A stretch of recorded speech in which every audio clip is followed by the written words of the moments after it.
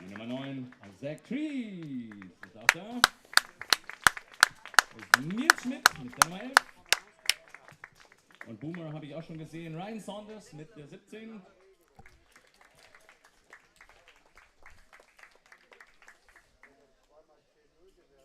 Dann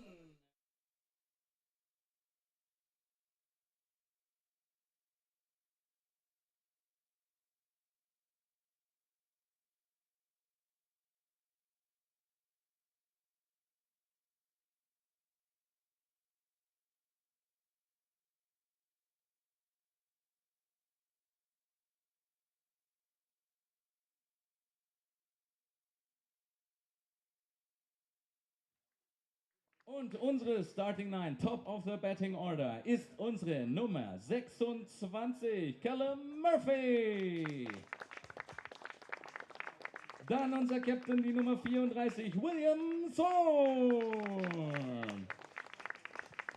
Dann unsere Nummer 10, unsere Nummer 1 im Herzen, unsere Nummer 10 auf dem Rücken, Nate Thomas. Die Nummer 30 ist Daniel Patrice.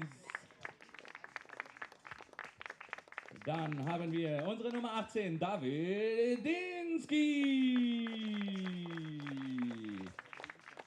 Unsere Nummer 6, Titus von Kapp. Dann unsere Nummer 22, hört auf den Namen David Wallace. Die Nummer 36, Josef Rosenthal. Und die Nummer 44, Francisco Riestra. Starting Pitcher für unsere Disciples ist Daniel Jagger. Und natürlich unser Head Coach Alex Tufts. Herzlich willkommen. Alle nochmal zusammen und auf ein gutes Spiel.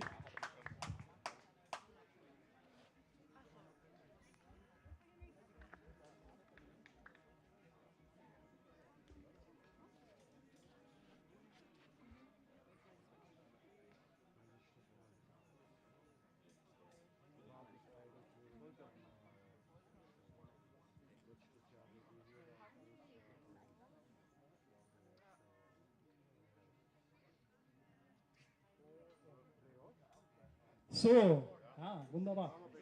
Liebe Zuschauer, liebe Gäste aus Heidenheim, auch von meiner Seite nochmal ein herzliches Willkommen zu unserem Vatertags-Special-Spiel. Ihr wisst, speziell für unsere Väter heute haben wir eine besondere Aktion, reduzierten Eintritt, und mit der Karte bekommt ihr das erste Bier für 2 €. Also vielen Dank auch an dieser Stelle an alle Väter, die heute hier sind. Und das ist gleich mein Stichwort, wer heute auch noch hier ist. Ich habe hier heute Gäste dabei, 2 Repräsentanten unserer Gemeindewerke Haar, die ich heute begrüßen darf, weil wir unser Sponsoring, unsere Partnerschaft um ein weiteres Jahr verlängert haben. Und dafür schon mal ein herzliches Dankeschön und einen Applaus.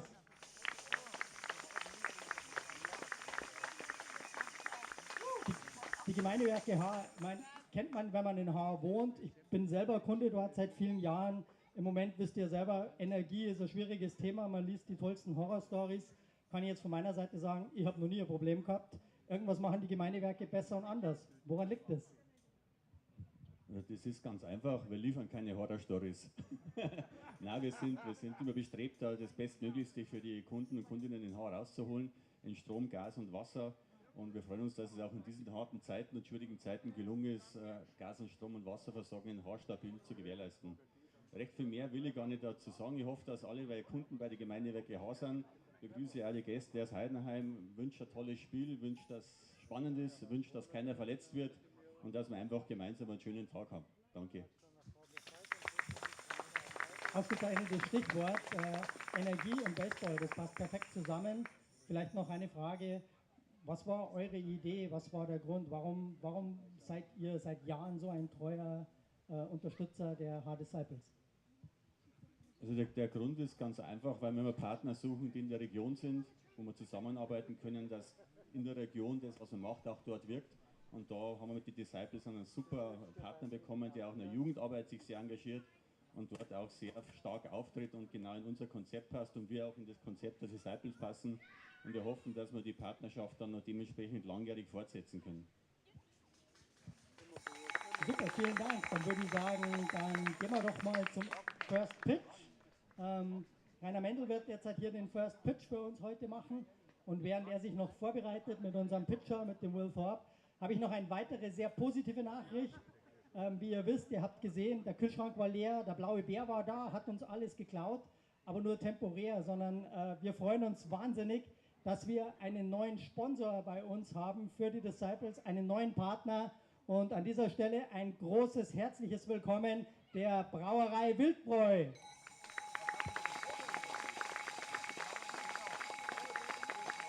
Die beiden Chefs, die lassen sich heute entschuldigen, weil die haben, wie ihr wisst, in Grafing ist Volksfest, da haben die leider heute auch Verpflichtungen, aber das holen wir auf jeden Fall nach, dass wir die nochmal vorstellen. Heute haben wir aber schon mal das Bier da, lasst es euch schmecken und wir werden in der Zukunft noch ein paar mehr Sachen auch von der Brauerei sehen und hören. Also, und jetzt auf zum First Pitch.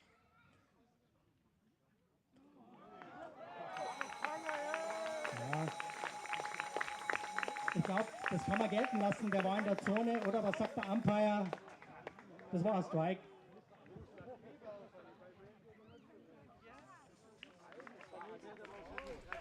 Good afternoon, ladies and gentlemen.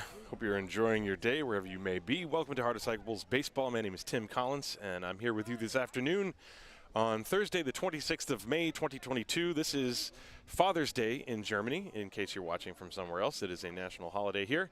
And so it's a great day to play baseball. The weather is beautiful. It's spring-like temperatures hovering around 70 degrees Fahrenheit, maybe 18 Celsius or so. And the Heidenheim Heideköpfe, the reigning champions, the feared master team of the Bundesliga. They've won 3 consecutive Bundesliga titles, and they are here in town today for a doubleheader. And then these two teams will travel to Heidenheim on Saturday to play a doubleheader there. So 4 games in a 3-day span against the reigning champions for the Haar Disciples. Quite a task indeed, but the Disciples have always played the Heideköpfe very tough, and Klaus Eckle and the Heideköpfe know that, so they are prepared, and we should have some fun action for you today. You see the coaches meeting taking place. That's Alex Tufts on the right in the Disciples uniform, and Klaus Eckle on the left, meeting with the umpires, which, by the way, are Mark Seifried calling balls and strikes. Jens Weider is down the first baseline, and Ozzy Scharf is down the third baseline, as we have a three-man crew here in the Bundesliga. And the Haar Disciples and the Heidenheim Heideköpfe, both with identical records, 10 wins and 4 losses. In fact, Regensburg, who's in first place, has 2 losses, and their 2 losses, one of them was to Heidenheim, one of them was to the Haar Disciples. So the Disciples have been off to really one of their best starts in recent memory. Heidenheim is always doing wonderfully. And to see the 2 of them come in with identical records of 10 and 4, this should make for an exciting weekend of baseball. I will not be broadcasting Saturday, but Heidenheim will be, so you'll be able to catch all of the action, and it should be a lot of fun. So wherever you are in the world, if you're having a holiday weekend or not, doesn't really matter. No excuse not to turn these games on, because they're going to be fun. And of course, we have a pretty full house here in Haar. I will take out my third camera and show you what we got going on.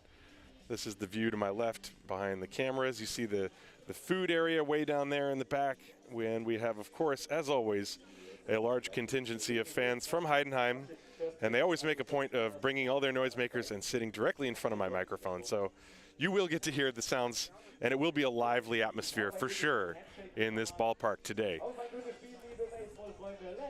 So the starting pitcher for the Haar Disciples today is going to be the young right-hander Daniel Jager. So the Disciples, obviously, they're trying to save Titus von Kopf and Zach Treese for the weekend series in Heidenheim. As for the young pitchers on the staff, going to Heidenheim can be quite intimidating, so they decided to give Daniel Jager the start in Game 1, and Daniel Wolf will get the start in Game 2. As you see the Disciples taking the field on this beautiful sun-splashed afternoon. About 10 minutes behind schedule here because of the pregame ceremonies, but nonetheless plenty of daylight to get both of these games in. The right-hander Daniel Jager, he will be working with the catcher David Wallace, and he will be flanked on the infield with the third baseman Francisco Riestra. Sean Thomas is at shortstop. Callum Murphy is at second base, and Daniel Patrice is playing first base. The outfield from left to right for the Disciples, Josef Rosenthal, or I guess Joseph Rosenthal, he doesn't really mind which one it is in left field. David Dinsky is in center field, and Titus von Kopf is in right field.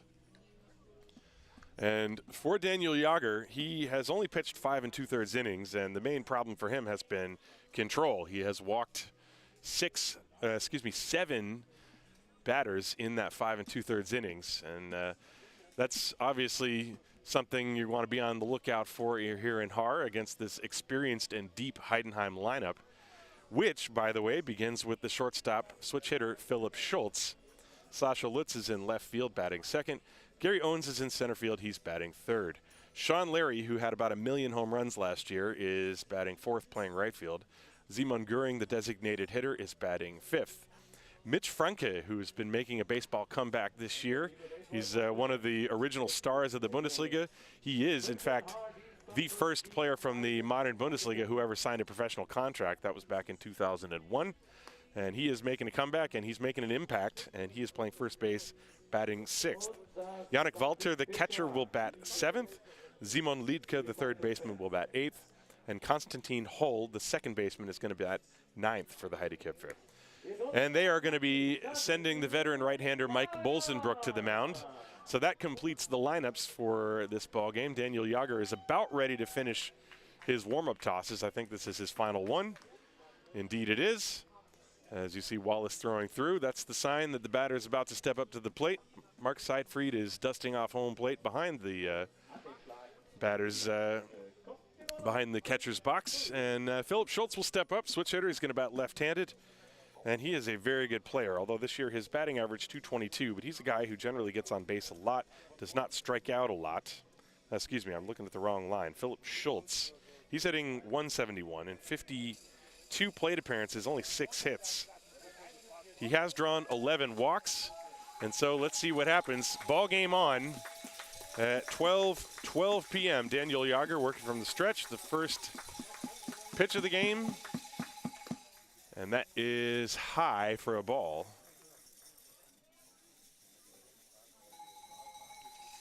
Want to send a greeting out to Stefan Penke, who is watching from Italy. And there's a strike called. And there are also a few special greetings I need to send out as this game goes along. We'll get to it. 1 ball and 1 strike on Philip Schultz. And that pitch just missed a little bit high, 2-1. So far, 3 straight fastballs from Daniel Jager. Look at this sun-splashed afternoon. Just a beautiful sight. Pitch. That's outside, ball 3, 3-1. Schultz, liable to probably take a strike here. He's not a guy who strikes out a lot, so he's comfortable with 2 strikes. 3-1, nobody out. The pitch.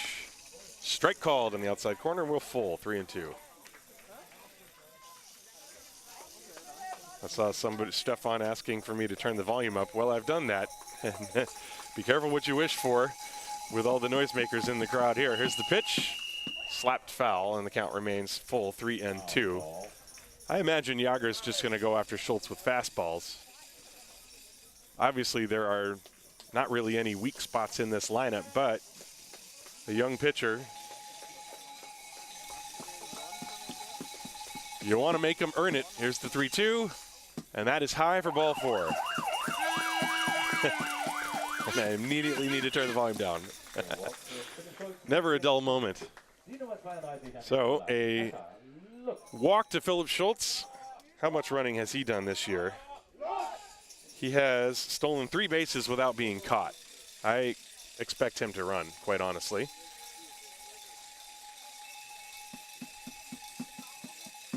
Not sure why the e-scoring is not updating, but Sasha Lutz steps up to the plate, always a dangerous hitter. He has 1 home run this year, and that was a walk-off against Tübingen.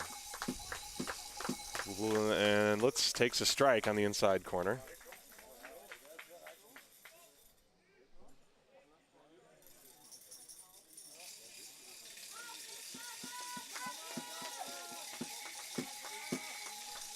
0-1. I think Lutz was taking to see if Schultz could get a jump on Jager. And Jager checks on him.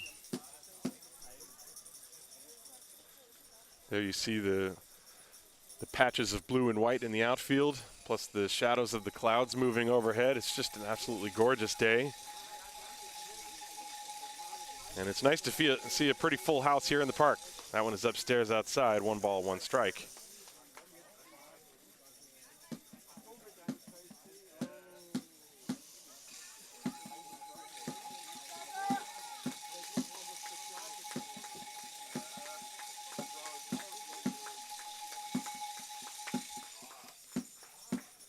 And that pitch is not a strike. I don't know why the easy score is not working.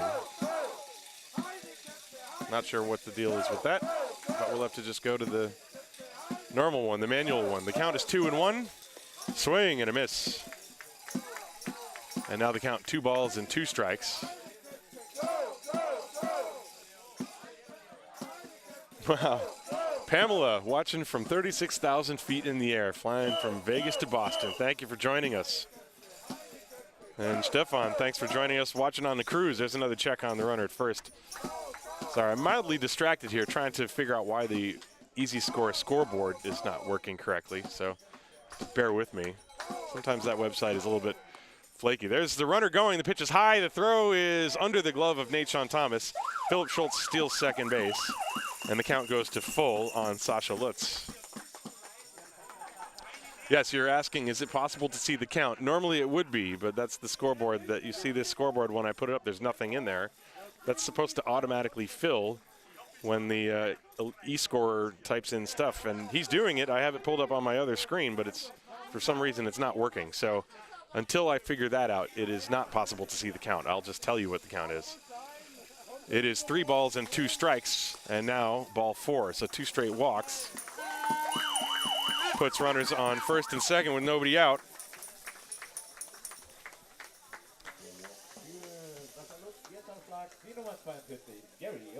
And so Gary Owens will step up to the plate, and immediately a meeting on the mound with Alex Tufts. Owens hitting a robust .449, 6 home runs, a triple, a double. So he has 22 hits and 49 at-bats, and yeah, he's a masher. He's also drawn 13 walks, so that's a lofty OPS of 1,400.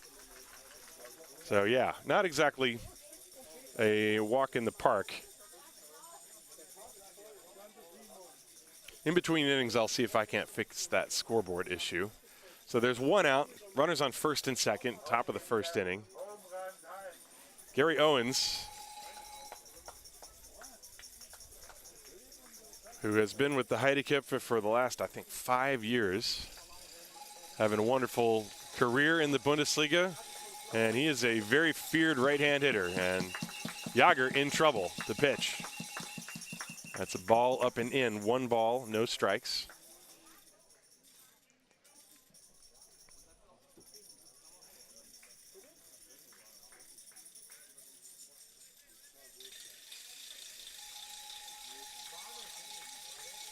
Runners lead, first and second, nobody out, 1-0 the pitch.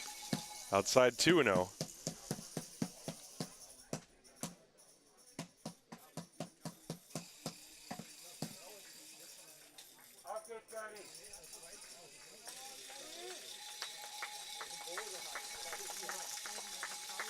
There's the 2-0 pitch on the way. And a strike just barely caught the inside corner at the letters, 2-1. And Helgard, thank you for that information. I'm just reading in the YouTube chat.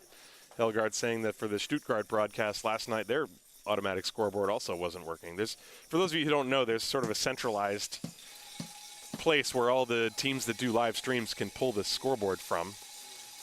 2 balls and 1 strike as Jager steps off, and it's supposed to automatically show, you know, the balls and the strikes and who's on base and whatnot. And it has been working, but today, so far, it's not. And apparently last night it was not working for Stuttgart either. My guess is that it is an issue with Easy Score because I have other issues with that site as well. The pitch is high, and now the count 3 balls and 1 strike.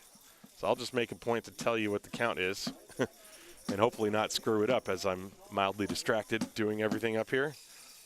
3-1. There are 2 on, both via walks. So That's the one thing Jager cannot afford to do against this lineup. And a strike. Everything has been up. He has not thrown anything below the belt that I can remember at all. 3-2. Well, will the runners go? Runners on first and second. You figure Owens can put the bat on the ball. However, not a big lead for either runner. Let's see what happens. They are going, and the pitch is swung on and foul tipped at the plate. So Gary Owens stays alive, and the runners have to go back. So they were going. Klaus Eckle was betting on the fact that Owens could make contact with that pitch. He did, just barely, however. And Wallace tried to pop out of the crouch and make a throw to third base as quickly as he possibly could, but couldn't hold on to the foul tip.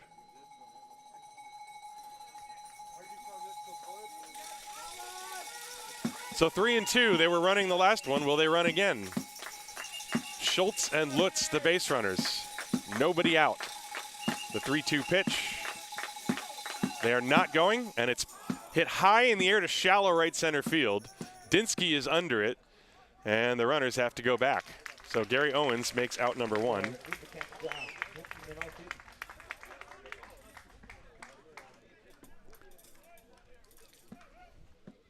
So a pretty good job by Jager to get back, and instead of walking the bases loaded, he made 2 pitches in the strike zone, and Owens got under it and flied out to Dinsky in center field. So there's one away, and now the hitter is Sean Larry.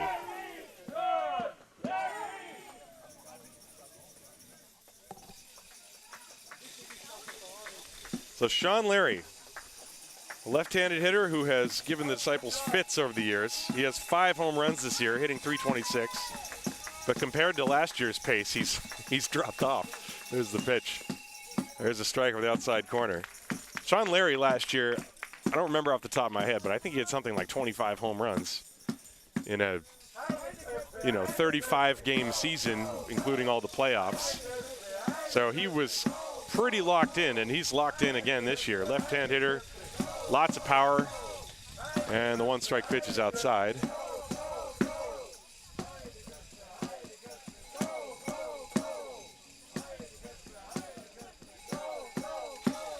And we have the friends of Francisco Riestra in Venezuela watching. Thank you for tuning in. Gracias. That's about all I can say. 1 ball and 1 strike on Sean Larry, and he asks for time as Jager walked the first 2 hitters and then gave up the fly ball to Gary Owens. Infield and outfield are playing Sean Larry pretty straight away, although Nate Sean Thomas, you see him number 10 in your picture. He's shaded up the middle, obviously. Everybody else straight away. Larry has power to all fields. 1 ball and 1 strike. And now it's 2 balls and 1 strike as Jager missed outside. You can see Jager is afraid to really lay one in there. He's trying to nibble and hit the corners, and that's a common thing you see, especially against a lineup like this.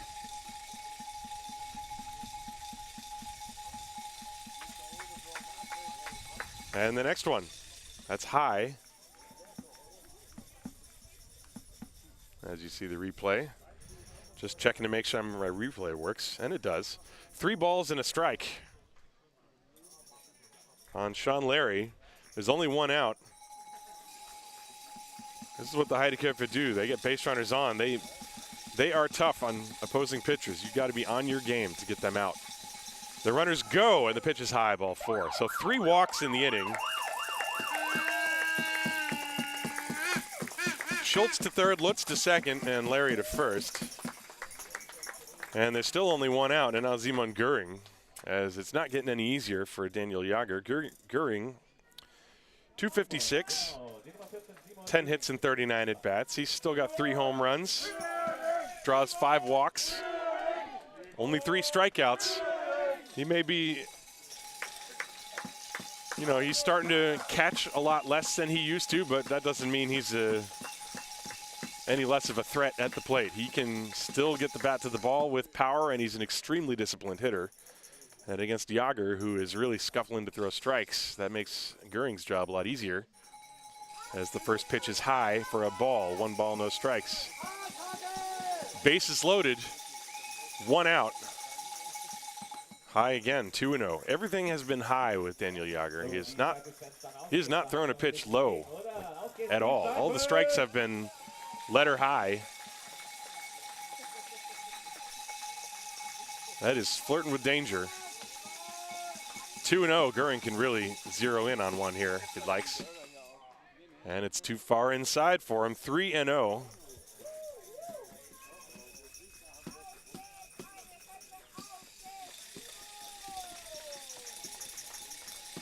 Goering has the green light, I am sure, but he probably won't swing. He was not, and he takes ball 4, and the Heideköpfe lead 1-0 on the bases loaded walk.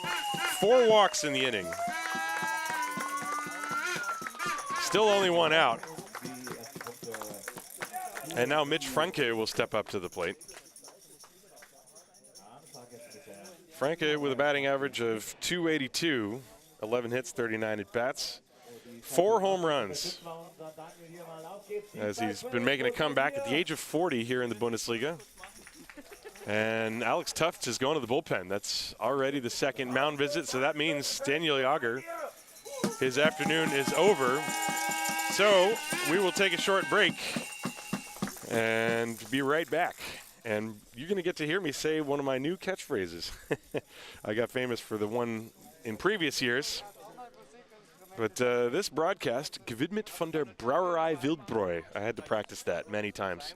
Brauerei Wildbräu. I'm going to be famous for that. So, we'll take a break and be right back.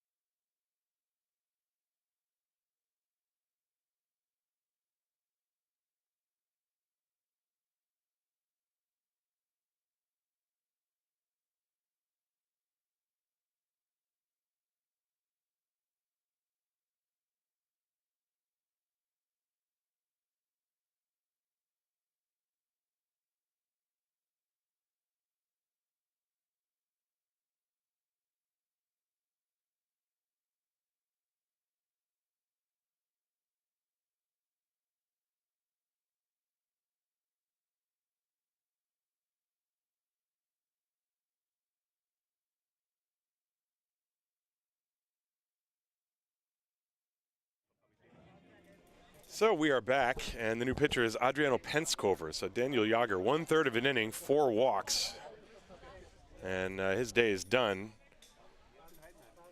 Adriano Penskover will take over and face Mitch Franke.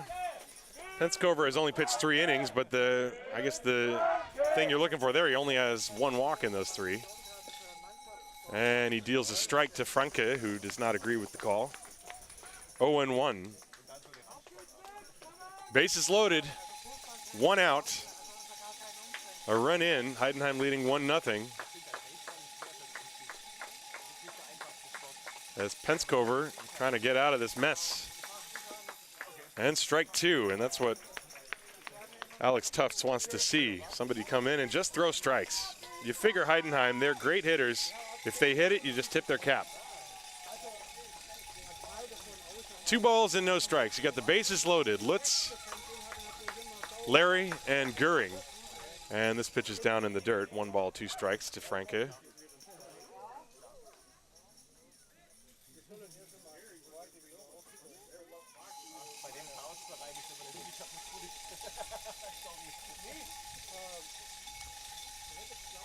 And a little sidearm curveball. That's inside 2-2. Mentioned the Disciples. They have to play this team again on Saturday in Heidenheim, doubleheader. So that they're really trying to save. If they can save Titus von Kopf and Zach Treese for that day. That's why you saw Daniel Jager and now Penskover, who induces a foul grounder. That's grabbed by Yannick Walter in the on-deck circle. Still 2-2 on Mitch Franke, the number 6 hitter. Bases are loaded.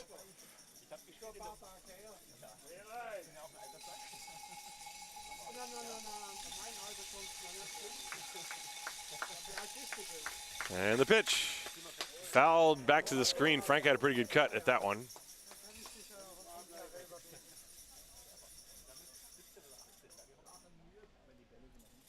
Two and two.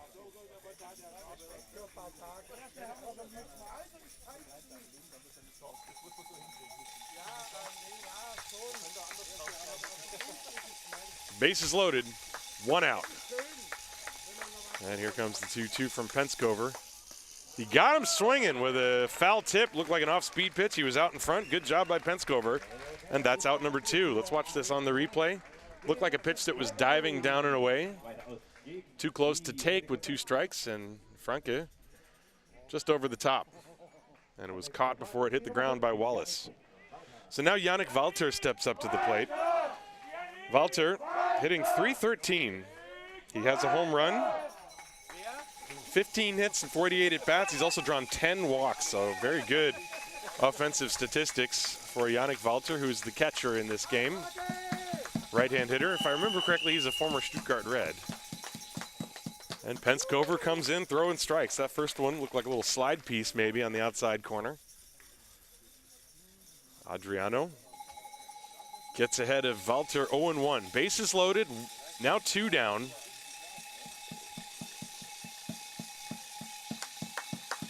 And the pitch. A little bit high. 1 ball and 1 strike. Walter, a slender right-hand hitter, stands pretty even in the box. Got a very squared off stance. Compact stroke. The 1-1 pitch. Breaking ball missed down and away, 2-1. Bases are loaded. There you see the scene here in Disciples Ballpark.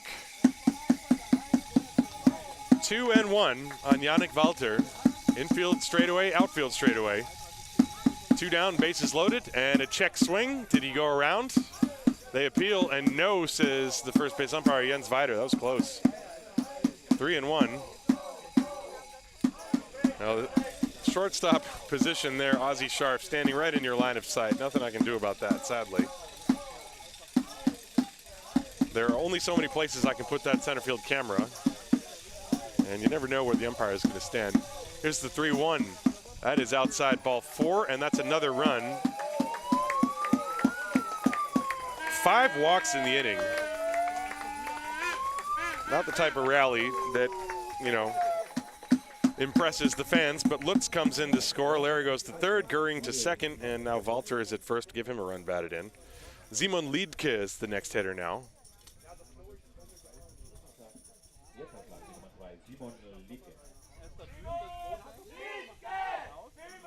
Liedke hitting 300 on the nose, 15 hits and 50 at-bats. And he takes a strike. Yeah, I mentioned before that Yannick Walter, I think, is a former Stuttgart Red, but Helgard, I suppose you would know that better than me, but I feel like I saw his name in the roster for Stuttgart in past years, but maybe I'm misremembering that. Ground ball pulled fair and handled nicely by Riestra. He takes it to the bag for the force, and that ends the inning. So 5 unassisted is the 3rd out of the inning. And the Heideköpfe get 2 runs on 5 walks. So 2 runs, no hits, no errors, and 3 left on base. We go to the bottom of the 1st inning. The Heideköpfe 2, the Haar Disciples coming to bat. This is Haar Disciples baseball, gewidmet von der Brauerei Wildbräu. Say that 3 times fast.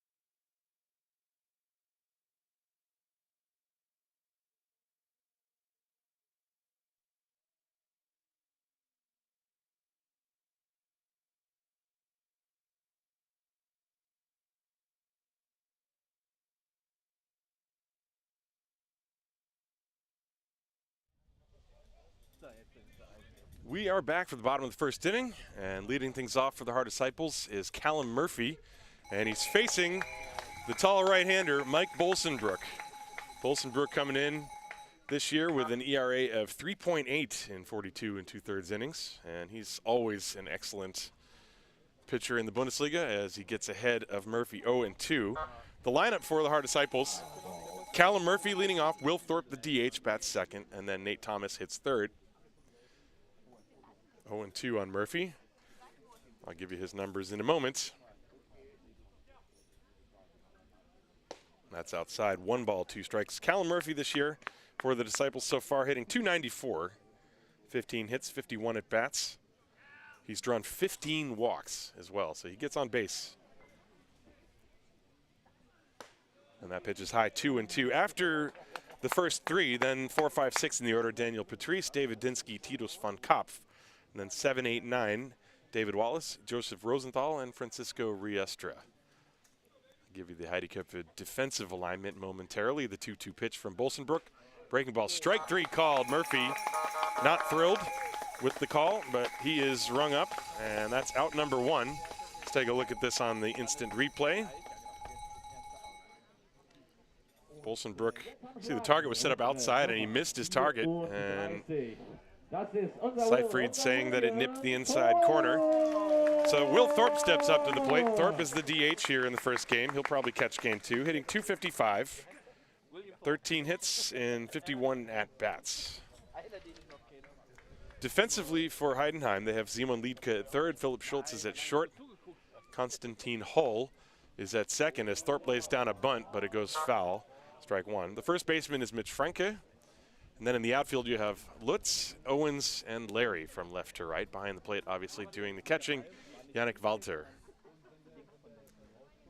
And a little bit about Mike Bolsenbrook. I mean, everyone in the Bundesliga, you know, he's like the longest tenured pitcher in the league currently, and possibly all time. I'm not sure. He first started in the Bundesliga briefly in 2008 with the Legionnaire in Regensburg, and then he was signed by the Phillies. And so he actually left the Bundesliga halfway through that season. As the pitch to Thorpe is popped foul, that's going to be out of play. 0-2. And then Bolsenbrook spent a few years until about 2010 in the minor leagues, and then came back to the Legionnaire in 2011 and pitched for them until, I want to say 2018 is when he came to Regensburg, but he has just been, I mean, as long as I can remember, he's been one of the best pitchers in the Bundesliga, and a great Bundesliga career, and still going strong for the Dutch right-hander. 0-2 on Thorpe, and that one's in the dirt, 1-2. He's been given a 2-0 lead here as the Heideköpfe drew 5 walks in the first inning. Not the most exciting way to score a couple runs, but they did some nonetheless. 1-2 on Thorpe, 1 out. Bottom of the first, Thorpe with a slow roller left side. It is picked by Liedke, who throws on the run and gets him at first base. That was a good play by Simon Liedke, who has good range to his left. If that ball gets past Liedke, then Thorpe probably beats that out for a single. But there's a reason why the Heideköpfe have won several championships in a row, and it's because of good defense like that, along with all the bombs. So 2 down, and now Nathan Thomas. Thomas hitting .471. It's only 8 for 17. He has not been available for all of the Disciples games, so he's been a force when he's been in there. He's got a couple home runs. In fact, the Disciples as a team only have 3 home runs. Dinsky has the other. And Nate Thomas takes a strike from Mike Bolsenbrook. And one of the things that's fun about the Bundesliga is that there are no mysteries between these two teams. They know each other. The Disciples have seen Bolsenbrook a million times. As Nate swings and misses strike 2. And Bolsenbrook, you know, there's always a cat and mouse. These teams, they make adjustments, and sometimes you have a good day, sometimes you have a bad day. Thomas pops that one into left field for Sasha Lutz, who is dancing around underneath it, and he makes the easy catch And Bolsenbrook has a very easy 1-2-3 inning. Nothing across the board for the Disciples. We go to the second inning here in Haar.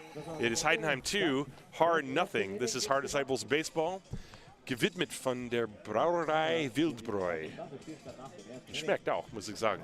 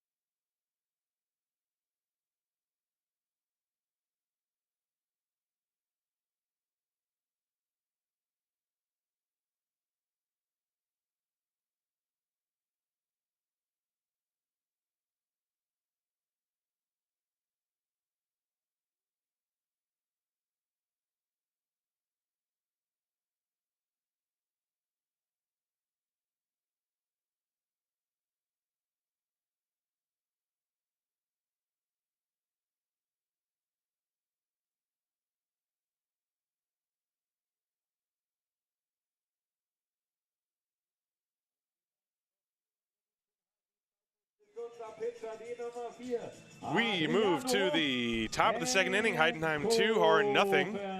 And Adriano Penskover will deal with 9, 1, and 2. Konstantin Holl, then Philipp Schultz and Sascha Lutz. Holl, for the Heideköpfe this year, 207 batting average, 6 hits and 29 at-bats. If he gets on, though, he might go. He has 6 stolen bases in 7 attempts. So, Adriano will get a new beginning here in the second inning. First pitch is a breaking ball strike at the bottom of the zone. Good pitch from Adriano. Daniel Jager could not throw a strike and only lasted 1/3 of an inning. He walked 5. Excuse me, he walked 4, and then Penskover walked the 5th. And the pitch, that's inside, 1 ball, 1 strike. But the Heideköpfe had bases loaded and 1 out and only got 1 more run out of it after they had already scored.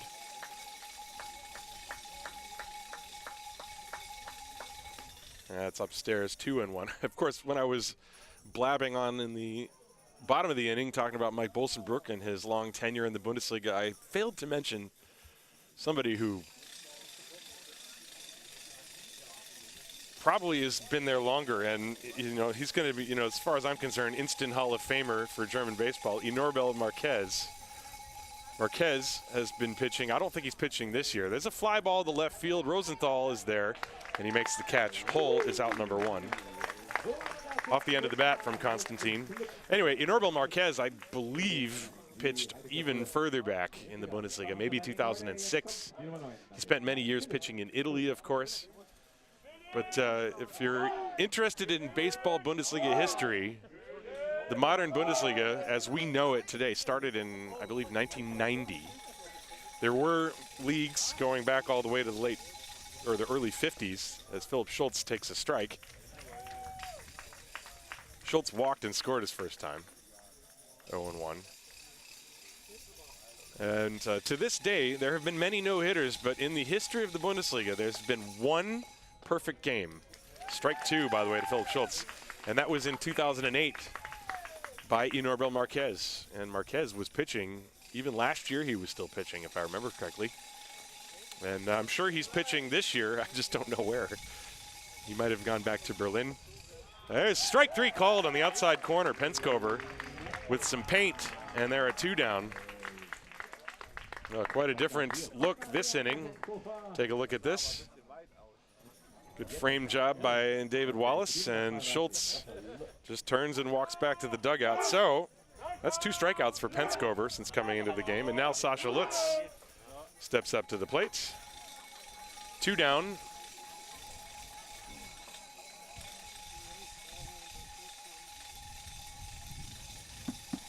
And nobody on base.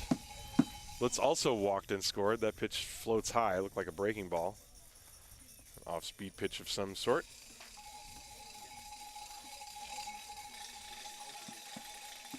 The Rattlesnakes are sneaking through the grass.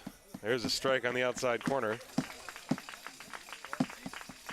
The Heideköpfe, they should change their name to the Diamondbacks because they sound like rattlesnakes. This one is inside, and Lutz has to dance out of the way. 2-1. Penskover looks like he's kind of a junk baller out there. He'll throw everything but the kitchen sink, maybe including the kitchen sink. He's got sort of a funky delivery from the side, swing and a miss.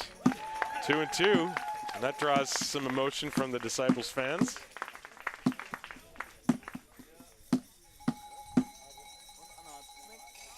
Two and two to Sasha Lutz, 2 outs, nobody on base. 2-0 Heidenheim, top of the second.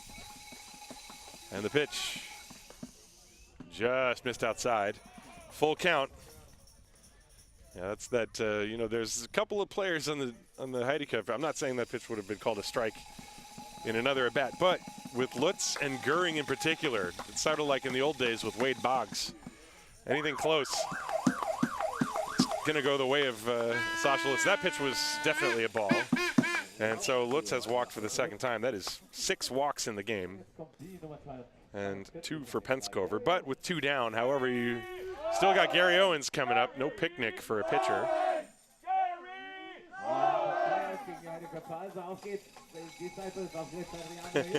And Helgaard, thanks for filling me in. Inorbel pitched a complete game last weekend in Hamburg.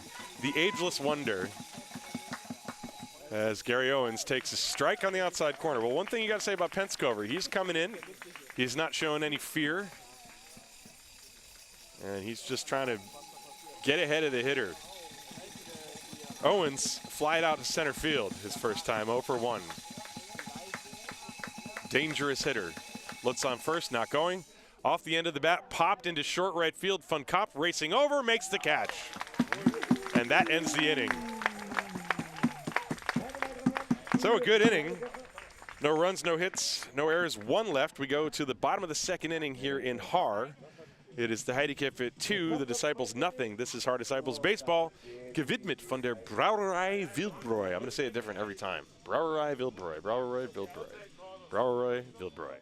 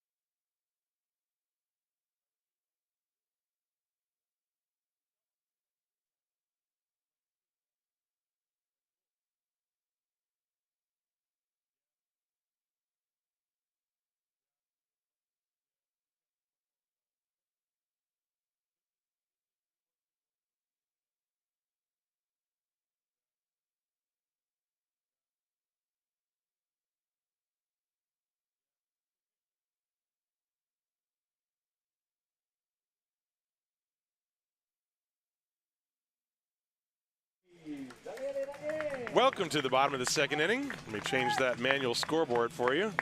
2-0 Heidenheim on the strength of 2 bases-loaded walks in the first inning. And Mike Bolsenbrook had a 1-2-3 first. He deals with 4, 5, and 6. Patrice, Dinsky, and Van Kopp. And the pitch to Patrice is low for a ball. Daniel has been swinging the bat. He is batting .472, 25 hits and 53 at-bats. He had a couple of really great weekends. I think he was 5 hits in a game against Ulm and 8 in the doubleheader. So that pitch is outside, 2-0. So Daniel Patrice, one of the reasons why the Disciples, 10-4, fouled that one directly back here. That was coming right for us.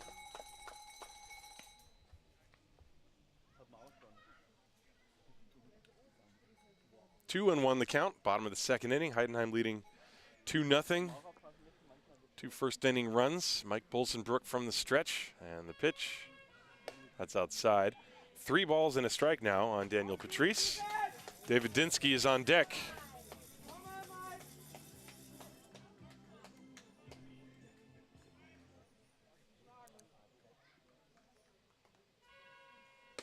And he takes ball 4.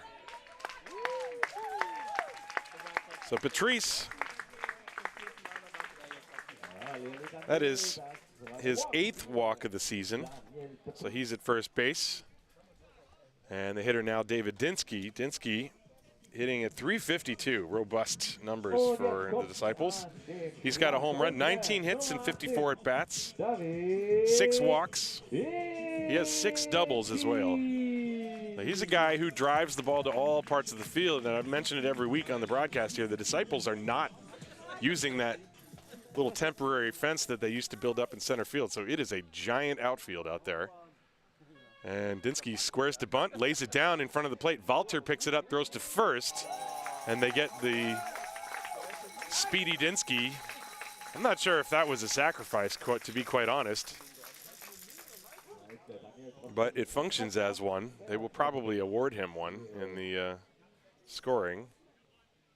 So I'll just write it in my book. Play goes 2-3, and Patrice goes to second base. I mean, if the game were scoreless or they were down by 1, it would make more sense to do a sacrifice. But when trailing by 2, you still need another base runner. And Dinsky, one of the best hitters on the team, I don't think you would just give him up that easily. But that's what happened. So now Titus van Kopf, also a robust .391 batting average, 9 hits and 23 at bats. Tito's playing right field today, and he swings through that fastball, strike 1. 0-1 to him. We got a really nice crowd here in Heidenheim, in Haar. I'm sitting among all the Heidenheim people. Now they heard me. They turn around. They're like, haha, we fooled you. I'm surrounded by the Heidenheim folks. So it feels like I'm there. There's the pitch. Check swing, and they appeal. Did he go? I guess they're not going to appeal. And it's a ball. 1 ball and 1 strike. 2-0 Heidenheim, bottom of the second inning.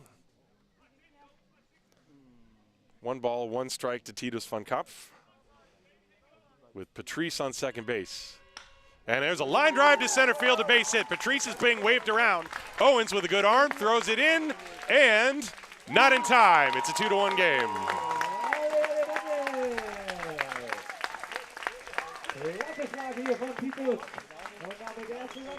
RBI single for Titus van Kopf, and the Disciples are on the board. A little bit jammed on the pitch, but he was able to get it through the middle. Wasn't hit all that hard, which actually gave Patrice more time to round third and score. So it's a 1-run game. Titus van Kopf now is on first base, and David Wallace steps up to the plate. Wallace hitting .286, that's 6 for 21.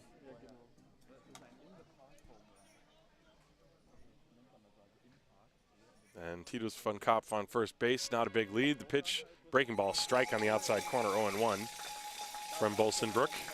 This is a Haar Disciples lineup that does not really have any holes either. They don't have the home run power that Heidenheim has, but they can put the ball in play with authority, and they can hit the gaps. And especially in this ballpark where it's not really conducive to home runs, you got to really smack one to get it out of here.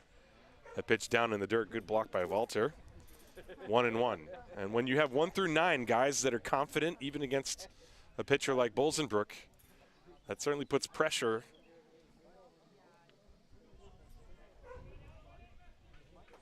So David Wallace with a 1-1 count.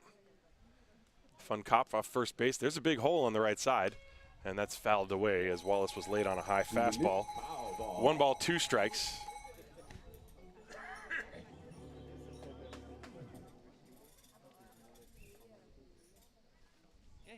It's just a beautiful sight when you see how bright the uniforms look under the bright sun.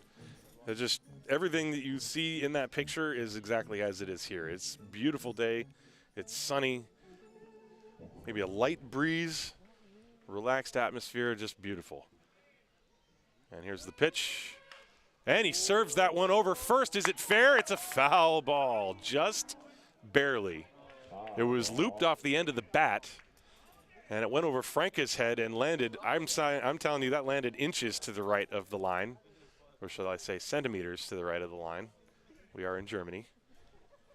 And probably would have been able to get a force at second base on that anyways. Von Kopf had to go back, but still close.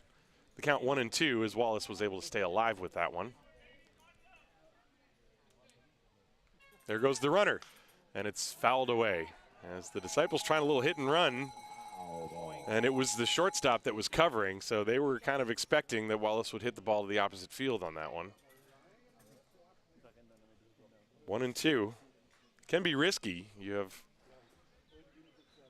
a pitcher who's pretty quick to the plate. Von Kopf, who does not have a huge lead. And he's not going now. The pitch swung on and missed, strike 3. And it's a good thing he wasn't going. So there are 2 down as Bolsenbrook threw looked like a little slider and struck out David Wallace. Yep, that's what that was. Perfectly located right to the mitt of Yannick Walter. So 2 down, and now Josef Rosenthal. Rosenthal, a new addition to the Disciples this year, hitting at .214, 12 hits, 56 at-bats, but he has also drawn 9 walks. And he's played excellent defense in the outfield, and he gives the Disciples some options, so valuable piece. And the pitch to him. That's a fastball strike over the outside corner. Rosenthal, formerly of the Cologne Cardinals, right-hand hitter. Goes old school without the batting gloves.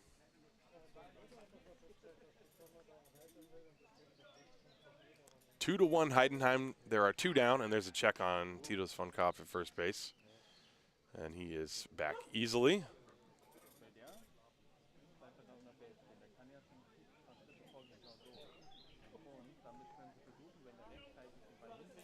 One strike the count to Rosenthal.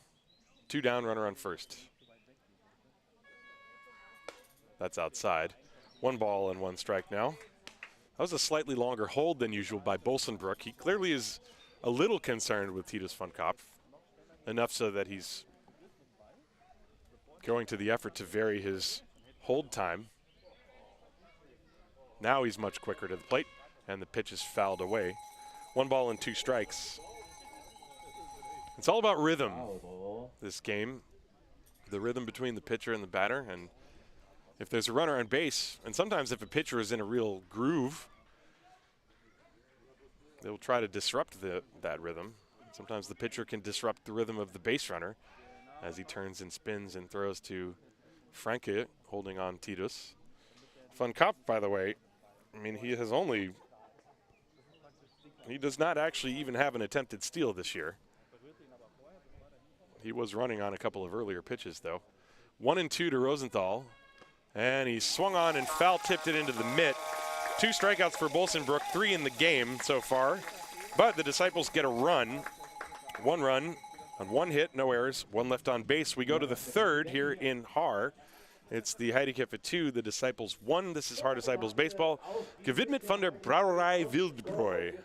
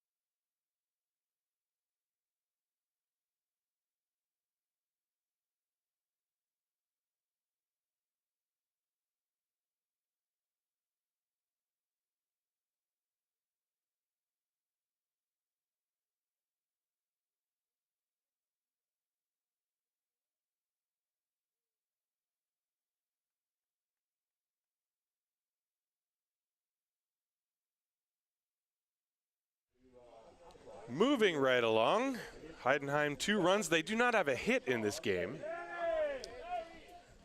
And they lead 2-1 as Adriano Penskover is going to go to work against 4, 5, and 6. Sean Larry, Simon Göring, and Mitch Franke here in the third inning, top half. First pitch coming. Strike at the knees on the outside corner. Penskover's done a good job of throwing first pitch strikes.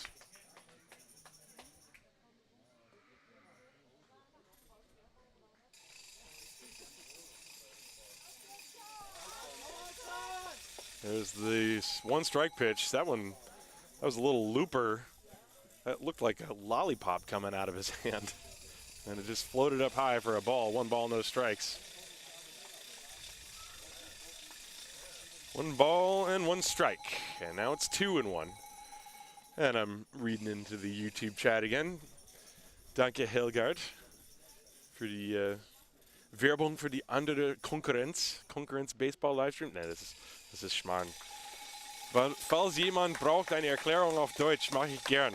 Pitch is outside. Ball 3, 3-1.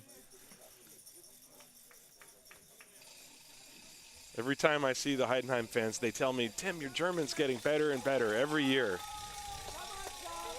But I still don't speak Schwäbisch. 3-1. Here's the pitch. Outside, ball 4. Larry draws a walk for the second time. Penskover being careful with him. And so he's at first base with nobody out here in the top of the third. That'll bring up Simon Göring, who also walked. That is the 8th walk already of the game for Disciples pitching. Oh, excuse me, that is the, let me make sure I count that right. 1, 2, 3, 4, 5, 6, 7th walk. My apologies.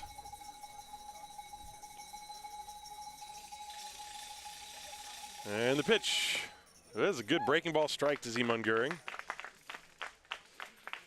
Charlie Brown, 459. Gibt es für Disciples TV eine Bezahlfunktion bzw. Spendenaktion? Dieses Jahr nicht. Letztes Jahr haben wir einen großen Fundraiser gemacht, weil mein Centerfield Camera kaputt gegangen war. Aber jetzt, als du das siehst, es funktioniert wieder. Pitch is outside for a ball, 1 ball and 1 strike. Ja, wir haben überlegt, ob wir irgendwie ein PayPal machen würden, aber momentan steht eigentlich nichts vor. Also, keine Ahnung. The pitch is low for a ball. The runner was going. The throw is past the second baseman Murphy and backed up nicely by Nathan Thomas. So that's a stolen base for Sean Larry. Not the most common occurrence. He had stolen 1 previous base, so now he's got 2. The pitch was a ball. The count 2-1 on Simon Göring.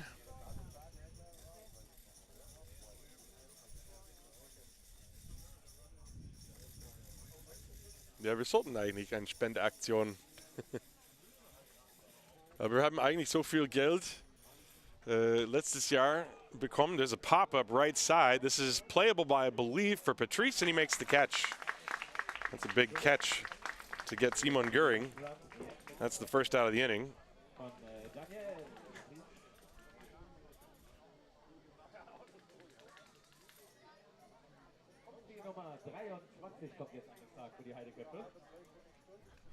So 1 away. And now Mitch Franke steps up. Franke struck out. That was the first batter Penskover faced. Penskover came in with the bases loaded and 1 out and struck out Franke on a good pitch down and away. Let's see what happens this time around. And that's down and away for a ball. 1 ball, no strikes.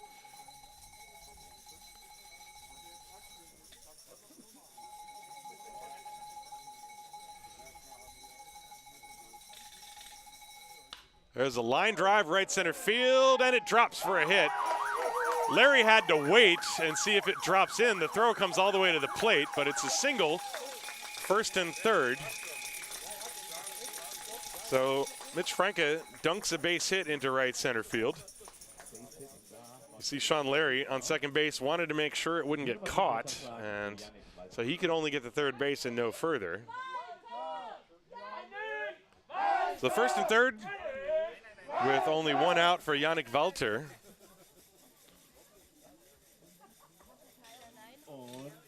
Ja, schöne Grüße von den Leuten, die Down Under zuschauen. Thanks for watching from Australia.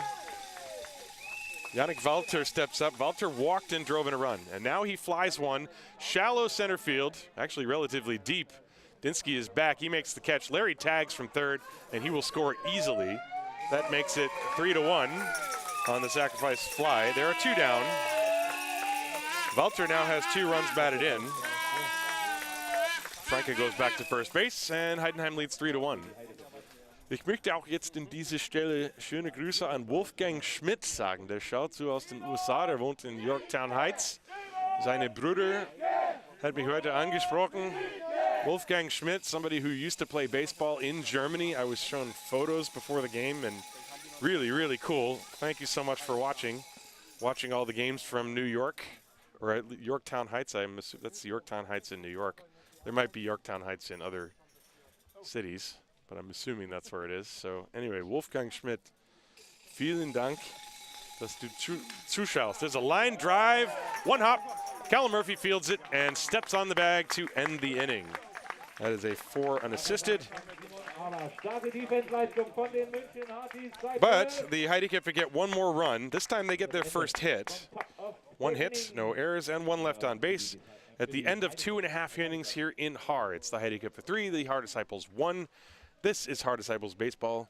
Gewidmet von der Brauerei Wildbräu. Brauerei Wildbräu. That's going to be viral. The Brauerei, wait, Wildbrauerei Brewery. Wildbräu Brauerei. Brauerei Wildbräu. All right, let's take a break, folks.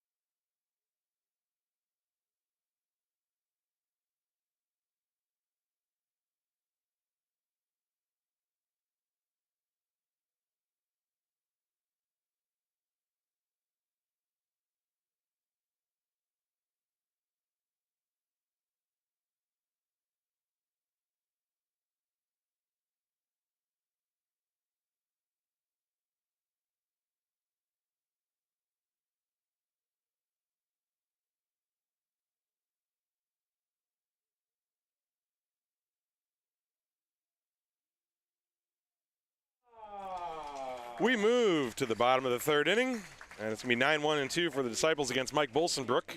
Francisco Riestra to be followed by Callum Murphy and Will Thorpe. Riestra hitting at .288, 15 hits and 52 at-bats. Also drawn 8 walks. Right-hand hitter, likes to sort of punch the ball to the right side, and the first pitch is outside for a ball. 1 ball, no strikes from Bolsenbrook, who gave up a walk, a sac bunt, and a single for a run, but then he struck out the next 2. There's the 0-1. Excuse me, that was a 1-0 pitch. Now the count is 1-1, as that one is poured in there on the inside corner for a strike.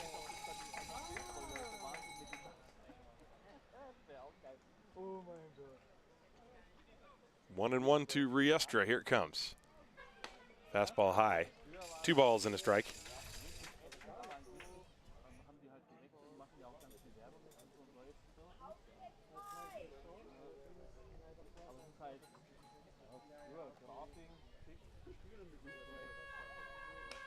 And that's fouled off the end of the bat.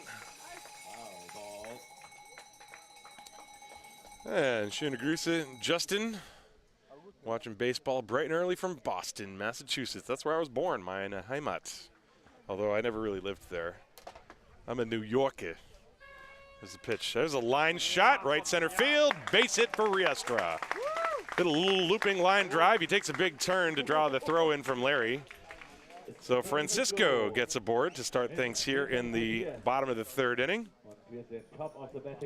As he took that delivery, it looked like off-speed pitch. You see that little short swing? Just pop it over the second baseman, Constantine Hole, and into right center field, and that's an easy single for Riestra. Callum Murphy now. Murphy struck out looking on a pitch that he did not like in the first inning. Right-hand hitter, and a check on Riestra, who actually almost overran the bag on his way back. Francisco, by the way, let's see what kind of a threat to run he is. He has stolen 3 bases and been caught 1 time. Not going here. Slow roller left side. Schultz fields it, goes to second, and that's all they will get.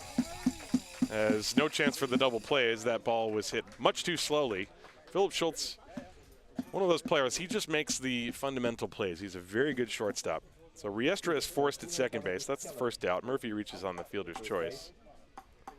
And now Will Thorpe will step up to the plate.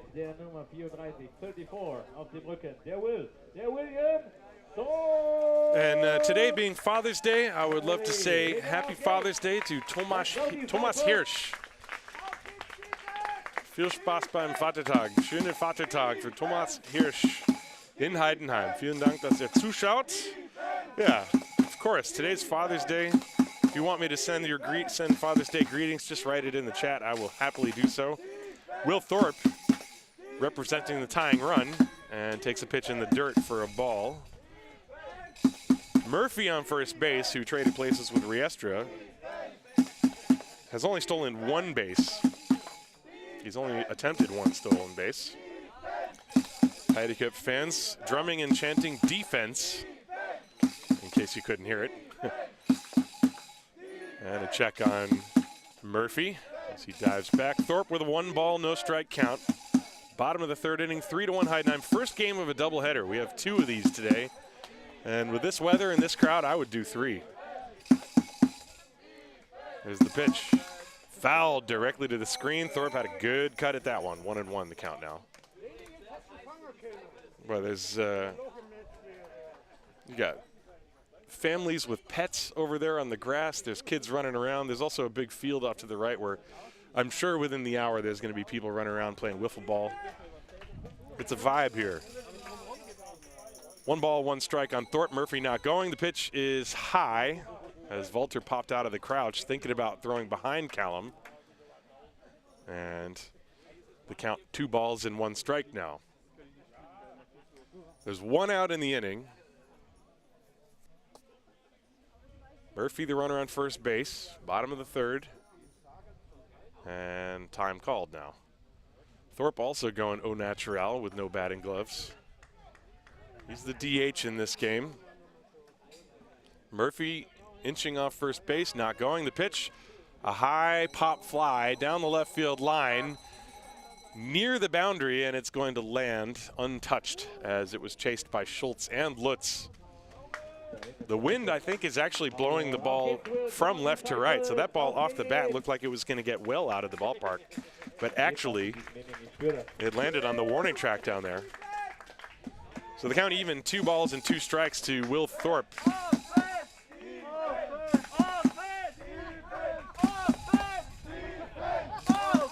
And the Heideköpfe fans get a little bit louder, but the thing that does that does is it forces the Haar fans to make some noise. They're usually relatively quiet. And Thorpe just got a piece and fouled that to the catcher. Went off the glove of Walter. The thing about the Heidenheim fans, they actually love it when they get the other fan base to make some noise. It's a positive atmosphere there. 2 balls, 2 strikes, 1 out. Murphy on first, not going. That's inside, and it hit him, it nicked him. And Walter trying to argue, say he stuck his elbow out in front. And I got to say, I heard it as well, and now Klaus Eckle's going to come out. I don't think there's any question that it hit him. I think the argument that Walter is making is that he did not try to get out of the way of it. And now Klaus Eckle wants to talk to Mark Seyfried and get an explanation. I mean, that's something, that's a routine thing. You see players always do that. That's one of the things that you always do. see. Players definitely try to get hit by those pitches. It was a breaking ball, and it's very rarely called. And Ekle has a word, but then is unable to change Seyfried's mind. Mark Seyfried, the home plate umpire. So Nate-Sean Thomas up there with runners on first and second. So Murphy to second, Thorpe at first on the hit by a pitch, or the nicked by a pitch. And Bolsenbrook now with one out is going to face Nate-Sean Thomas, who flied out his first time. Thomas, probably the most dangerous home run hitter in this lineup. And the pitch, swing and a miss. He was going for it too.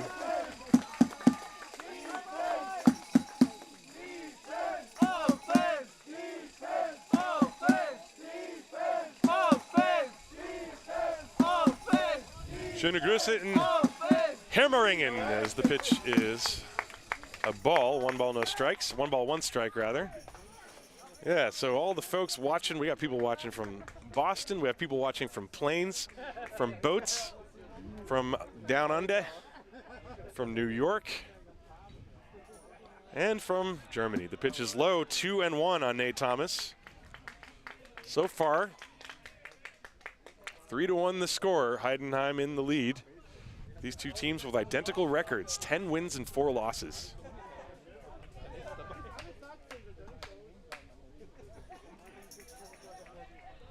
Murphy off second, Thorpe off first. 2-1 to Nate-Sean Thomas, 1 out in the inning.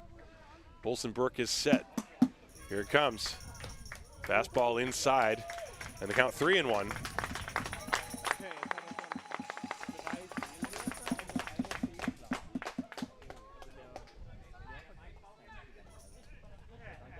Well, Nate can zero in on a pitch he wants here.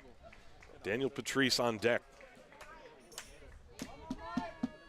And he hits a fly ball to deep left field. Lutz going back, way back, way back. It's over his head, up against the wall. Murphy coming around, he'll score. Thorpe right behind him. He will score. We are tied.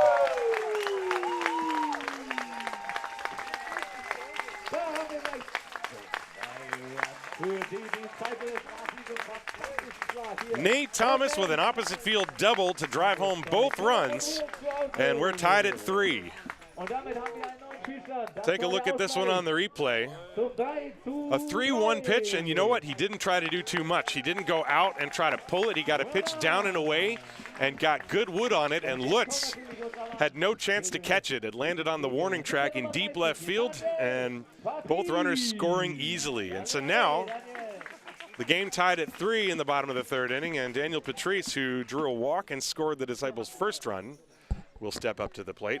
Thomas with excellent speed is already in scoring position, and there's a good breaking ball from Bolsenbrook for strike 1.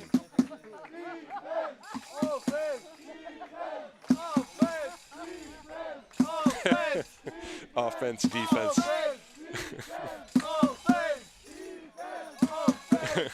There's a fly ball foul off to the right. 0-2 on Patrice. Patrice, by the way, has excellent power to the opposite field. He is not, by any stretch of the imagination, a dead pull hitter. He uses the entire ballpark. And that has actually kind of been the blueprint for the Disciples. They got a bunch of line drive hitters who spray the ball and drive the ball all over the field. Fastball is high, 1-2 on Patrice. There's only 1 out in the inning. The Disciples have scored twice to tie this game.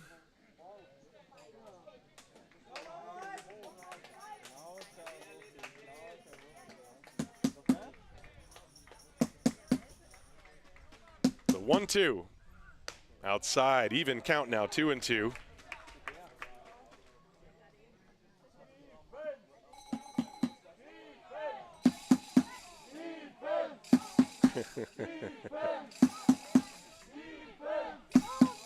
Two balls, 2 strikes, 1 out. Nate Thomas on second base. There you see him, number 10 in your picture.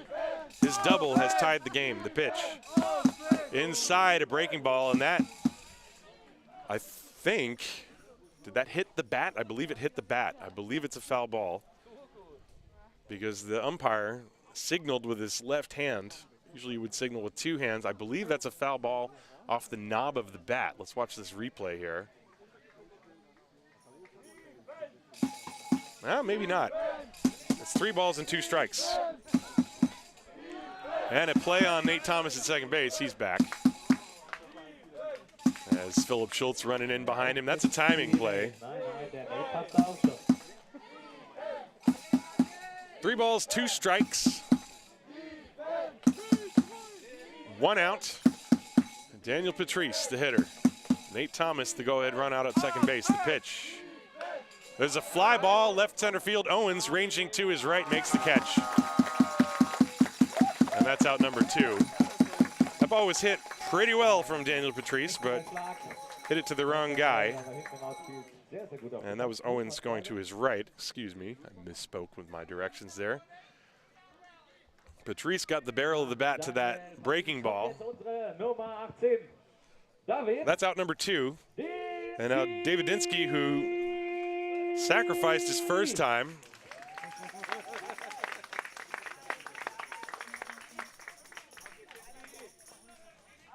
And so the Disciples needing a 2-out hit here to bring Nate Thomas home.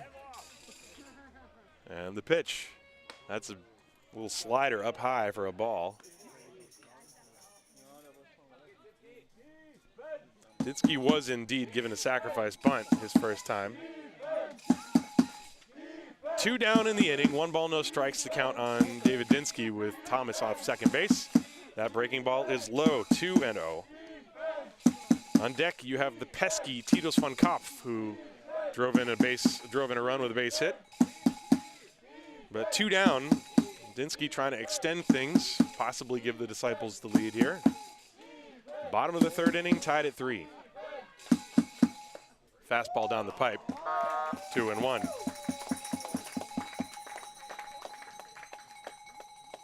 Now the cows are loose.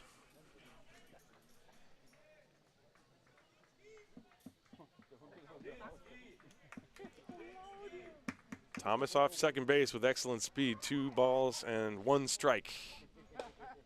And that one catches the corner at the knees. Dinsky not happy. 2-2. Looked pretty good from where I'm sitting. Let's take another look at that. Dinsky stepped out to take a practice swing. That's paint from Bolsenbrook. 2 balls, 2 strikes, 2 down. Runner on second base, tied at 3, bottom of the 3rd, the pitch. Little tapper past the mound. Schultz charges, gloves, throws, and he just barely got him. Dinsky hustling down the line, but Schultz with a good play to end the inning. But the Disciples get 2 big runs on only 2 hits. There were no errors and 1 left on base. We're tied at 3 as we go to the 4th inning here in Haar. This is Haar Disciples Baseball, präsentiert, Entschuldigung, gewidmet von der Brauerei Wildbräu.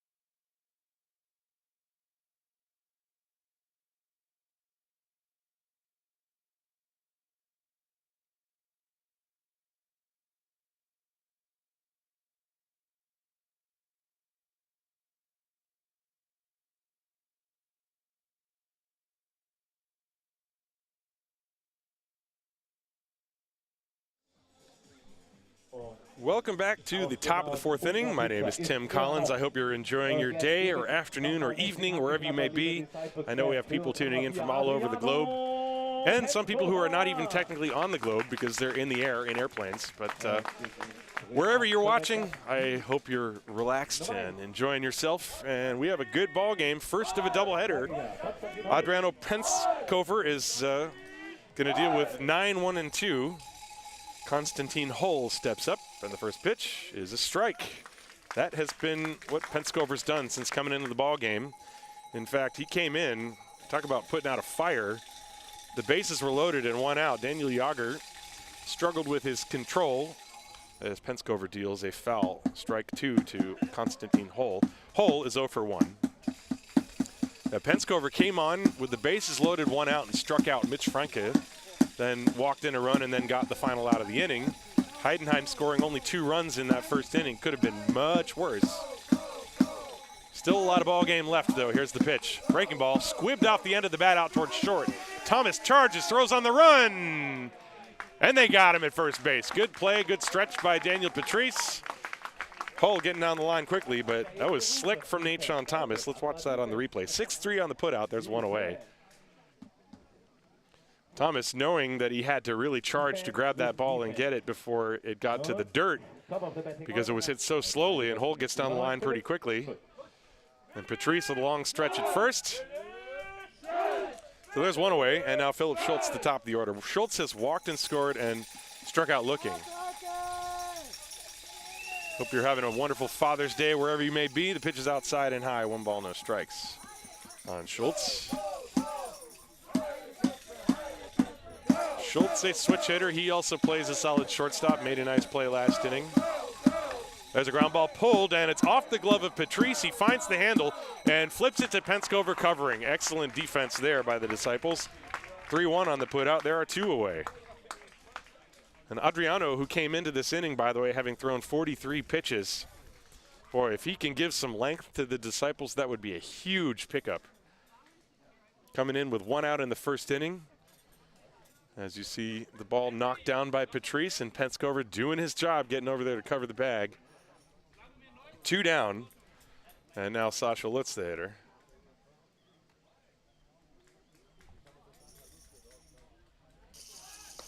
That pitch is outside. You know, I have to be careful when I talk about long-standing Bundesliga players. I was talking about the pitchers before, Bolsenbrook and Norbert Marquez. Well, Sasha Lutz, I believe, debuted in the Bundesliga when he was around 16 years old.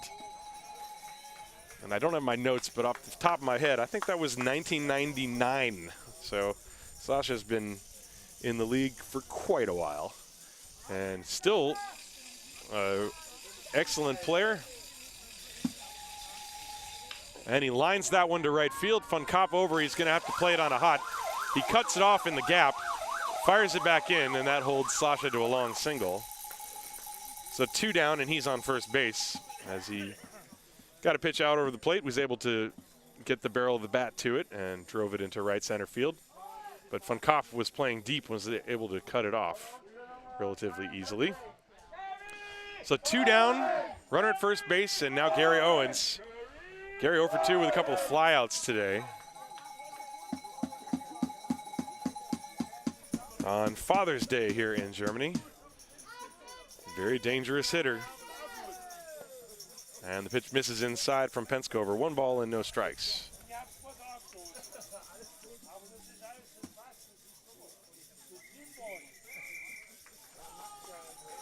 Lutz off first, and a check on him.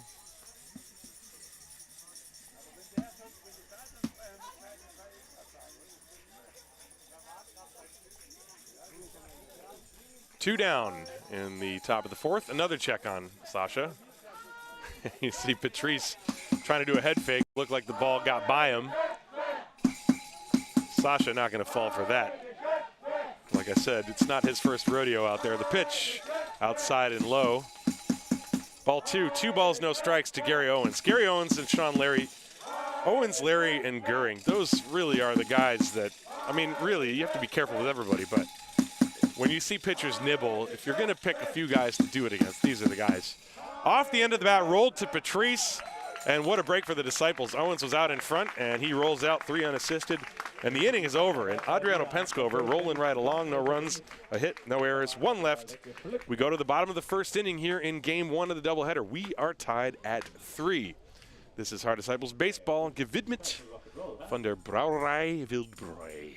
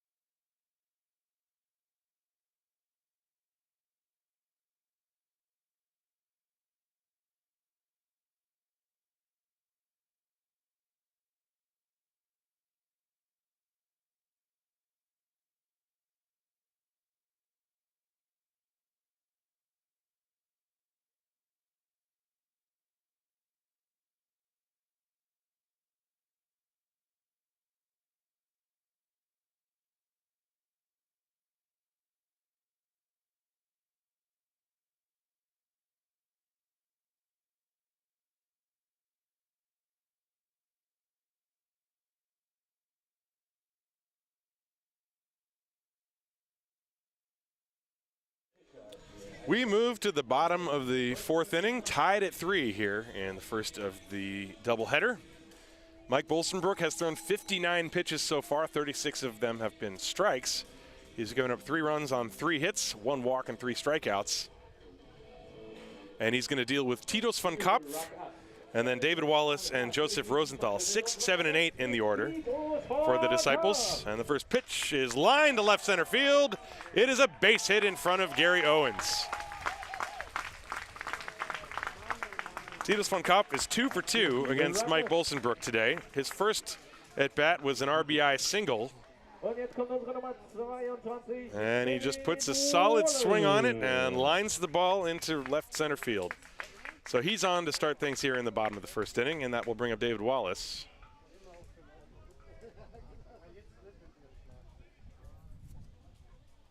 Wallace struck out looking his first time.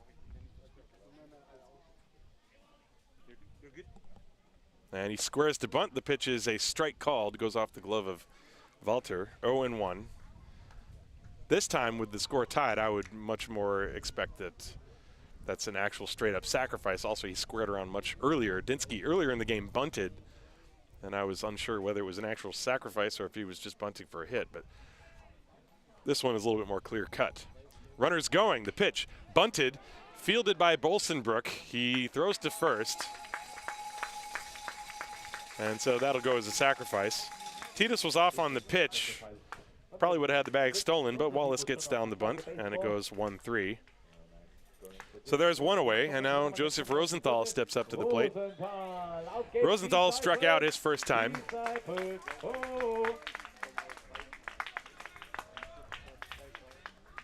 Now the Disciples had Nate Thomas at second base last inning, representing the go-ahead run. Now they have Titus van Kopf at second base.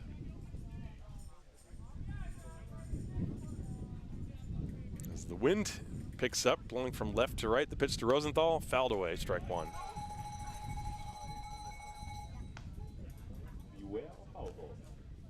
I think anything hit in the air is going to be blown towards right field.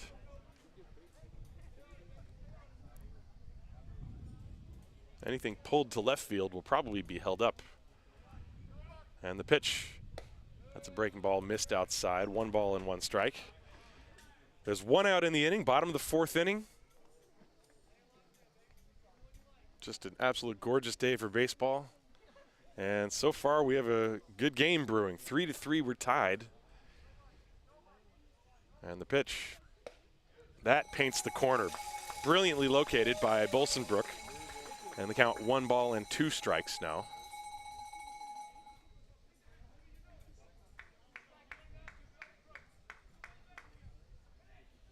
Titus van Kopf on second base, taking his lead. There's 1 away.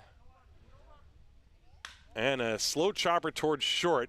Schultz has 1 play, and that's to first, and he makes it. Moving to third on the play is Titus van Kopf. Well, Rosenthal really getting down the line. He nearly beat that one out. Rosenthal is fast. And Schultz, I think, was a little bit caught off guard by that as he waited for the ground ball to get to him and then had to fire it to first. But there are 2 down. And now Francisco Riestra steps up to the plate. Riestra singled his last time, then was replaced on a fielder's choice, but then that runner eventually came around to score. Here's the pitch. Ground ball to short. Philip Schultz fields, sets, throws, and gets him.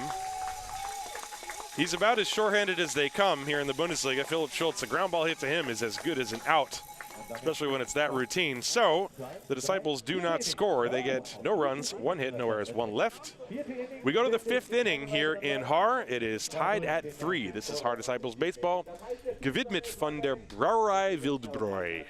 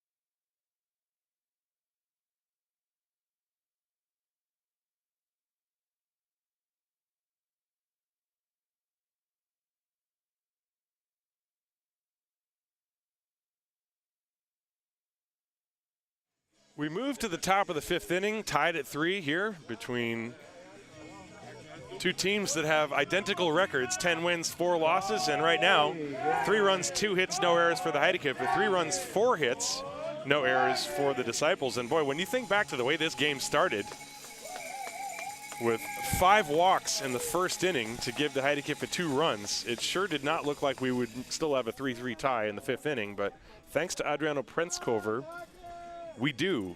And Penskover only thrown 54 pitches since coming on with 1 out in the 1st inning. And he's going to deal with the heart of the order, 4, 5, and 6. Sean Larry, Simon Göring, and Mitch Franke. Larry taps one slowly past the mound. Murphy charges, throws to first, and that is a 1-pitch out. Boy, Penskover must be doing magic tricks or something. He's had a couple of quick innings. And Sean Larry, to get Sean Larry on 1 pitch, boy, that is something that just gives you confidence, especially as a young pitcher. Penskover doesn't have all that many innings logged in the Bundesliga, and especially against a team like this. I mean, Heidenheim, they are really one of the elite lineups in the Bundesliga. And now Simon Göring. Sean Larry had walked twice before that. Now Simon Göring, he is 0 for 1 with a walk.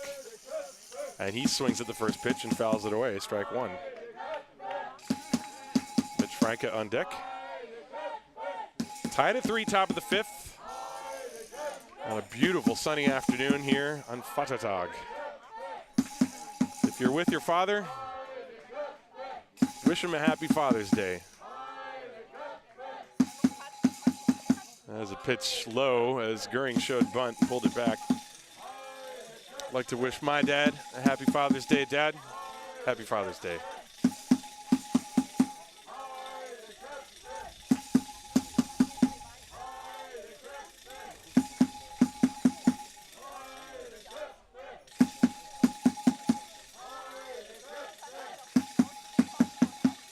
And Göring looks at a pitch low, 2 balls and a strike. Again, the cows have been set free. If you hear the cowbell, it means there's a cow loose. And the rattlesnakes are also in the grass. There's a drive to center field, but it is playable for Dinsky. He took a very direct route to that ball, had an excellent read off the bat. That's a difficult play. And Göring put a charge into it, but Dinsky read it perfectly and casually went over there and made the grab about chest high. So Göring is out number 2, and now Mitch Franke steps up. Well, what a job so far by Adriano Penskover.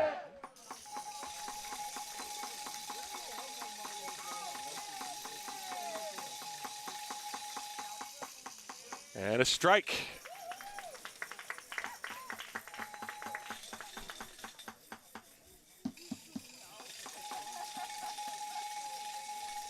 Franke is 1 for 2. He struck out and then singled. That pitch missed inside.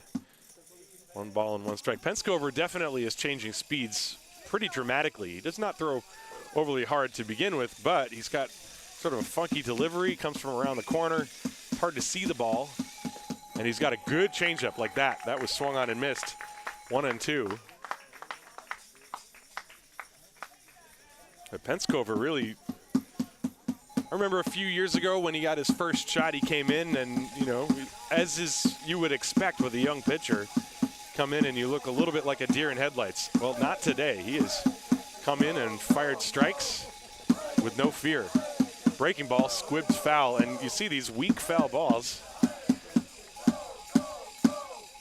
That just gives a pitcher like Penskover more confidence. I mean, Mitch Franke, a big, strong guy there at the plate, a very experienced player, and then Adriano, diminutive in stature, young in the Bundesliga, and he throws a fastball by him and strikes him out, and that ends the inning. And that's just one of the cool things about baseball. We are going to the bottom of the 5th inning, tied at 3. This is Haar Disciples Baseball. Gewidmet von der Brauerei Wildbräu. Wildbräu.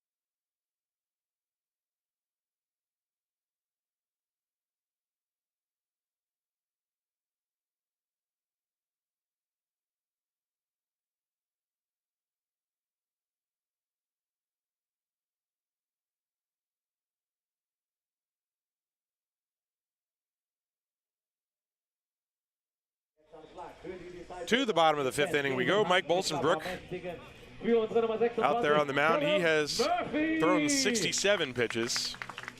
So he's also sehr gut in der Lage. And the first pitch is a strike to Callum Murphy.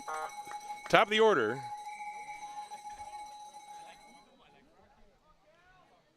Helgard, I see your question. You know, I was wondering the same thing, but they handed me the text that I'm supposed to say. Yeah, Gewidmet is kind of like dedicated to, right?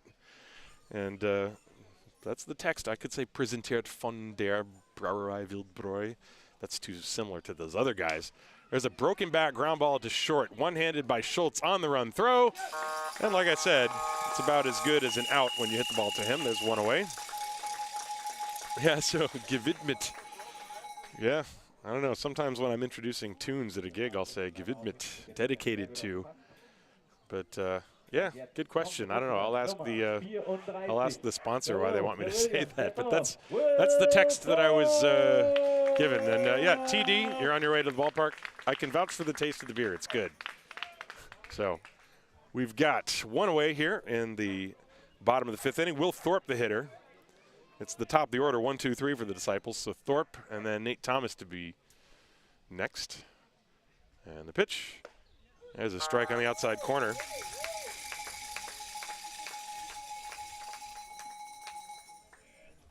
One strike to Will, who grounded out and then was hit by a pitch with air quotes. The pitch did hit him. It was a breaking ball. Pitch is fouled away. And Yannick Walter and Klaus Eckle arguing that he did not try to get out of the way.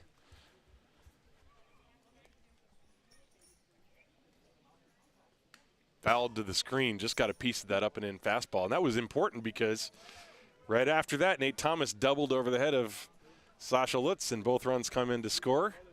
And that is where we stand with a 3-3 tie. Heidenheim scored 2 runs on 5 walks in the first inning. Haar scored a run in the second on Titus von Kapp's RBI single, and then Heidenheim scored a run in the third on a Mitch Franke RBI single. Excuse me, that was on Yannick Walter's sac fly. Thorpe lines one, caught with a dive to his left by Simon Liedke. Good play by Simon. Hard hit by Thorpe, but that's out number 2. But so far this game really has delivered. We've seen clutch pitching, good defensive plays on both sides. We saw that big hit from Nate Thomas. And that was a good play by Simon Liedke. The ball was hit hard, but he reacted calmly and just sort of went down to a knee off to his left. And that's out number 2. So now Nate Thomas. Thomas 1 for 2 with a 2-run double, and he fouls that one away, strike 1. That 2-run double deep over the head of the left fielder Sasha Lutz.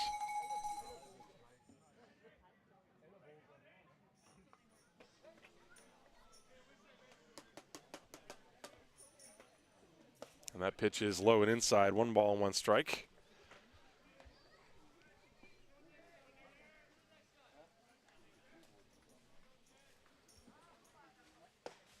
And a strike on the inside corner under the hands of Thomas, who stands just on top of the plate. So he's got a 1-2 count now. Bolsenbrook trying to have a 1-2-3 inning. Here it comes. Fouled away. Thomas staying alive, getting a hold of that high fastball to extend the at-bat ever so slightly. There are 2 outs, nobody on base. We're in the bottom of the 5th inning, 3-3 tie. First of a doubleheader. The pitch. That's low and in the dirt, ball 2. 2 balls and 2 strikes now.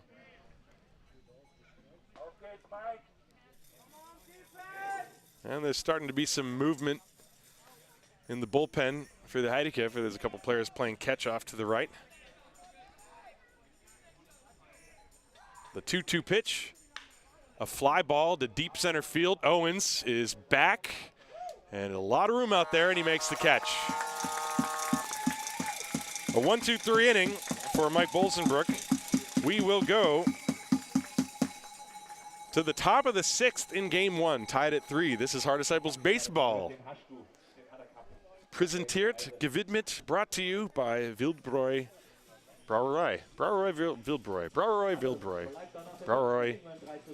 Brauerei Wildbräu.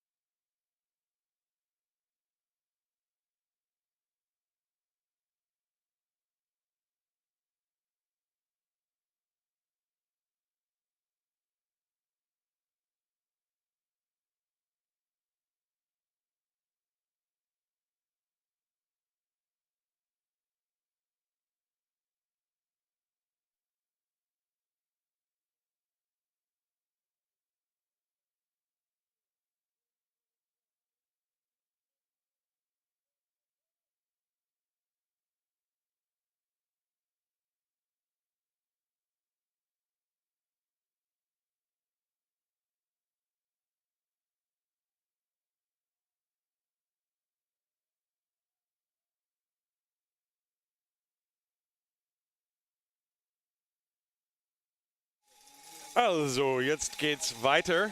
We are in the top of the 6th inning, and Adriano Penskover still out there for the Disciples against Yannick Walter. And the first pitch is a breaking ball inside for a ball. 7, 8, 9 in the order. Walter, Liedke, and Hull for the Heideköpfe. Adriano Penskover, that first pitch here was his 65th. And this one is lined and caught by Riestra at third. Another quick out. And I didn't quite switch the camera in time, so you didn't see it. But trust me, it was a nice play. So last inning, Simon Liedke catching a line drive off the bat of Thorpe. This time, Riestra catches one off the bat of Walter. There's one away. We'll watch the replay anyway. And you see the reaction from Walter. He knew as soon as he hit it, he was out. So Simon Liedke, who's 0 for 2. First pitch is a ball. But Penskover has had some economical innings, and just the amount of joy that probably brings Alex Tufts. There's a fly ball left center field. That's going to drop in for a base hit off the end of the bat from Liedke. So he is aboard with a 1-out single. Didn't hit it all that hard, but got it to the right spot.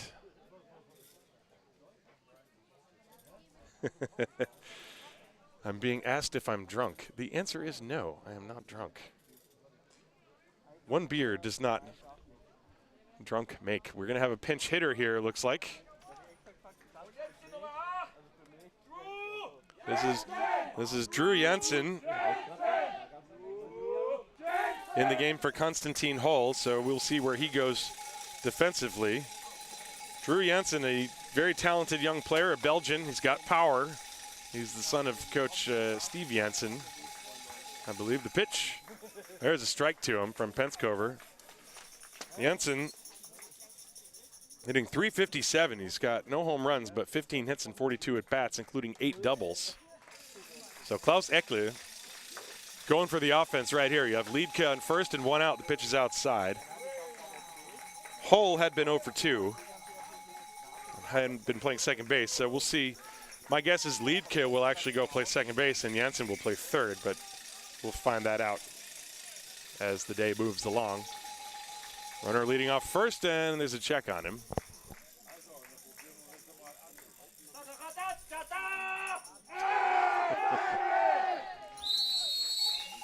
They can sing too. The pitch, swing and a miss.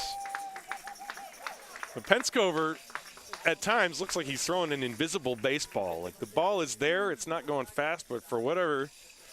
Steve, thank you for thank you for correcting me. It's not Steve Jensen's son, it's his nephew. I knew there was a relationship there. The pitch swung on and missed. Strike 3, the throw to second base is in time. That is a strike him out, throw him out double play. And another quick inning for Adriano Penskover as Jansen strikes out and Liedke is caught stealing. And so that turns it into a 1-2-3 inning, although some activity. No runs, a hit, no errors, nobody left. Bottom of the 6th inning. But this ball game turning into something nice. We're tied at 3. We go to the bottom of the 6th. This is Haar Disciples Baseball. Brought to you by Brouwerij Wildbräu.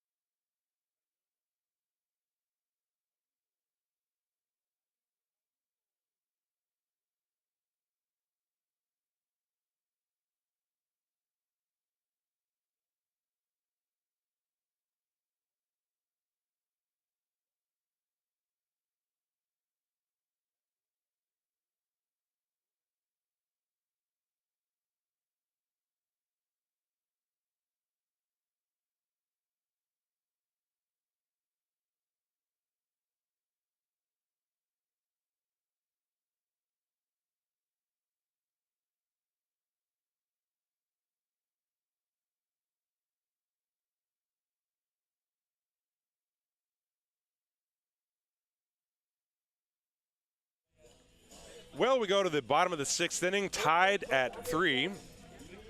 And who would have thought this is where we'd be when you saw the top of the first inning and all the walks and the base runners and just the constant threats from the Heidenheim offense. And yet, here we are. Tied at 3, Mike Bolsenbrook, who has thrown 80 pitches, dealing with Danielle Patrice. And the first pitch is hit high and deep to left field. Back goes Lutz at the wall. It's high off the net, still in play, and that's going to be a double for Danielle Patrice.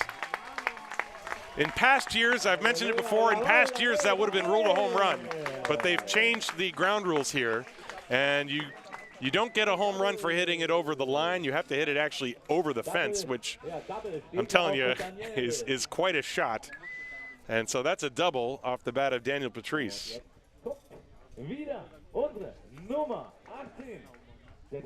And so now David Dinsky steps up to the plate as the Disciples, for the 3rd consecutive inning, have a runner in scoring position. And let's see if they'll be able to bring that runner home this time. Bolsenbrook, of course, always very stingy. So Dinsky, the hitter.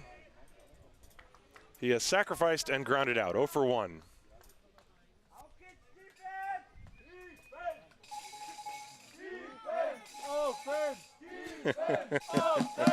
Offense, defense, whichever one you're rooting for is the pitch. That's inside for a ball. That hit was the 5th hit of the game for the Disciples against Bolsenbrook. The 2 big hits, the single by Van Kopf scoring a run, and the 2-run double by Nate Sean Thomas. And the pitch is outside, ball 2, 2-0 to Dinsky. Bolsenbrook, I think, wanted that one, but it looked to be off the plate.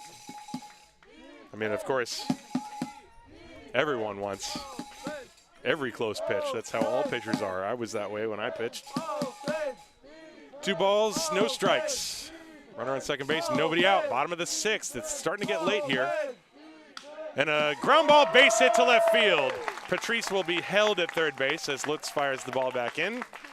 So the Disciples with runners at the corners to start things here in the 6th. And now Titus Van Kopf, who is 2 for 2.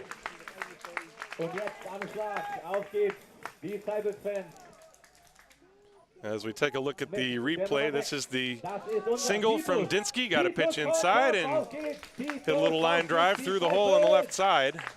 And I see, Helgard, I see your question. It is possible to hit the ball over this fence. It happened last year a bunch of times, and Nate Thomas did it once already this year to right field. I think right field is shorter. But to left and left center, boy, you really got to crush it, and you can forget center field. Here's Titus Van Kopf, and he pushes a bunt up the first base side. It rolls foul. Safety squeeze, as the runner from third was not off with the pitch, Danielle Patrice. But not a bad idea, Alex Tufts. You know, you have Van Kopf, and that is the versatility of this Disciples lineup that they haven't really had in past years. Pretty much everybody can put the ball in play, and Tufts trusts his hitters. He can do hit and run.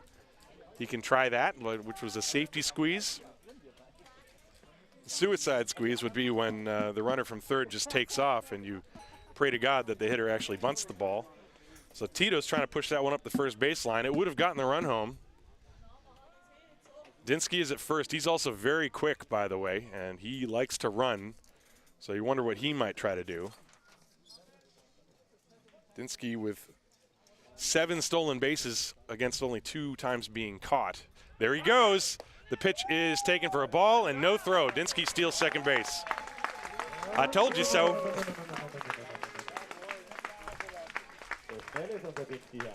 And the count 1 ball and 1 strike now on Titus Van Kopf. And the infield is going to come in for the Heideköpfe. Klaus Echle wants to cut off this run at home plate.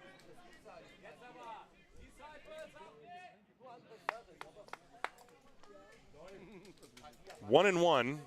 Now if Van Kopf can get the ball through the infield, he could give the Disciples a 2-run lead. He's 2 for 2 in the game. And here's the pitch. Swing and a miss. Fastball running inside, and he could not catch up to it. 1 and 2. You have Patrice at third. Dinsky, the trail runner, is at second.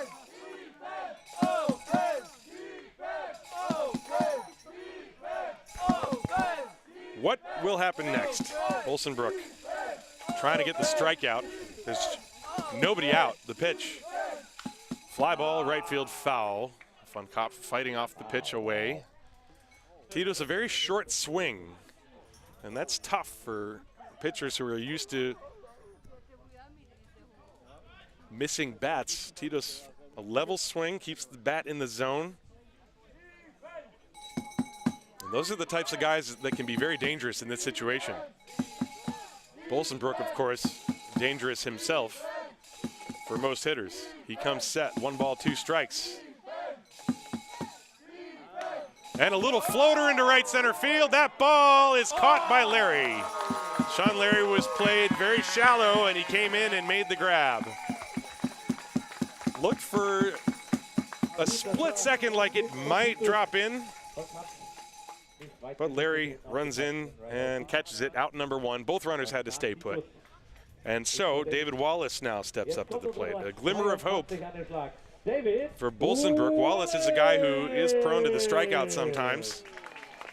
And so you got to figure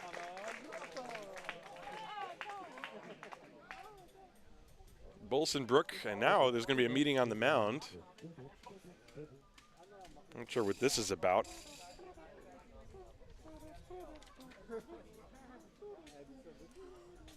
The entire infield is coming over to discuss the situation with Mike Bolsenbrook. I highly doubt they're going to be intentionally walking him here.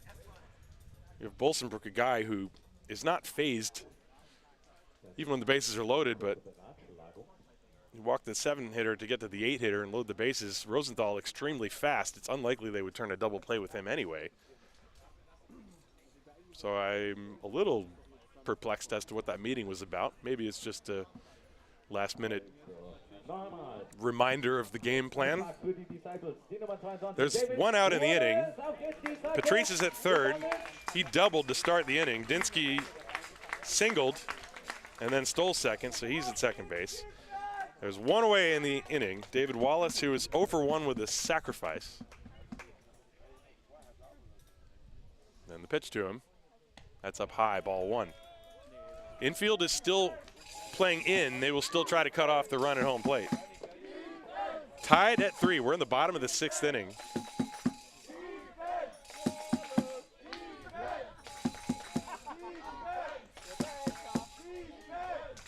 Swing and a miss. Fastball right past Wallace. 1 ball, 1 strike.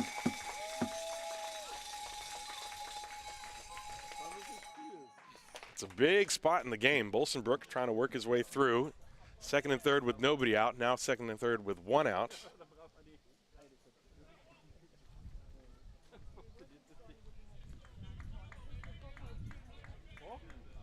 The 1-1 pitch. That's upstairs. 2 balls and a strike.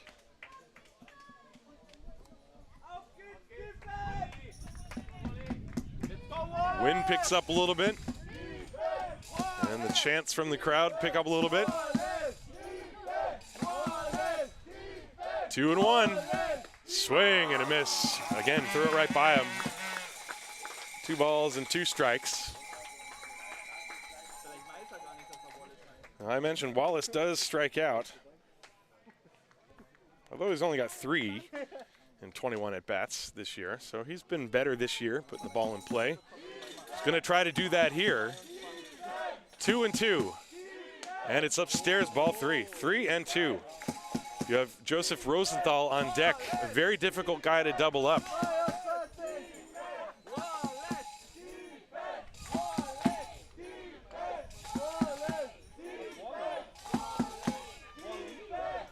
Three and 2, here it comes. And a ground ball pulled, fair ball down the line. It got past Liedke. 1 run is in. Here comes Dinsky. He will score. The Disciples lead 5-3.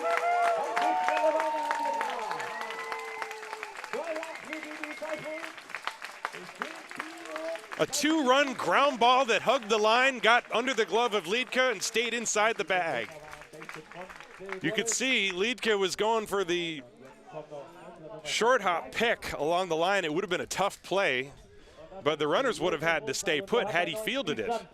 But it got past him, and then you knew it was going to be 2 runs, so the Disciples lead 5-3 on the 2-run single by David Wallace. And now Wallace is at first base, and the hitter is Joseph Rosenthal, 0 for 2 in the game. And he squares to bunt and fouls it, strike one. Rosenthal struck out in the second inning, and then he grounded out in the fourth. Well, a little seeing eye ground ball signal off the bat of David Wallace brings home both Patrice and Dinsky, and the Disciples lead 5-3.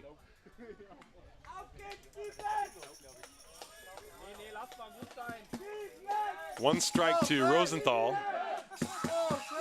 And he lines a base hit to right center field. This one headed towards the gap. Wallace turns and heads to third. He is in there easily.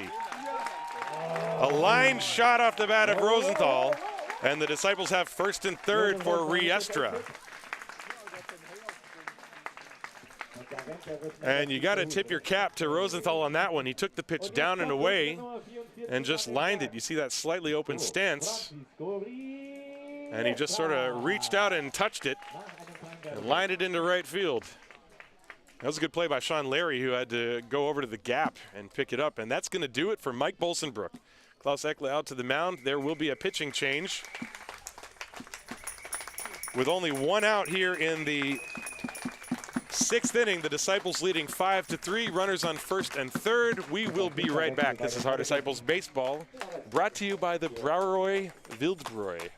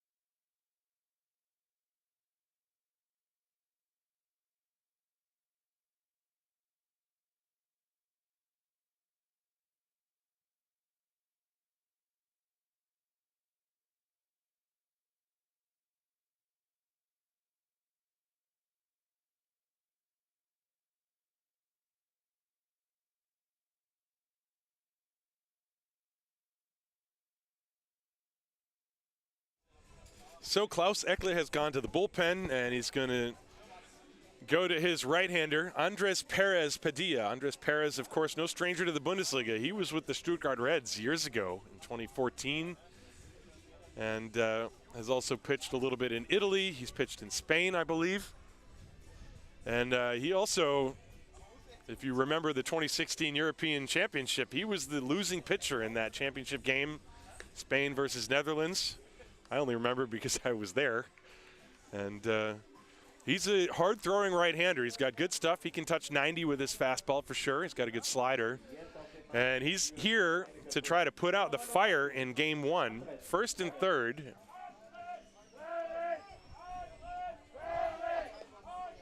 And there's only one away, and he's going to deal with Francisco Riestra, the number 9 hitter, and then beyond that, it would be Callum Murphy, the top of the order. The Disciples have scored twice here in the bottom of the 6th to take a 5-3 lead over the reigning champion Heidenheim Heideköpfe. Remember, they play another game after this today, and then on Saturday they play 2 in Heidenheim. So it's a short weekend, and this is always the toughest part of the schedule in the Bundesliga for really all of the teams. And it's a crapshoot depending on which team you have to play this 4-game span against. But, you know, most of the teams in the Bundesliga do not have super deep pitching staffs. And so to play 2 games on Thursday and then 2 more on a Saturday, the Disciples are saving, or trying to save Titus von Kopf and Zach Treese for Saturday. And you really don't know what you're going to get with your young pitchers. Daniel Jager started the game. He was very wild, walked 4. and then he was removed, and Adriano Penskover has been on ever since, and he has been fantastic. And so the Disciples currently leading this game 5-3 as Mike Bolsenbrook ran out of gas here in the bottom of the 6th inning. So Andres Perez will go to work. His numbers, he's got an ERA of 4.5, only 4 innings pitched. He does have 6 strikeouts, however, in that time. So let's see what Francisco Riestra brings to the table here. Riestra has singled and grounded out, 1 for 2. Wallace at third, Rosenthal at first. 1 out in the inning. The infield will play back and look for a double play ball, at least up the middle they will. Actually, Liedke at third is also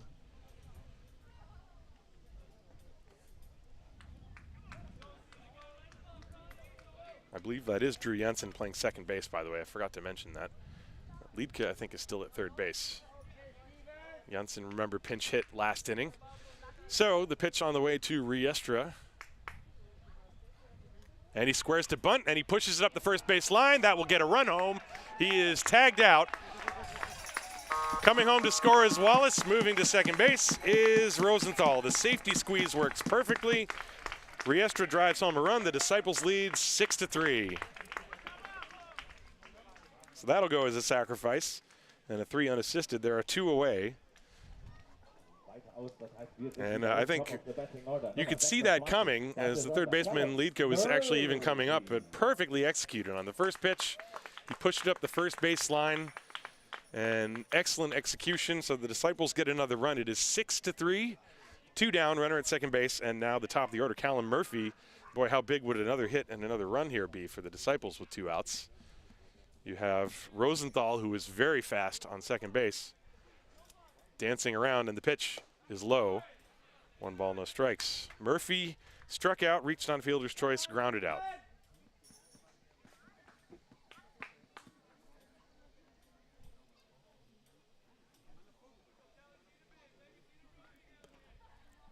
Time is called, and Ozzie Scharf is actually telling Andres Perez that he can't lick his lips when he's standing on the mound, so he makes him throw the ball away. I guess the weather's a little too warm for that today. Gott sei Dank. I don't have my space heater with me. So Perez throws the ball away, gets a new one. Here's the pitch to Murphy as Rosenthal still dancing. And a fastball, that one right through there. 1 ball, 1 strike to count now. Perez, a very deliberate worker. This much I remember from having seen him in the past.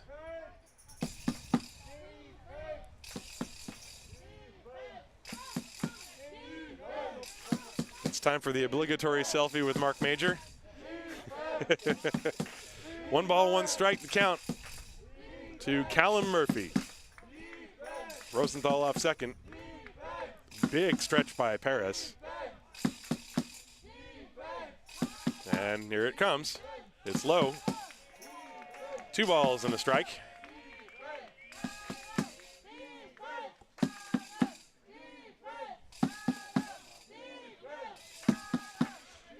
Fans yelling defense, and then in between the Haar fans yelling Callum. Nice little hin and hair. 2 balls and 1 strike. Perez takes a long time getting the signs. Now he finally comes set. And Callum Murphy calls time.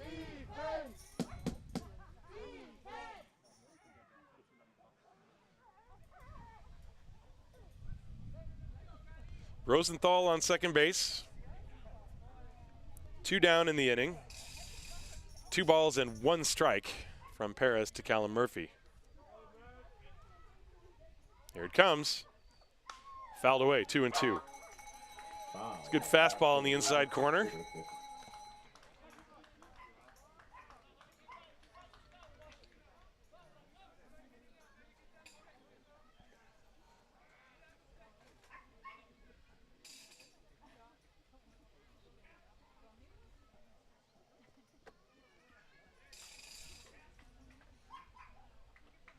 The Disciples have pulled ahead with 3 runs here in the bottom of the 6th. After the game was tied at 3 back in the 3rd inning. And Perez set 2-2 to Callum Murphy. Here it comes.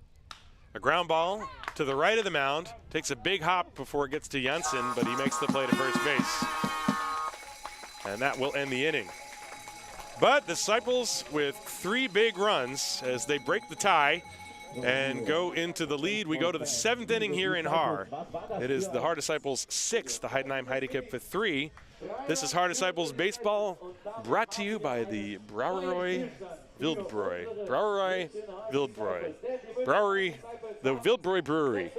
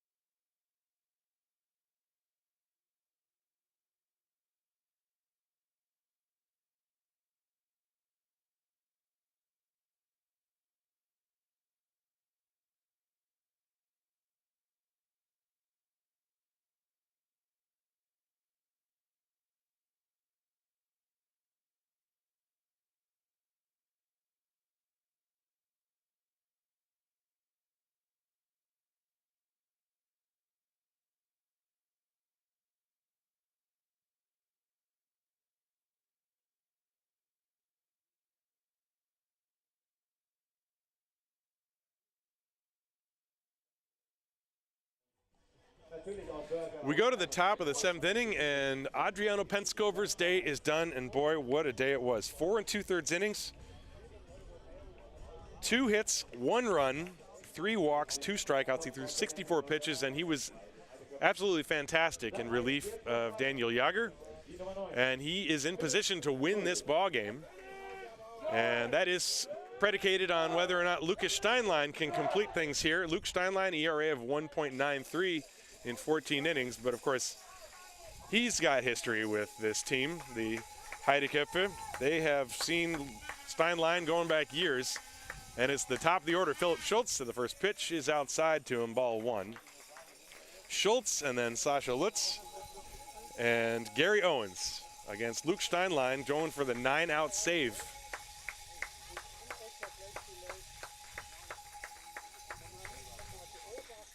And that pitch is inside, 2-0.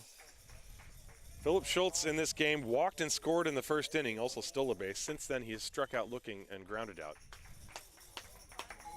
0 for 2 officially with a run scored. 2-0 from Steinlein to Lutz. And now 3-0.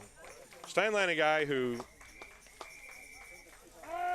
is always up to the challenge. He knows, like I said earlier in the game, I mean, the Disciples and the Heideköpfe, these guys know, these are old nemesis. Philip Schultz knows Luke Steinlein. Steinlein knows Sasha Lutz. They've seen each other a million times, and that's inside for ball 4.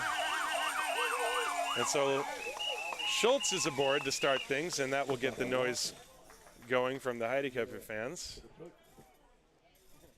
The Disciples with a 6-3 lead here in the top of the 7th, game 1 of the doubleheader. But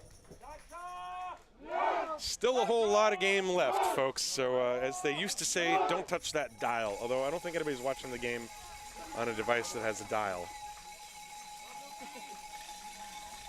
Sasha Lutz has singled and walked twice. He's been on base all 3 times, and that's pretty typical for him. Outside, Steinlein missing badly. He has not thrown a strike as of yet. And he spun around after he delivered that one. So Luke trying to calm himself. 1 ball, no strikes on Sasha Lutz. Tension builds a little bit for Haar fans. Here it comes. And that is the first strike called, thrown by Luke Steinlein. 1 ball and 1 strike.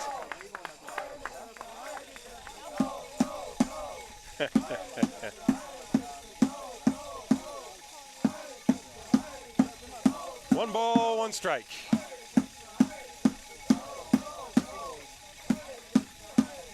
Runner not going, fouled away, 1 and 2. That's the first breaking ball that Steinlein has thrown. Well, if Lutz reaches, then you'd have Gary Owens coming up representing the tying run.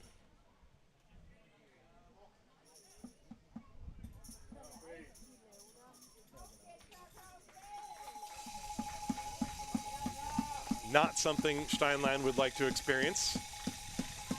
1 and 2. Schultz has not been going as of yet on first base. He's got a short lead. And he's not going here. The pitch is popped foul off to the left, chased by Riestra, but it's going to be out of play. And the count's still 1 ball, 2 strikes. Anything hit to that direction, it's worth a chase because the wind is blowing balls back towards that from left to right. And it's not too breezy where I'm sitting, but when the ball gets up in the air, I think it's pretty gusty up there. This ball game started off with Heidenheim taking a 2-0 lead, then Haar cut it to 2-1. Heidenheim made it 3-1, then Haar tied it. And then finally Haar took the lead last half inning with 3 runs. It's a 6-3 game. Pitch is low, and now the count even at 2-2 to Sasha Lutz. Lutz taking the signs from Klaus Eckle down the third base line.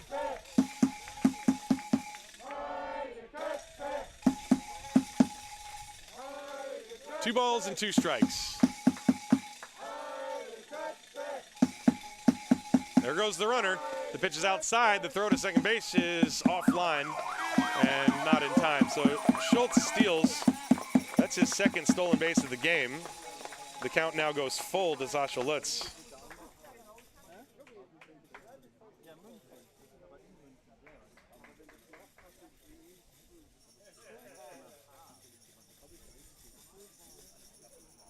Nobody out.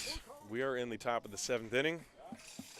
6-3, Haar leading Heidenheim.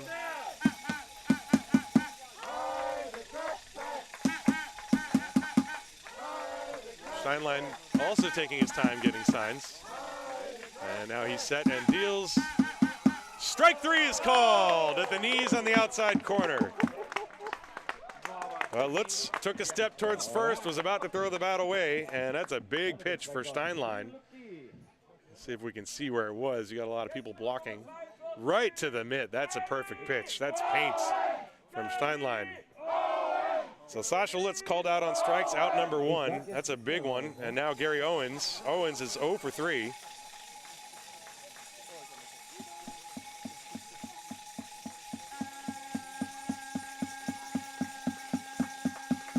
Steinlein, a long look at Schultz, now deals, and Owens looks at a strike on the inside corner at the knees. 0-1. Well, Steinlein started off the inning throwing 5 consecutive balls. Went full on Sasha Lutz, but then got that strike called, and now he starts off Owens 0-1. 1 out in the top of the 7th inning. A 1-strike pitch to Owens. Breaking ball just missed outside, and the count 1-1. Gary checking the signs down the third base line as well.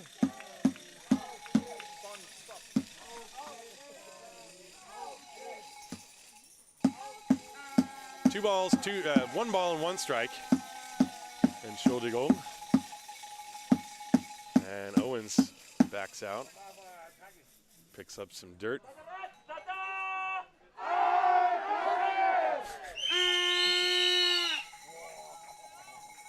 No matter what ballpark Heidenheim plays in, it always sounds like you're in Heidenheim because they bring the fans with them.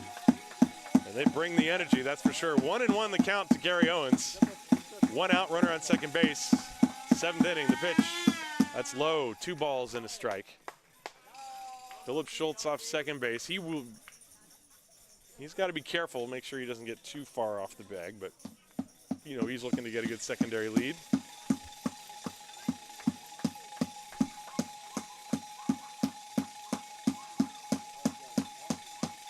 Bang the drum slowly, as they say. 2-1, here it comes. Line drive off the end of the bat, and it's short hopped by Thomas, who has to throw to first, and they just barely got the Hussing Owens. The bat was splintered and left in shards at home plate. Owens getting down the line. I wonder if he thought that Thomas maybe caught that ball in the air. And you see he hesitated for just a moment, but Nate Thomas making a good play. 6-3 on the put out, and of course Schultz had to stay put at second base. And so 2 down, and Sean Larry, if there's anyone in this lineup who is the personal nightmare of Luke Steinlein, it is Sean Larry. And Larry takes a ball. Steinlein can't believe it. This is the first pitch. It was called the ball to Sean Larry.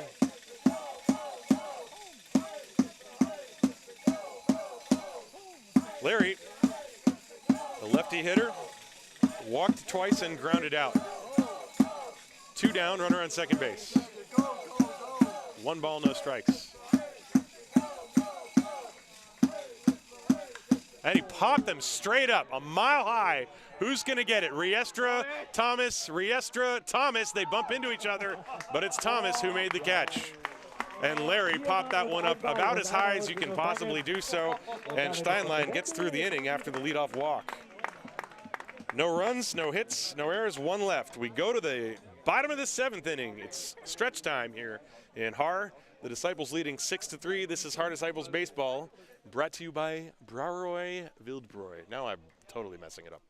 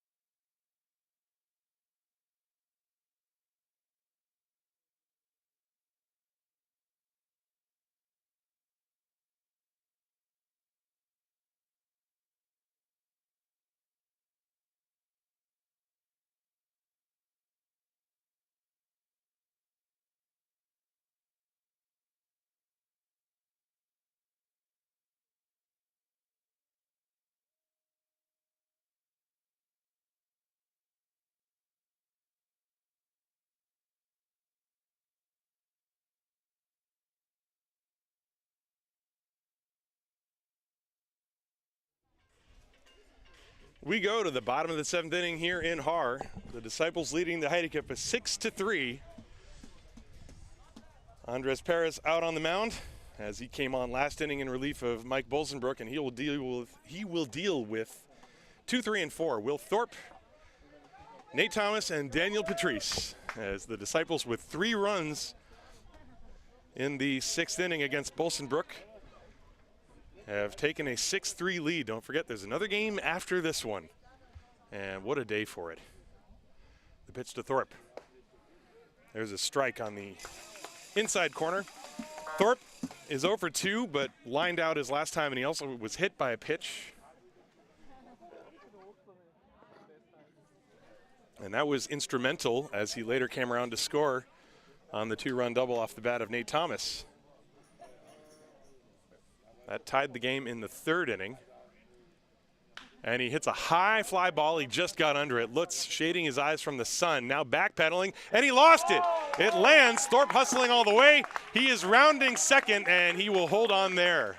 That'll be a double as Lutz staring into the high sky and the sun and simply lost the ball. It's a fly ball double off the bat of Thorpe. And let's take another look at that. Nate Thomas now stepping up to the plate. Thomas has had a big day. He's 1 for 3 with that big 2-run double. And he's got Thorpe at second base with nobody out.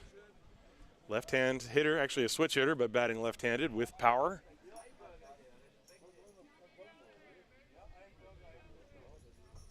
Andres Perez from the stretch checks on Thorpe,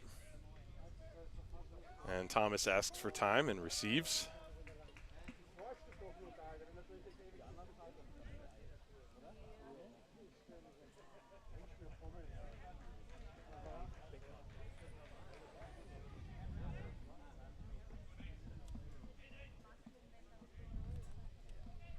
Perez comes set. Here's the first pitch coming to Nate Thomas.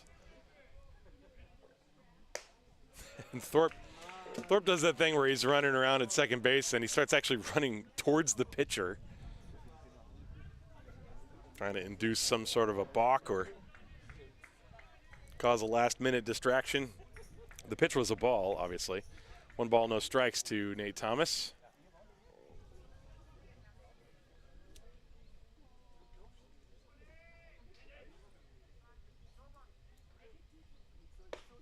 There's a strike. Hitting the outside corner with that fastball is Andres Perez.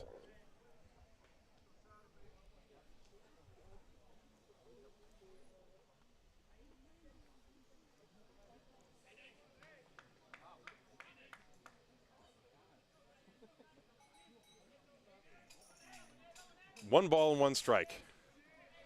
Perez taking forever to get the sign. And Thomas asked for more time.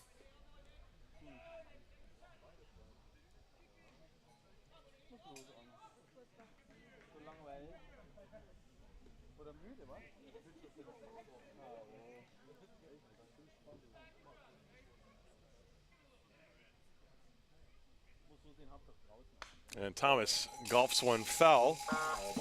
Count 1 ball and 2 strikes.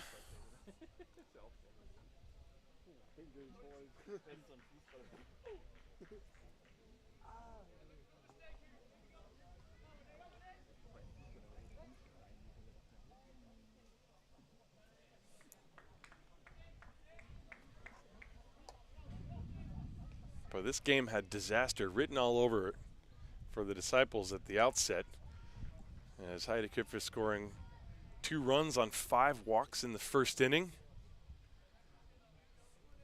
But they have battled and took the lead, and now we have a 6-3 game. Thorpe again running around at second base, and the pitch goes off the glove of Walter. Thorpe will take 3rd. 2 balls and 2 strikes. Not sure if that's going to be a passed ball or a wild pitch. It did not look like it was in the dirt.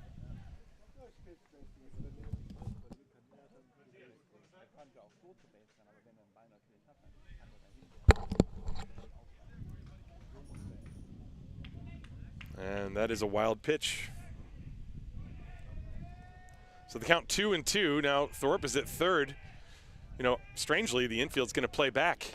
Before, when the game was tied, Klaus Eckley was playing the infield up, trying to cut off the run. Now trailing by 3 runs. They're going to give up a 4th with a ground ball, it looks like.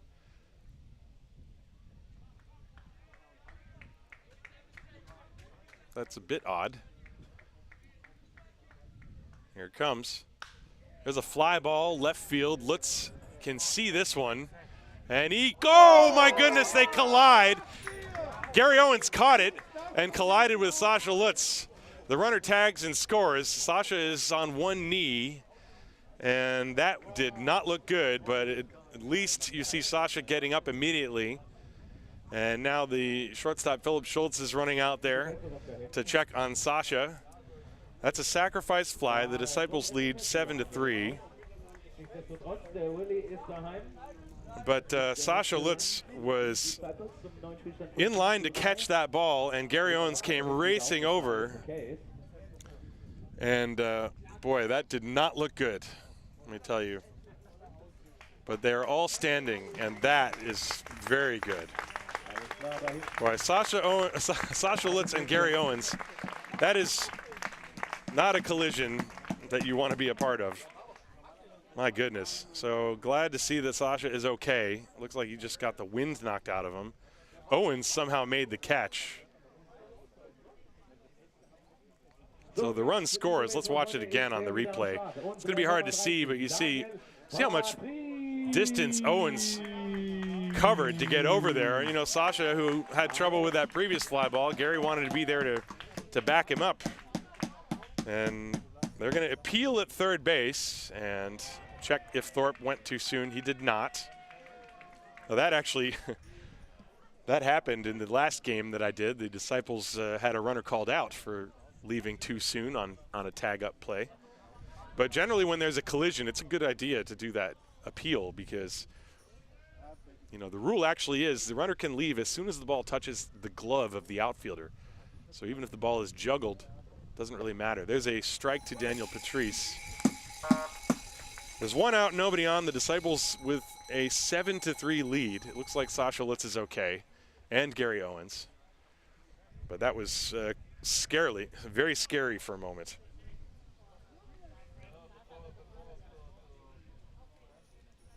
Patrice with an 0-1 count. And now it's 0-2 at the knees. Good fastball from Andres Perez. It has not been a great inning in left field for Sasha Lutz. He lost the fly ball in the sun that went for a double, and that run has come around to score, but he got his clock cleaned on that collision with Gary Owens.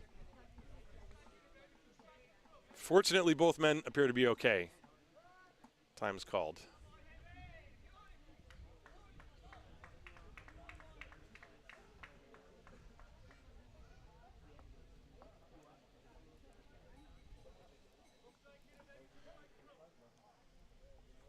Oh, and 2 on Daniel Patrice. There's 1 out in the inning, nobody on base.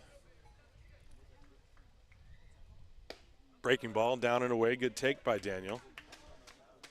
Perez trying to get him to go fishing.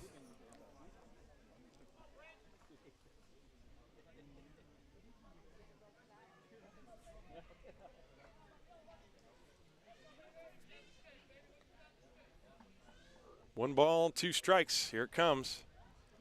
Fouled to the screen, and the count remains 1-2. On deck, David Dinsky. Game 2 coming up about a half hour after the conclusion of this one. This game started about 10 minutes after 12.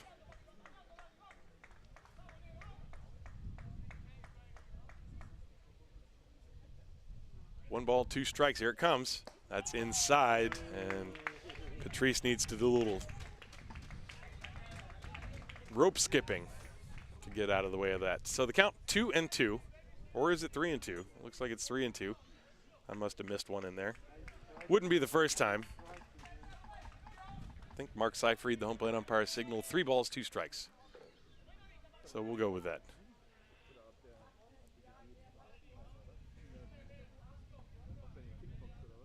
Here comes the pitch to Patrice.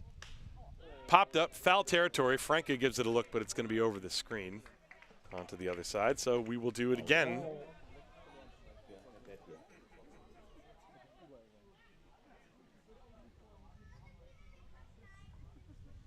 Bolsenbrook, by the way, went 5 1/3 innings, 8 hits, 6 runs, 1 walk, 3 strikeouts. He threw 97 pitches.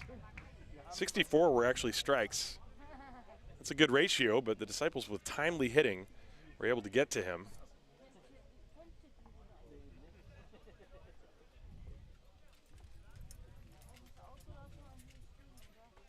And Perez is trying to ask the umpire what the count is. And, you know, this is actually, I thought the count before was 2-2, and Perez thinks the count is 2-2. And now they want to try to get the home plate umpire to ask. Now the entire infield is saying that the count is 2-2. Mark Seyfried says the count is 3-2.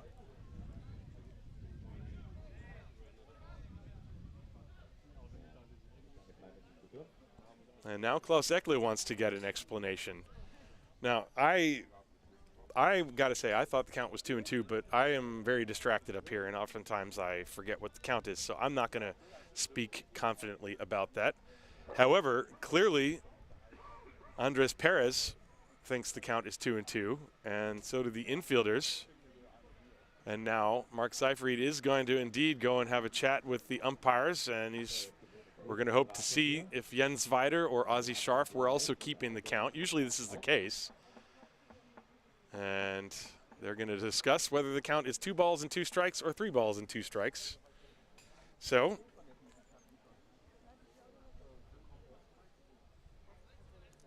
now I don't have enough replays to go back and look at all of the pitches in this sequence. I usually keep score. I keep the balls and strikes on my scorecard. And I had 2-2 up until I saw Mark Seyfried signal 3-2.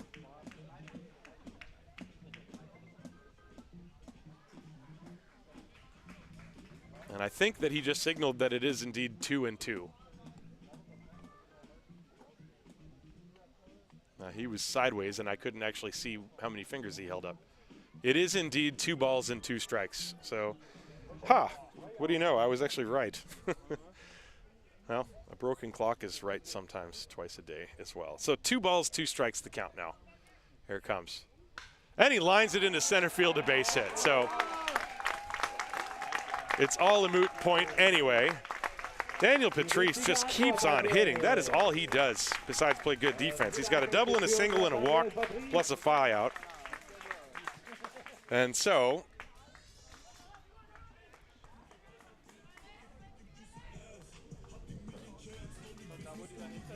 he's on first base with 1 away, and that'll bring up David Dinsky. Dinsky, who singled in the 6th inning and later came around to score. He's also sacrificed and grounded out.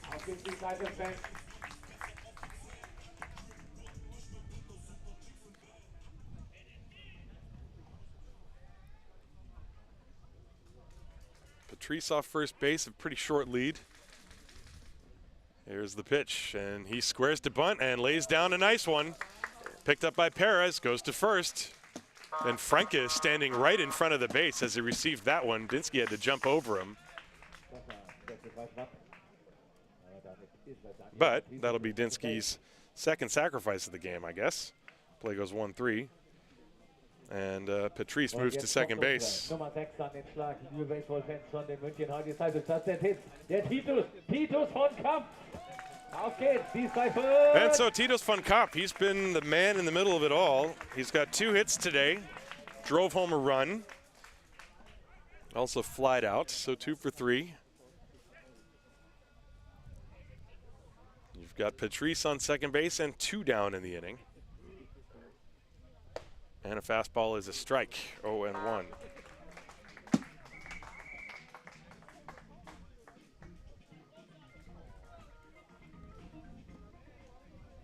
Yeah, so folks checking in, going back in the live stream and checking the count, and they eventually got the count correct. It was a 2-2 pitch. It was not a 3-2 pitch, but, you know, we could have seen a 3-ball walk. That sometimes happens in the major leagues, too.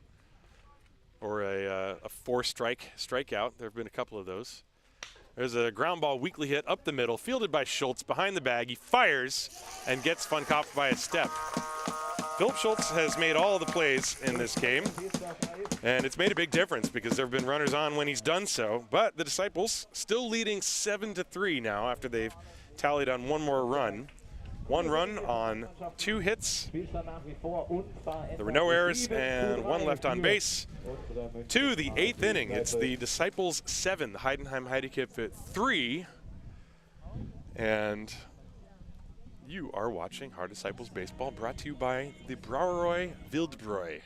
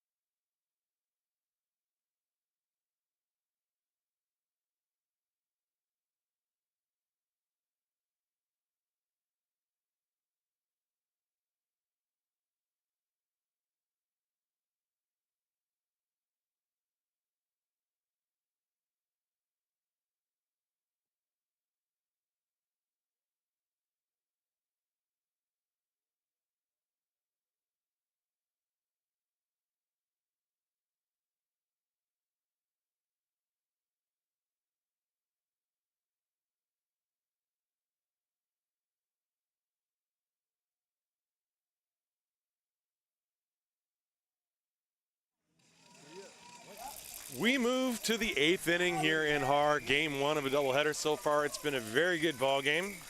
The Heideköpfe and the Haar Disciples, 2 teams with identical records, 10 wins and 4 losses. And right now, the Heidenheim Heideköpfe are looking at a 4-run deficit. It will be 5, 6, and 7. Göring, Franke, and Walter against Luke Steinlein. Simon Göring stepping in, the DH, and he squares to bunt, takes a breaking ball outside, and that awkwardly hit David Wallace. Let's see what happened there. That was kind of strange. Looked like he sort of jabbed at it, and I mean, he had the ball in his glove, but then he was shaking out his wrist afterwards. Somewhat awkward. But he appears to be okay. Did not get hit by that ball, I don't think, but Göring, anyway, he has walked and flied out a couple times. 0 for 2, the DH in this game.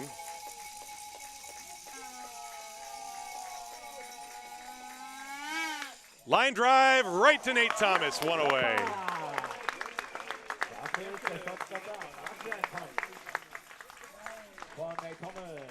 Not much else to say about that. Göring squared it up nicely.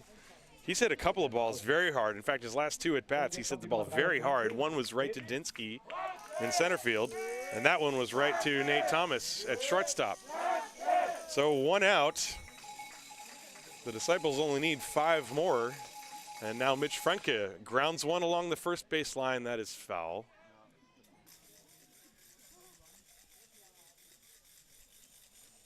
One strike to Mitch Franke. Franke has a single and 2 strikeouts in 3 at-bats.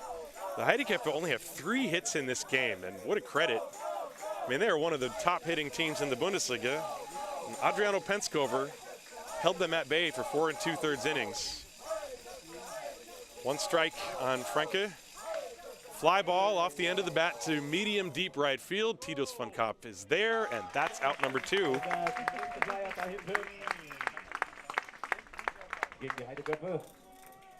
That will bring up Yannick Walter. Nummer 5, Yannick.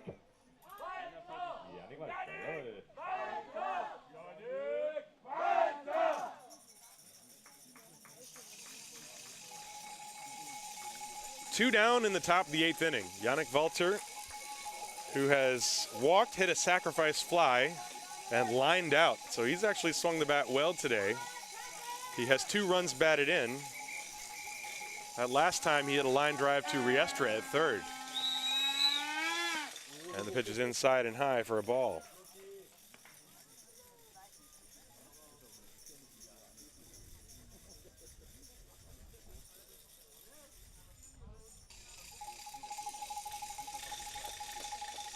One and 0 on Walter with 2 outs.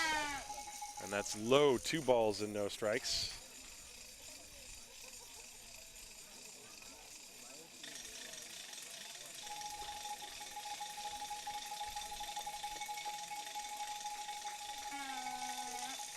Cows in the field and snakes in the grass. And kazoos. And the pitch is high, 3 balls and no strikes. So that's not what Steinlein wants to do with 2 outs. You have the bottom of the order, and Steinlein would very much like to retire Walter so that he can face 8, 9, and 1 in the 9th inning. But let's see, 3-0 Walter should be taking here. And he takes a strike.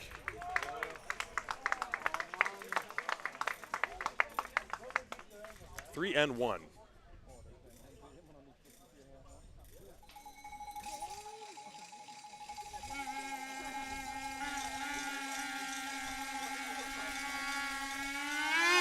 Ground ball to the right side. Callum Murphy has it. He flips it to first, and Steinlein has a 1-2-3 inning. Nothing across the board for Heidenheim. We go to the bottom of the 8th inning. It's the Disciples 7 and the Heideköpfe 3. This is Haar Disciples baseball. Gewidmet von der Brauerei Wildbräu. One of these days I'll say that right.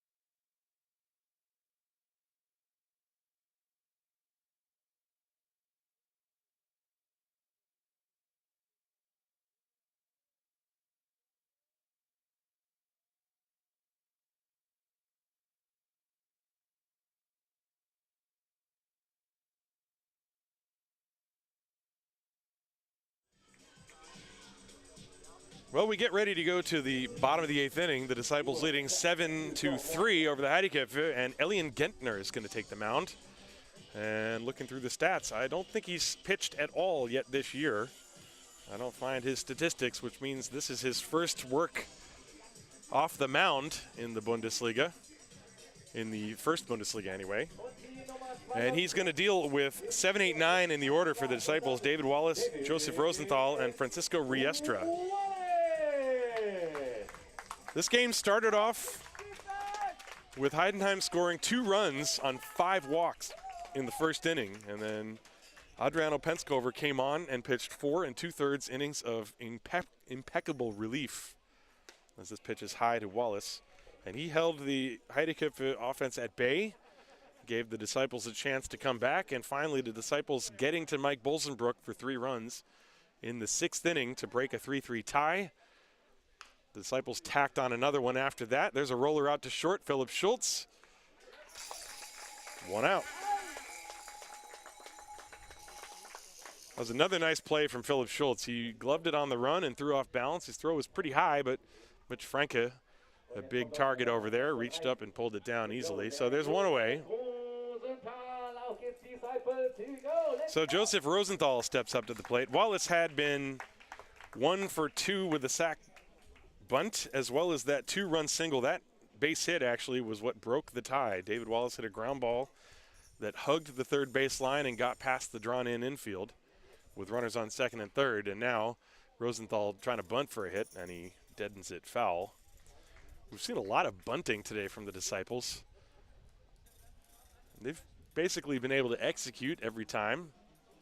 Now, obviously, in the big leagues, bunting is not as well viewed because of the percentages, but actually in this league, it actually does, I think, make a big difference because you put pressure on the defense. There's a ground ball slapped to the right side. Janssen stays down and fires to first. 2 away. So quick 2 outs for Elian Gentner in his first pitching appearance of 2022. For the Heideköpfe in the 9th inning, it'll be 8-9-1. Simon Liedke, Drew Janssen, and then the top of the order, Philip Schultz, all against Luke Steinlein. Francisco Riestra stepping up to the plate now. The Disciples trying to take game 1 of a doubleheader. And the pitch is outside. Riestra singled in the 3rd inning, grounded out in the 4th, and then hit a sacrifice fly in the 6th. That was the fly ball that drove home another run. Actually, no, he had that. It was a safety squeeze bunt. That's what I'm talking about. I'm reading my scorecard wrong. He had a perfect safety squeeze that drove home a run. And the pitch is high, 3-0. On deck, Callum Murphy.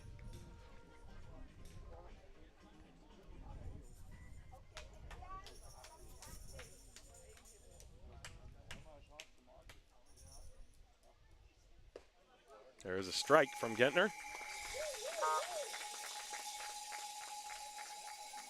Now the Disciples trying to show the big dogs they can play. They beat Regensburg to start the season, and they're trying to defeat Heidenheim here. There's a ball, so Riestra walks, a 2-out walk, and he's on first. That turns the lineup over for Callum Murphy. Murphy has struck out looking, reached on a fielder's choice and scored, and then grounded out a couple times.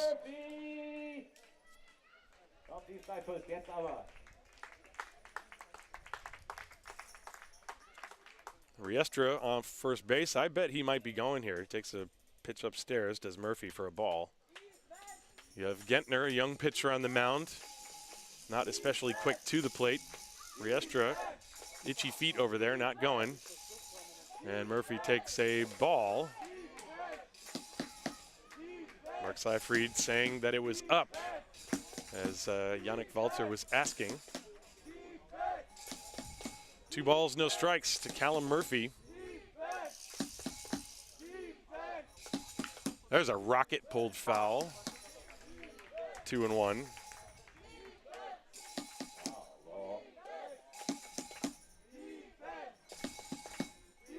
That ball caroming actually all the way into fair territory. Sasha Litz had to go get it.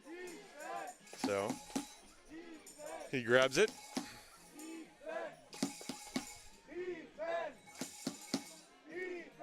Two balls, 1 strike to count on Callum Murphy. 2 down, bottom of the 8th. 7-3, Disciples leading. The pitch, swing and a miss. Murphy getting a little too excited there as he saw that pitch up in his eyes and really let it fly. Came back empty. 2-2 now. And he reaches for that and pops it up down the right field line. It is foul and lands untouched. I wonder if maybe Janssen didn't quite see that ball. That looked like it could have been caught. Let's see. No, Janssen simply could not get there.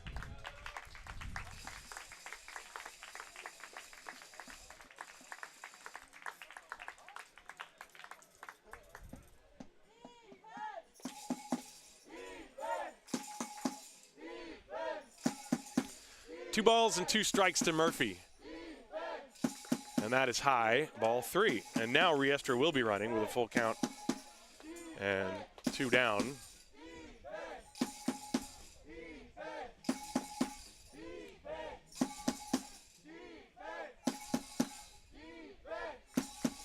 And a check on Riestra.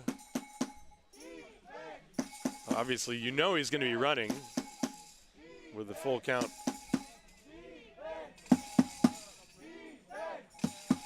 Had the crowd mic turned down, my apologies. There he goes. The pitch is inside for ball 4. So 2 walks after 2 quick outs. And now you have Thorpe coming up.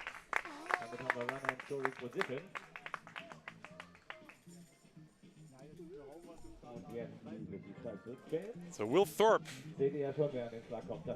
who hit a fly ball to left field that Sasha Lutz lost in the sun and landed for a double. The Disciples with 7 runs on 10 hits, and now Klaus Ekle going out to the mound. Have a chat with Elian Gentner. This is a strategic discussion about how they want to pitch to Thorpe. Thorpe, of course, a dangerous hitter at the plate. This is the part of the order for the Disciples that has the most home run power. But as I've said before, this team has a very circular lineup. Everyone in the lineup can put the ball in play. And they've shown they can all bunt. They've shown they can hit and run. They've had some balls hit deep to the outfield. It's a well-rounded offensive attack from the Disciples this year. And Ekle's conversation with Gentner is over, and he returns back to the dugout. So we shall see. Will Thorpe, the DH, with that double. He's also hit by a pitch, lined out, and grounded out. He's got ducks on the pond. Riestra at second. Murphy at first. The pitch is high for a ball. 1 ball, no strikes. There's no activity in the Heideköpfe bullpen. There's a nice shot of Gary Owens.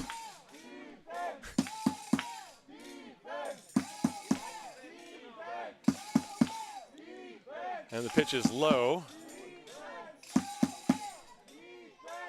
2 balls and no strikes to Thorpe.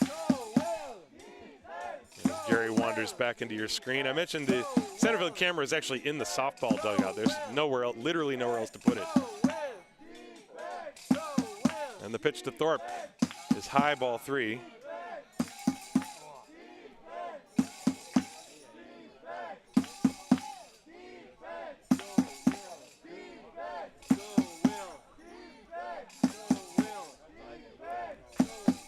And Gentner steps off.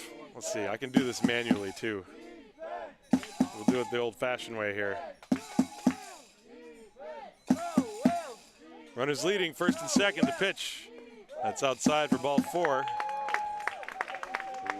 So Thorpe draws the walk, 3 consecutive walks after there were 2 quick outs, and now Gentner is in a jam with the bases loaded, and Nate Thomas coming to the plate.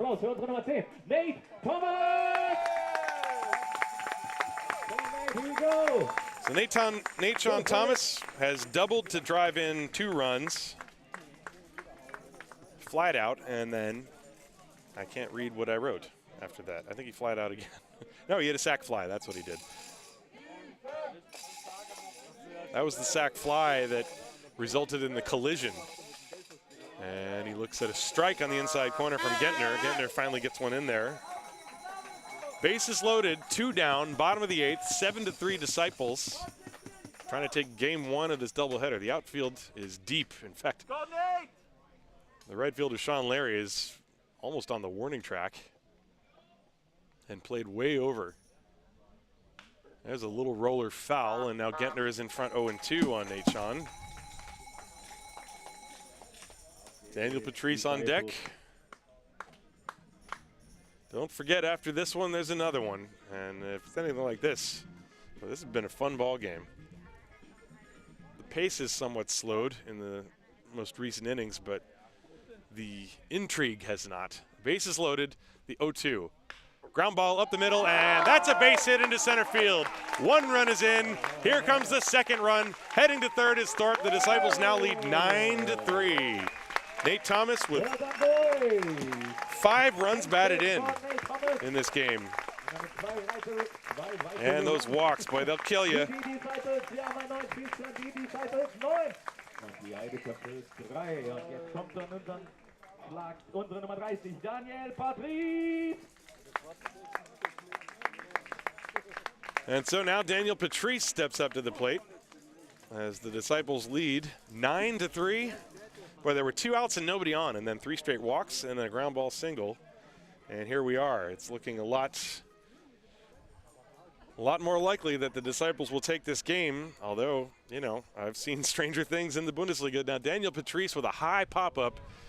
Shallow left center field, Lutz and Owens, and this time Lutz calls off Owens, who stays wide away, avoiding another collision, and the inning is over, but the Disciples get 2 runs on 1 hit. No errors, 2 left on base. To the 9th inning, last chance here in game 1 for the Heideköpfe. The Disciples leading 9-3. This is Haar Disciples baseball. Gewidmet von der Brauerei Wildbräu.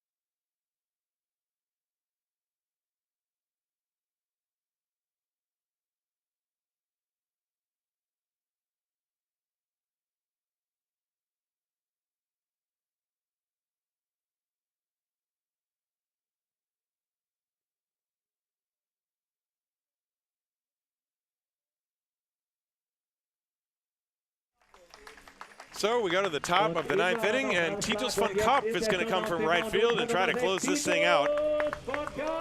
As Will Thorpe will come from the bench and go catch. David Wallace is out of the game. Neil Schmidt has entered the game in right field. And Titus von Kopp is going to deal with 8, 9, and 1. Simon Liedke, the first pitch is a strike. 0-1 from Titus. Titus, he's probably going to be pitching. Well, he for sure will be pitching in game 1 on Saturday. And he fires another fastball. Thorpe thought it was going to be called a strike. It was not.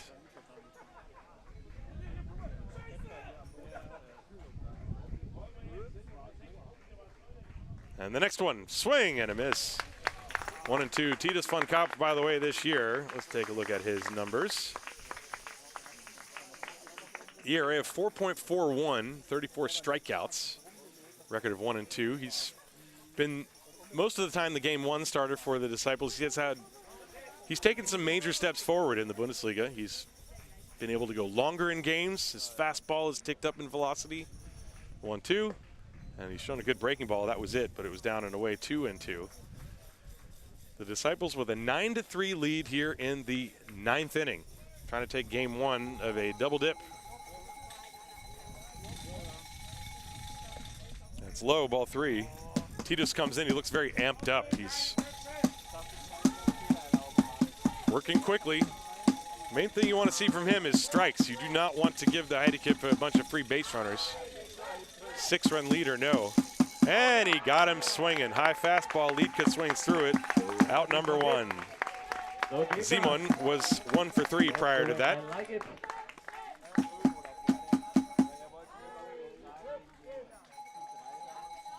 I see you people all making fun of my pronunciation of Brauerei Wildbräu. Actually, I figure it's better for the sponsors. The more I mispronounce it, the more hilarious it is. So I'm not worried about losing the sponsorship because of my pronunciation at all. One out in the 9th inning, and the first pitch is a strike to Drew Janssen. Janssen came on as a pinch hitter in the 6th and struck out. Von Kopf ahead. Curve, and that's a beauty, strike 2. Now you're starting to hear the life in the crowd again. It's been a lively atmosphere, and I'm so glad to say there's another game after this. The 0-2, strike 3. Struck him out swinging. 2 down in the 9th inning. Titus von Kopf coming on, and he has struck out the first 2 hitters he has faced. That one made quick work. Good morning, good afternoon, and good night to Drew Janssen on that sequence. So the Heideköpfe down to their final out here in game 1. Philip Schultz started the game with a walk. Titus von Kopf trying to get him to end the game. Here's the pitch. It's low for ball.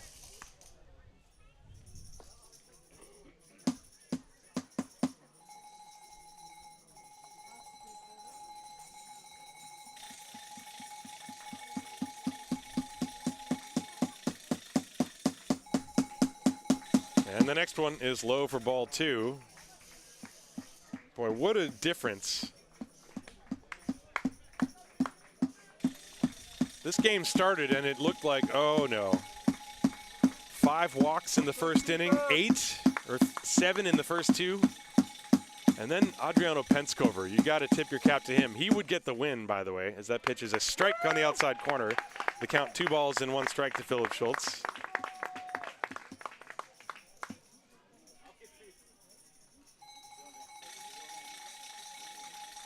Fouled away, and the Disciples are a strike away, as it's 2 balls and 2 strikes now on Philip Schultz. Titus von Kopf trying to slam the door.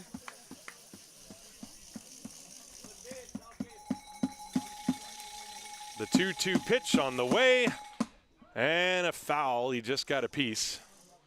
And so Philip Schultz lives to see one more.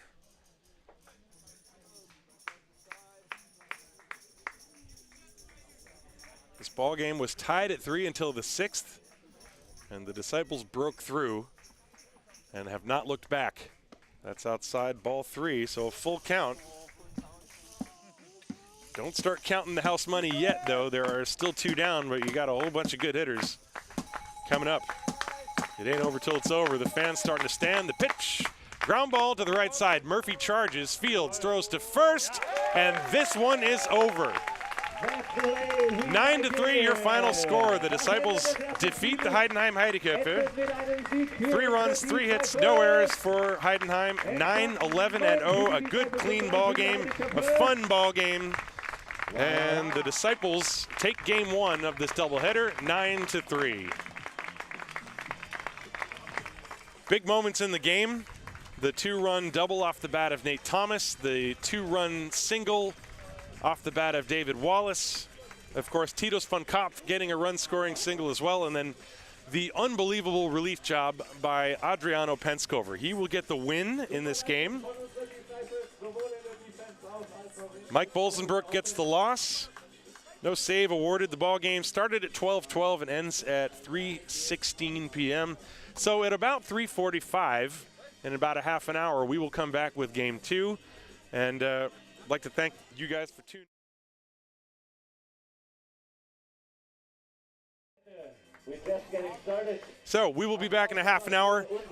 So I'm going to leave the stream on. Come on back and join us for game 2. Final score of game 1, the Disciples 9, the Heideköpfe 3.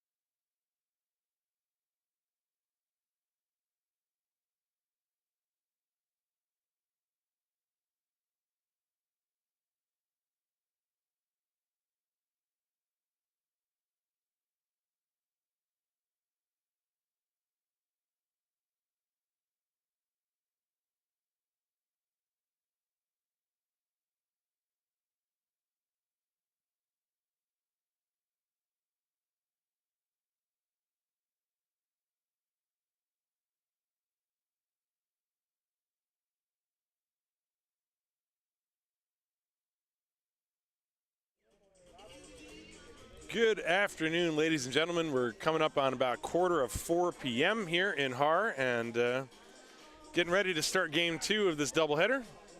Thought I'd take you a little bit inside the broadcast booth here. As you see, just a lovely atmosphere, a lot of fans from the Disciples and also from the Heidenheim Heideköpfe here. The Haar Disciples winning the first game by a score of 9-3 over the Heideköpfe. And they have, with that, actually jumped over them into second place in the Bundesliga South. And here's a little look at what I see. This is what I'm working with here. You see my horrible handwriting on the scorecard. Can you even read those names? Murphy, Thorpe, Thomas, Patrice, Dinsky. Game 2 is always much messier than game 1. Here's what game 1 looked like. Not going to say it wasn't messy. This is the Heideköpfe side. This is the Disciples side. And in there you can see my replay machine. That's where the broadcast is run from. Here's my camera switcher. That's the center field camera, that's the outfield camera, and that's the one you're currently looking at. Then we've also got my mixer, got my internet connection, and the cameras, one of the tripods, I forgot to bring the mount that the cameras go on. Anyway, that's all time-killing stuff for you. You can see the meeting at home plate is taking place. The handshakes have been completed, and game 2 is getting ready to start here. And we have another thrilling ball game coming up for you. The Disciples, I mentioned, they won the first game by a score of 9-3, rather decisively, behind the unexpected, incredible relief pitching of Adriano Penskover. Without him, there would have been no chance in that game, as the Heideköpfe were poised to take a big lead and carry it on through, but Penskover came on and threw a blanket on the whole thing. And now the Disciples will take the field, and they're going to use another young pitcher to start this ball game, and that is the right-hander Daniel Wolf. Daniel Wolf, he got his first taste of Bundesliga action several years ago when he was really, really young. I'm not sure what his age is now, but he can't be much more than 20, and you can see right there his fastball has grown quite a long time. And hey, Toby, how you doing? Nice to see you. Hope you guys are doing well. What an afternoon. It's been absolutely beautiful here in Haar. We've had a big crowd. The Heidenheim fans, they always show up with their noisemakers, which in turn forces the normally very subdued Haar fans to answer and make noise of their own. And it really made for a nice atmosphere in game 1, which, by the way, was tied at 3 until the 6th inning. And the Disciples put up a 3 spot against Mike Bolsenbrook and then tacked on a couple more later on and eventually won it 9-3. But game 2 is a whole new ball game, literally. That's not even a turn of phrase on that. And Daniel Wolf, you can see he looks to be pretty amped up. And last time I saw him pitch, I was impressed. It was a very short stint, but he looked very good. And now, let's see what he can do against this lineup, the Heidenheim Heideköpfe. It's going to start with Philip Schultz, the shortstop, leading off, and then Drew Janssen, the second baseman, will bat second. Sean Larry playing right field, he bats third. Gary Owens in center field batting fourth. Sascha Lutz, even after that collision, he's back out there playing left field and batting fifth. Simon Göring, second straight game as designated hitter, batting sixth. Yannick Walter, the catcher, bats seventh. Semi Sopotalo is going to play first base and bat eighth. And Simon Liedke, the third baseman, will bat ninth. By the way, it's not only the Disciples that have a young pitcher on the mound with Daniel Wolf. It's also Klaus Eckle in the Heideköpfe. They're going to the right-hander Luca Herger. And so it's a battle of the young bucks between Daniel Wolf and Luca Herger, and we are ready for game 2. It's about 10 minutes before 4 p.m., and Daniel Wolf coming in with his first one. And it is low for a ball.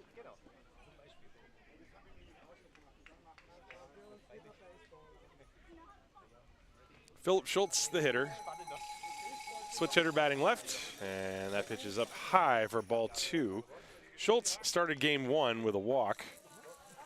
Later walked again, but otherwise was 0 for 3.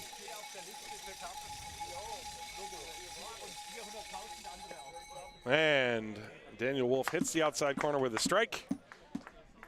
And here we go. Toby, I see your question. Penskover came on. And that one just missed outside. 3-1. A couple of close pitches there. In game one, the game one starter for the Disciples was Daniel Jager, and he walked 4 in the first inning and then was removed. So Penskover came on with the bases loaded as this pitch is in there for strike 2. 3-2 now, the count on Philip Schultz. Adriano came on and struck out the first batter he faced, which was Mitch Franke, with the bases loaded. Then he walked in a run, and then he retired the side, and then he basically cruised through the next 4 innings or so. Just missed the inside corner as Philip Schultz draws a walk. Daniel Wolf.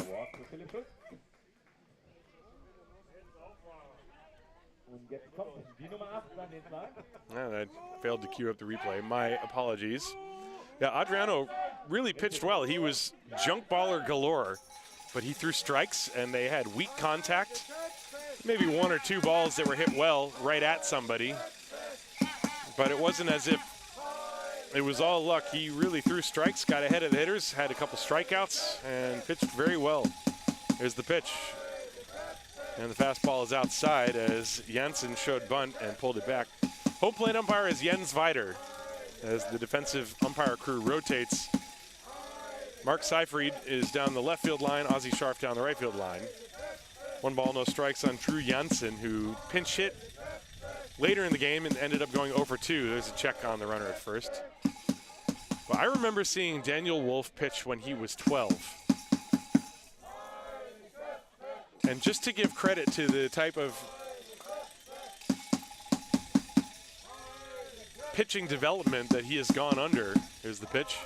There's a high fly ball, deep left center field. Dinsky drifting back, makes the catch. And Schultz, who had gone all the way to second base, has to race back. That was a long fly ball off the bat of Drew Janssen, but it was caught by Dinsky in deep left center field, so there's 1 away. Just want to finish my thought on what I was saying about Daniel Wolf. I remember seeing Wolf pitch. Well, I guess he was 12 or 13, so I should know how old he is then. This was when Ryan Bollinger was pitching for the Disciples, so about 5 years ago.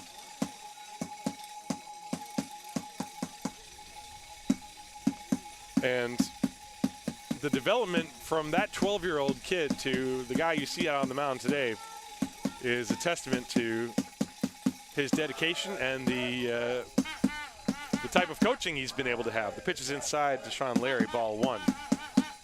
Sean Larry batting 3rd in this game. He batted 4th in the first game. And it was 0 for 2 with 2 walks. So the Heideköpfe fans, it's not as if they forgot how to play drums in between games. Sean Larry takes his strike on the inside corner. 1-1 the count to him. Daniel Wolf, clearly his 1-1 the count to him. Daniel Wolf, clearly his fastball has a heck of a lot more on it. And so pitching against a team like the Heideköpfe. There we go, it's like Youth Day here. And actually it's Father's Day. And a check again. Wolf is firing. He's firing his fastball to first base also to check the runner Philip Schultz, who did, by the way, steal 2 bases in game 1. Die Frage habe ich gesehen, kann man kennen, wie schnell der Ball ist? There's a ground ball to Murphy. He lost the handle on the ball and everybody is safe. Murphy got a little ahead of himself trying to go for the 4-6-3 double play. And that's an E4. Sean Larry is aboard. So Schultz to second, Larry to first. There's 1 away now, Gary Owens. Answer the question that I saw in the chat from Alex. Kann man kennen, wie schnell der Ball ist? Ich habe hier keinen Radar-Gun. Kann man schon. Aber hier oben habe ich keins. Aber ich schätze mal, dass der Daniel Wolf wahrscheinlich ungefähr 86, 87 vielleicht mit seinem Fastball trifft.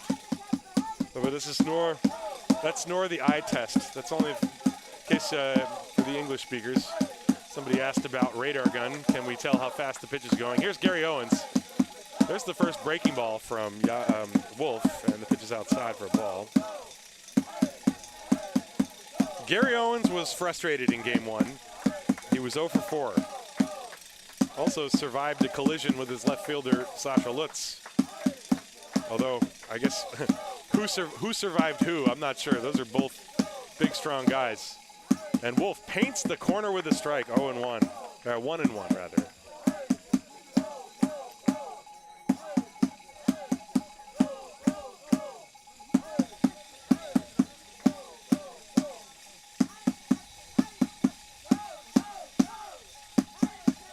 One and one to Owens, first and second. One out the pitch. Breaking ball, strike two. That was a beauty from Daniel. Yeah, Wolf really showing some good stuff here. And the main thing you want to see, just like I said in game one, come in there and throw some strikes. He walked Schultz, although there were some very close pitches in there. Breaking ball, fly ball, right center field. And that ball is high off the wall. That was absolutely crushed. Around third, coming home to score is Schultz. Right behind him is Sean Larry. And Gary Owens has tripled deep to right center field. And it is 2-0 Heidenheim. Well, as soon as that ball was hit, I actually watched the outfielders, and Van Kopp went back as if it was going to fly out of the ballpark. And Dinsky had to chase it. The ball ricocheted high off the wall, and then Dinsky had trouble picking it up right away. So Heidenheim leads 2-0. I'm going to put that in the book as a triple. Gary Owens hit that ball a long way to right center field. And you got to tip your cap. Hey, you know, Daniel Wolf, a young pitcher, he didn't walk him. He made him hit it. Gary Owens. No, he's going to get hits. Here's Sasha Lutz, takes a fastball high and outside, ball one. The one thing you want to avoid, obviously, if you're a young pitcher, and it's hard to put yourself in the shoes of one, of course, but Wolf looks very amped. He is obviously excited for this start. You don't want to run out of gas by expending too much energy. The pitch is high, 2-0. And that's just something that is a human reaction.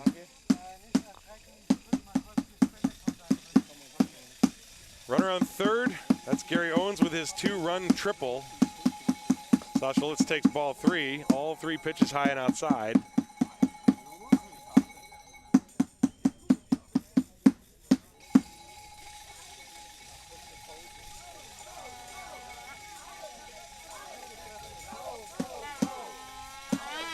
And Lutz taking all the way, and that one is a strike, 3-1.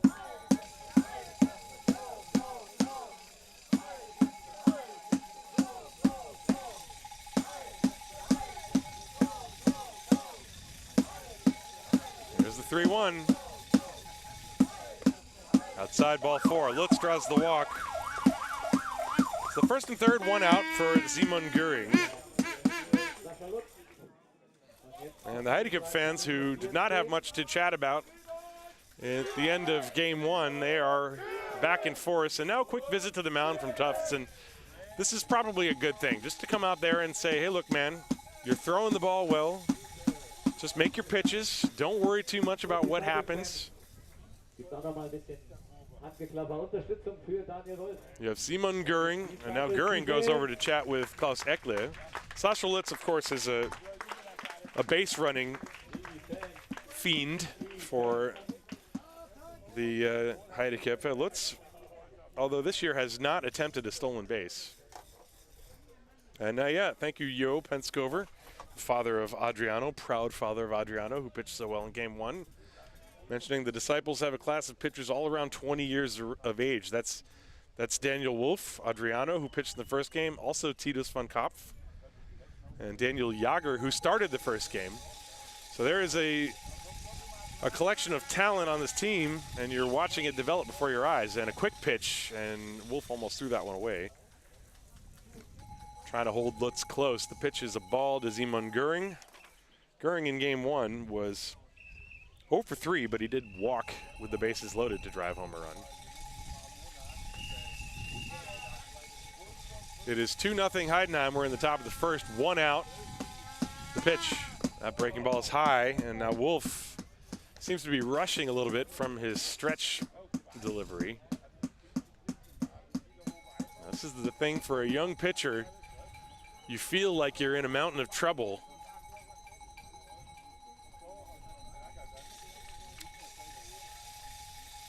And to stay mentally strong, and again, he fires the fastball over to first base to check on Lutz. First and third. Owens, the runner, is at third. Lutz, the runner, at first.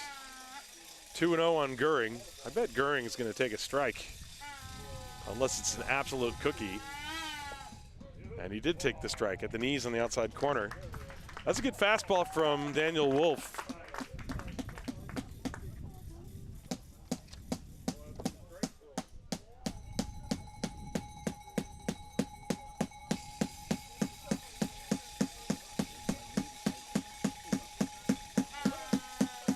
Runners lead first and third. One out, the pitch. And Goering shows bunt. The breaking ball just missed. Well, Wolf has just missed on quite a few pitches. So even on the walk to Philip Schultz, there were some borderline ones in there. Not saying that he didn't miss, I'm just saying that's sometimes the difference between a great inning and a jam, which is where he currently finds himself. Lutz off first, 3-1 the count. Owens off third. And he squares the bunt and fouls it away for strike two. The count now 3-2. By bunting on 3-1. Okay, interesting. Now, remember when Tufts went out to the mound to talk to Wolf, Klaus Ecklet and Goering had a little discussion.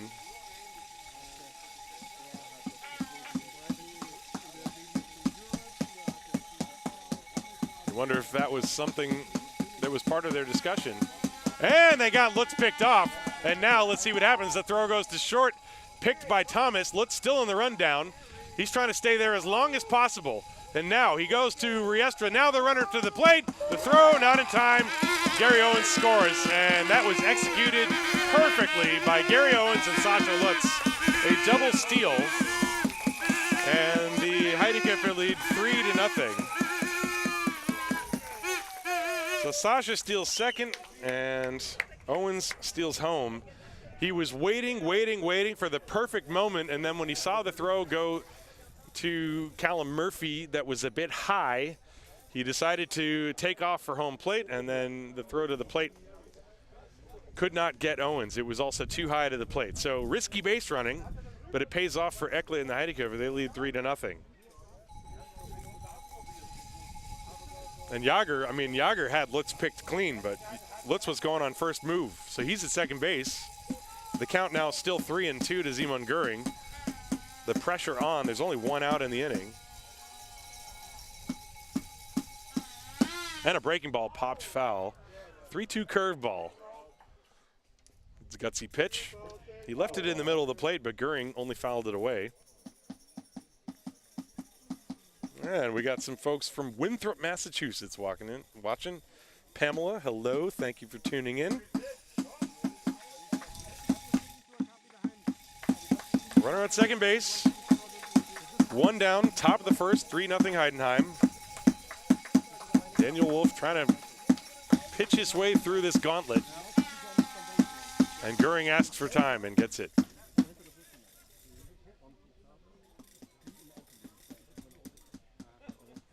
Well, it is a difficult thing for a young pitcher like this to stay so mentally strong as to put up with the shenanigans like a late time call and the base running and a pop-up. Foul ground. This will stay playable for Patrice. He's got it for out number 2. Lutz tags up and tries to draw the throw. And, in fact, he does. And a good play by Riestra to back that up. That was probably not a wise decision to make the throw. However, Goering is out number 2, and that's an excellent battle by Daniel Wolf to get that out. With all the base running and the full count and the squaring to bunt and attempted blah, blah, blah, blah, blah, through it all, he gets Simon Goering out of pop-up. And so 2 away for Yannick Walter. This game has a similar vibe to the first one so far. The pitch curve, and that's a beauty. Strike one. Walter in game one had a walk, a sac fly, a line out, and a ground out, so he was officially over 2.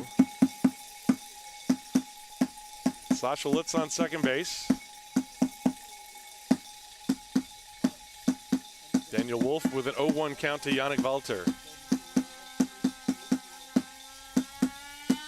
And this breaking ball hit him. And so a hit batter as that one got away from Daniel Wolf, and so 2 on. It's a breaking ball with nothing on it. And that'll bring up Sammy Sopotalo. So Sopotalo did not play in the first game. Comes into this game hitting 200, 3 hits and 15 at-bats. He's got power though. One of his hits is a home run.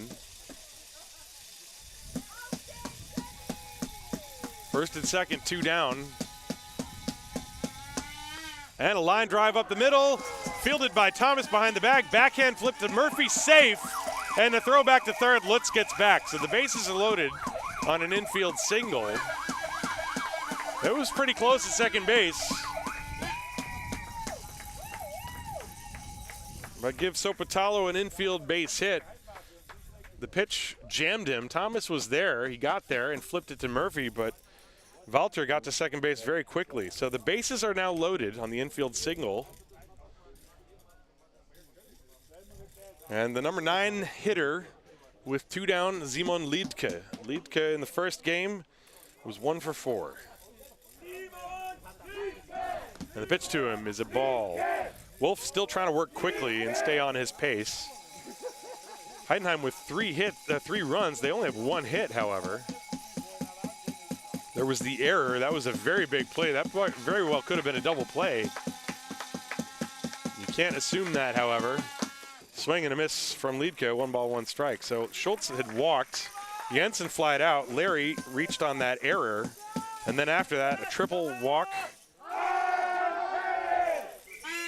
a pop out, and a hit batter, and a single. Ball popped up, foul ground off to the right, giving chase Patrice right up against the fence, and it's just out of his reach. It was up against the net. He leapt up against the fence to try to grab it, and it was maybe a couple of inches beyond his reach. And is he okay? He is down on the ground. I can't see him. He is apparently writhing in pain.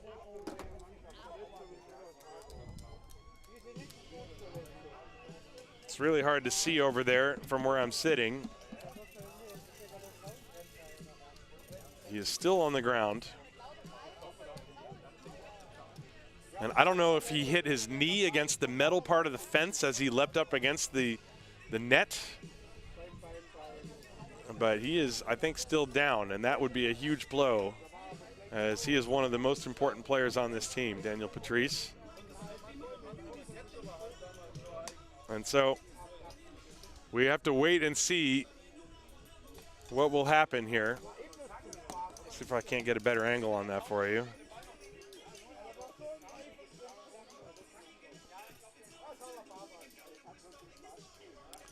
I believe he's still on the ground. I can't tell. It was a fly ball. Let's take a look at this on the replay, if I can see what happened. Although it's going to go out of the screen for sure. Liedtke fouled it off. You see Patrice go running out of your screen, and then what happened after that was the ball was just up against the boundary. And the way the fence is down there, you see that there's this metal fence. I'm going to zoom in on it. And then above it, there's a net. And Patrice leapt up. I could see his glove hitting the net beyond where the dugout is there. But I'm assuming he must have jammed his lower body somehow into that net. And you see he's still sitting on the ground. So he's being tended to. Boy, that would be an absolute devastating injury for the Disciples and Daniel Patrice.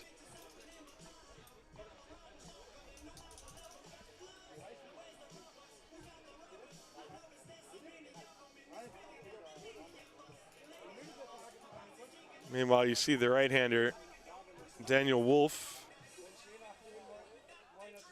trying to remain composed. You can see the talent that he has in his right arm. And sometimes you got to go through the fire. But meanwhile, the concern still lies with Daniel Patrice, who is still on the ground over there. I apologize for the shakiness of the camera. In fact, why am I using the handheld camera? Let's go to the camera that's on the tripod here. Let's see if we can't get a better view.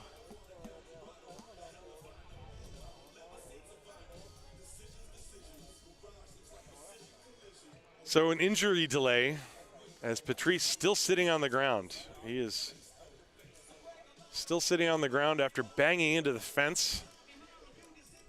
It's a metal fence. That thing does not feel good when you run into it. That much I can attest to. Just to recap what's happened in this inning so far. Philip Schultz walked, then Drew Jensen flied out. Sean Larry hit what should probably have been a ground ball double play, but Callum Murphy made an error, and Daniel Patrice is going to be helped off the field, first of all. So this is not a good sign.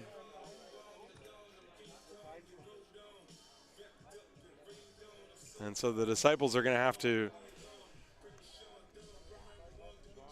go to the bench, and you really hope he's okay, but that does not look good as he's sort of struggling to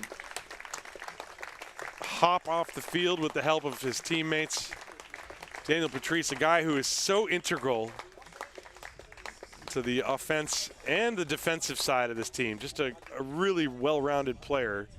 Now he looks like he's starting to take some steps, so perhaps not as serious, but I'm not going to speculate on that at all. You just got to hope that he's okay. So the Disciples are going to have a new first baseman. And it's going to be David Wallace. So Wallace comes into the game to play first base. Meanwhile, Wolf gets to throw a few warm-up pitches. Well, that leaves a huge hole in the Disciples lineup, but that's how it works. You have to keep on going. So now the count is 1-1 on Simon Liedke. There are 2 down, and the base is loaded. And the 1-1 breaking ball, he swung at it. Good block by Thorpe, and the count 1-2.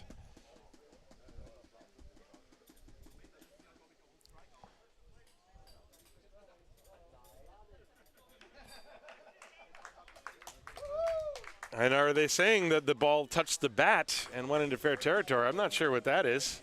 Maybe that was not strike 3, that was strike 2 by my count. But the Disciples are walking off the field.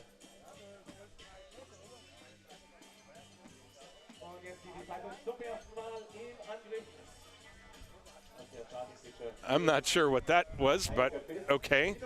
The inning is over. I have no idea what that was.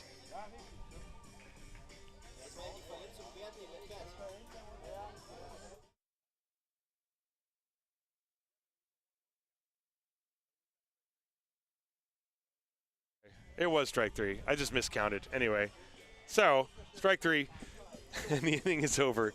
It's a good day.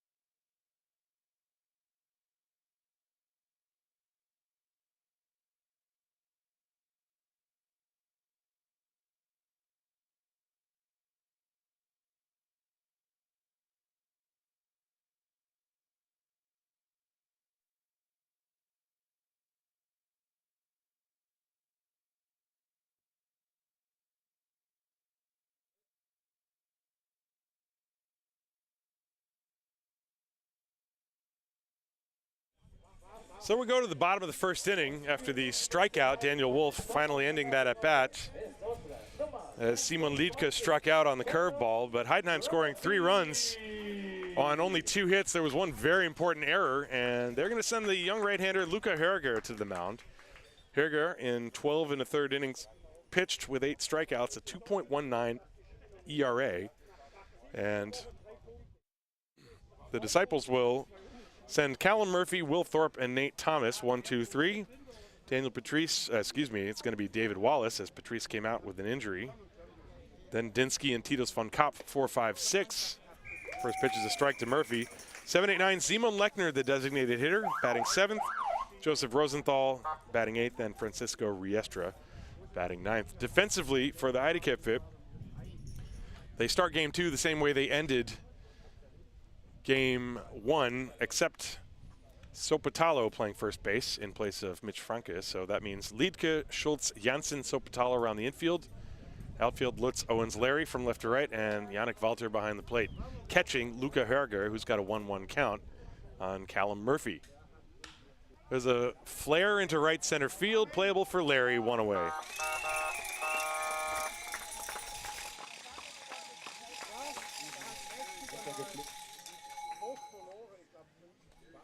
So, 1 down, and now Will Thorpe will step up to the plate.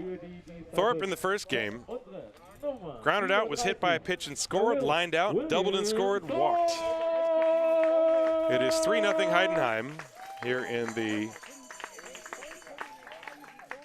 bottom of the first inning of game 2. This game started at about 10 minutes prior to 4, but we had a bit of a delay in the last inning after the injury to Daniel Patrice, who had some sort of injury to his right leg as he ran into the fence chasing a foul ball. Thorpe bounces one foul towards the Disciples' dugout, strike 1.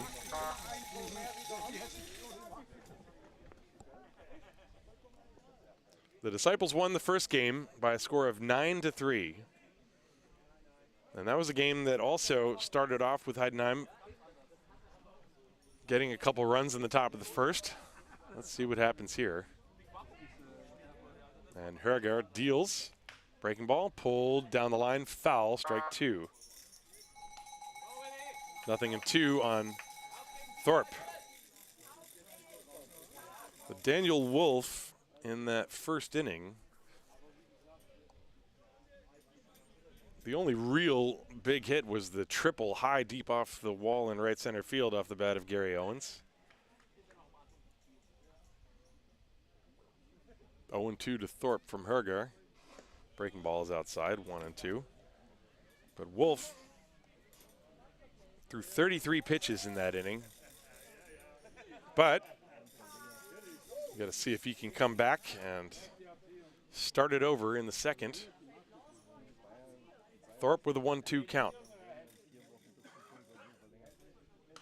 Fouled away, and the count remains 1-2. Foul ball.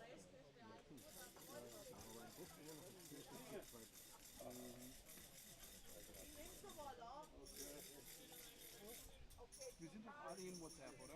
Eigentlich haben wir eine WhatsApp-Gruppe, weil mit Neid und Chan, die haben nur WhatsApp. 1 ball, 2 strikes. Ja, eine große Gruppe für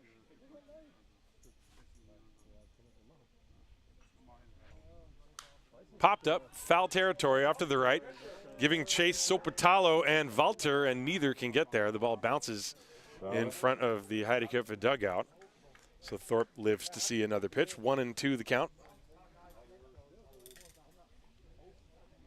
On a breezy afternoon here in Haar. Beautiful day.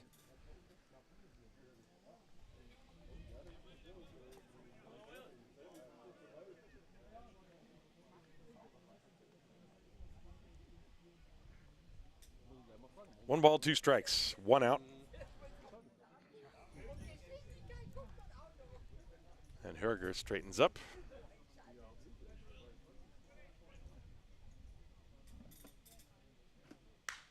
Fly ball, center field, Owens. Started back, now he's drifting in. And he's got it for out number 2. That'll bring up Nate Sean Thomas. Thomas in the first game had quite a day. He drove in 5 runs, a single, a double, and a sacrifice fly. Ladies and gentlemen, I proudly present you. And then he also flied out a couple times.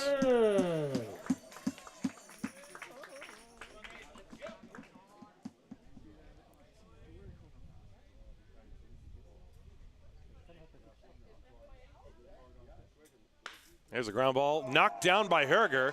It trickles behind the mound. He picks it up, throws to first, not in time. Nate beats it out. That's an infield single. And he's on with 2 down. And now this would have been Patrice's spot in the order, and it's going to be David Wallace instead. As Patrice coming out of the game after he collided with the fence, chasing a foul pop-up in the top half of the inning, so he will not even get an at-bat in this game. So David Wallace, who in the first game had a, let's see, what did he do? Looking at my scorecard. He did have a base hit, right? He had the base hit to drive home 2 runs. That broke the 3-3 tie and proved to be the 2 game-winning runs. Thomas off first base. He is a threat to run, although right here he's not going. The pitch is swung on and missed by Wallace.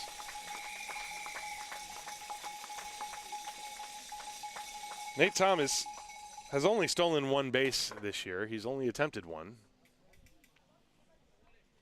But that's generally part of his game. And Herger knows that, gives him a long look over there. Comes to the set. 1 strike to count to Wallace. Runner not going. The pitch low and outside, 1-1.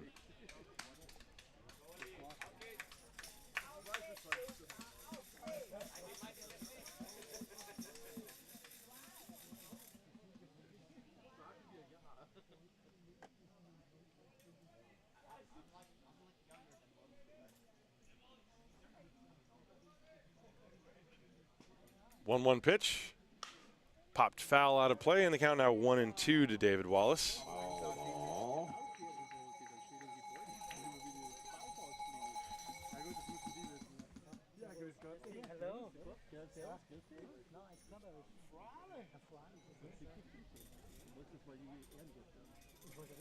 One ball, 2 strikes to Wallace, with Nate Thomas on first base. Now with 2 strikes, you might see him take off, and Herger, thinking along the same lines, throws over there.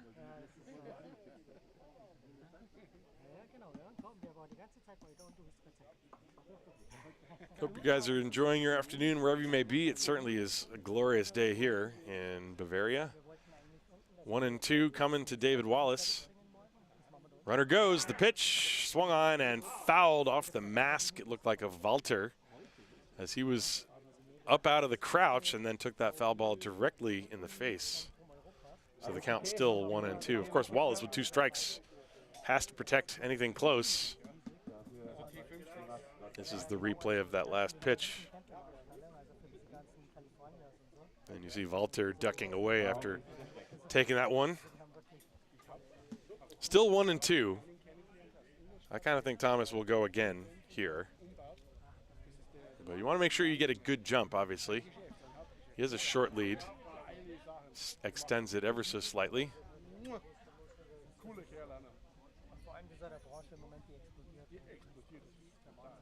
And time. And Thomas was also not going on that anyway. That pitch does not count. 1 ball, 2 strikes. Luca Herger trying to get through the first inning and hold the 3-run lead. There's a swing and a miss, and Wallace strikes out. The inning is over. No runs. 1 hit, no errors, 1 left. We go to the 2nd inning here in Game 2. Heidenheim 3, Haar 0. Haar Disciples Baseball präsentiert von der Brauerei Wildbräu.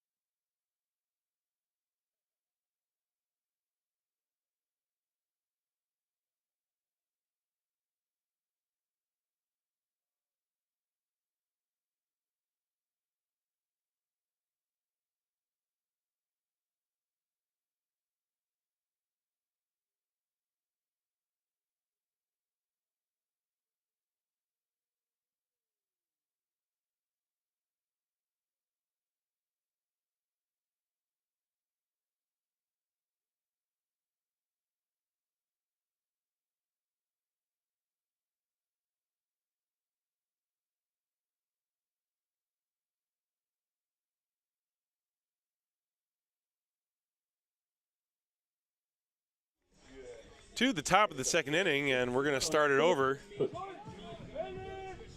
the same way we did in the first inning with the top of the order, Philip Schultz. And Daniel Wolf going to try to do a do-over here. See if he can do a little better this time around. And there's a swinging strike. That's already an improvement. He walked Schultz to start the first inning and then got a pop-up and then what should have been a double play ground ball. But instead it went error, double, walk, and then a fly-out, a hit batter, a single, and then an injury to Daniel Patrice chasing a foul ball before Wolf finally struck out Simon Liedtke to end the inning. Schultz bunts through it. That's strike two. Wolf, however, the stuff looks good. And so you figure there's at least the possibility he could bounce back. Young pitcher facing one of the most experienced Bundesliga lineups. 0-2 to Philip Schultz. And the fastball missed outside. 1 ball, 2 strikes. After Schultz, it'll be Drew Jansen and then Sean Larry.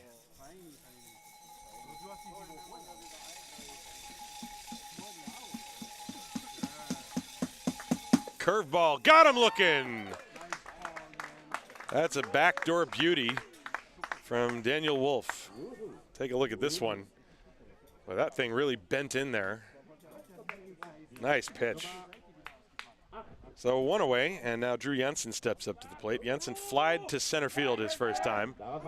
It was a pretty deep fly ball, but a lot of room out there, and David Dinsky can cover it, and he did so. Give a shout out to Dr. No Skills, who was here for game 1 and is now at home admiring my amazing pronunciation of Brauerei Wildbräu. Curveball just missed low to Jansen. 1 ball, no strikes.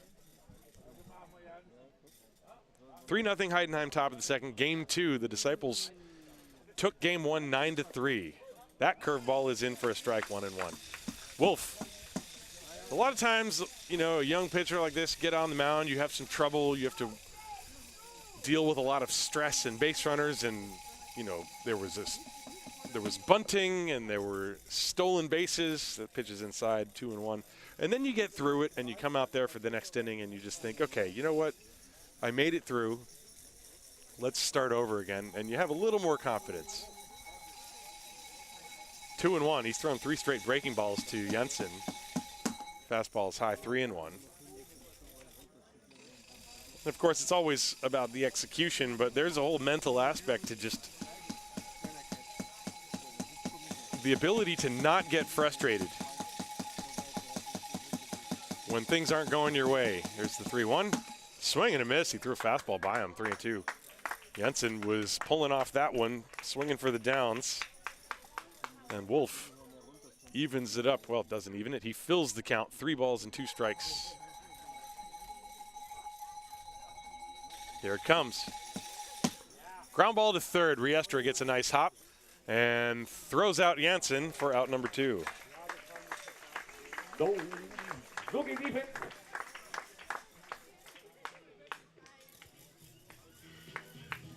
And that's what the Disciples want Daniel Wolf to do. Come in, throw strikes, make them put it in play, let your defense do the work.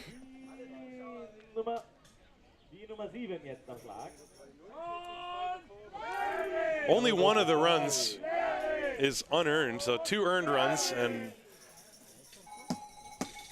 that was because of that error on the possible double play ground ball. Now Sean Larry steps up. He hit that ground ball. Eventually came around to score. Left-hand hitter with power, and the fastball's high and outside. 1 ball, no strikes.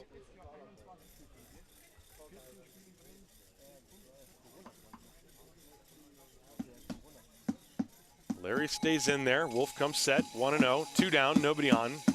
Top of the second, popped foul behind the plate. That's strike 1. Foul ball. When the ball goes into those trees, you just never know where it's going to come down. Sometimes it hits a branch and goes straight down. Sometimes it rattles around like a plinko. Which was, by the way, my favorite game from Price is Right. 1 ball and 1 strike. Swing and a miss, strike 2. Good fastball from Wolf.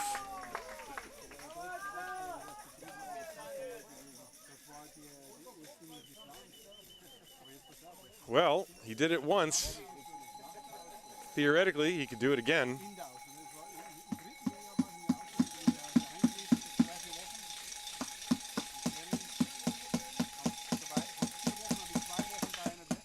Hit in the air to deep center field. Dinsky going way back. It's going to be over his head, and it's going to go all the way to the wall. Dinsky hustles it down, fires it in. His throw goes to Thomas, who loses it off the glove, and that's a triple for Sean Larry. That ball was whacked. So that's 2 triples in the game. Sean Larry absolutely crushed that ball. That's a home run in Heidenheim, without a doubt, as was Gary Owens's. But in this ballpark, to get one, well, they used to put that fence in center field. I think that ball might have gone over it had they had it. However, it's not there, so you got to run all the way out there and get it about 450 feet away. And Thomas Patrice writing into the chat, Daniel collided with the fence and had to be removed from the game. He injured his leg. So in case you're wondering why Daniel Patrice is not in the game, that's why. The pitch was a ball to Gary Owens. Owens tripled to deep right center field. Runner on third with 2 outs. Outside, ball 2, 2-0. Well, this is a big batter.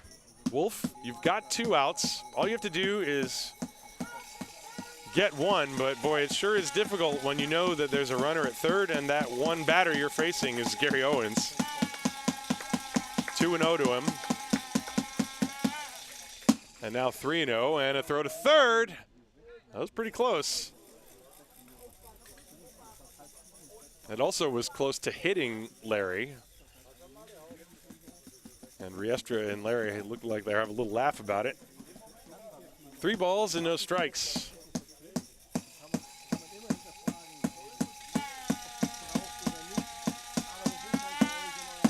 And Owens, who I'm sure had a green light, was taking anyway and took a strike. On deck, Sasha Lutz. Runner on third, 2 down. Second inning, 3-1 on Owens. And a ground ball to short. Thomas fields it, throws to first and gets him. So good job by Daniel Wolf to strand the runner at third. No runs, 1 hit, no errors, 1 left. The triple by Sean Larry. We go to the bottom of the second inning here in Haar. It is 3-0 Heidenheim in game 2. This ball game brought to you by the Brauerei Wildbräu. Let me tell you, the more of those I have, the harder that is to say. Waka, waka, waka.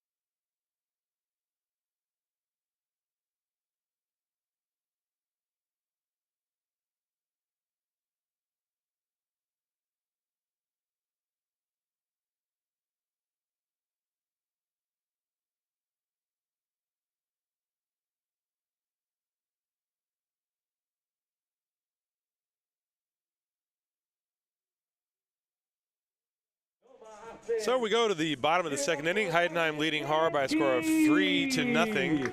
They scored 3 runs in the first inning. The big blow, the triple off the bat of Gary Owens.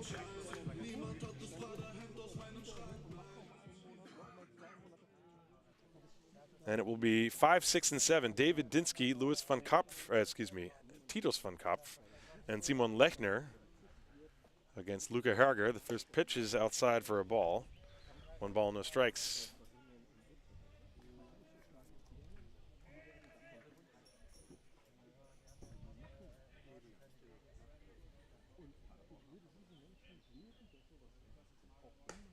And that one is high. Dinsky, by the way, in the first game, had 2 sack bunts and then a single and a run scored and a ground out. So he was officially 1 for 2.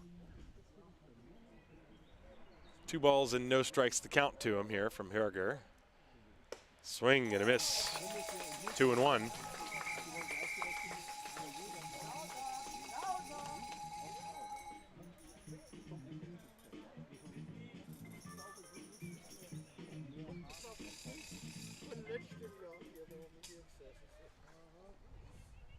And the pitch, that's outside. 3 balls and a strike.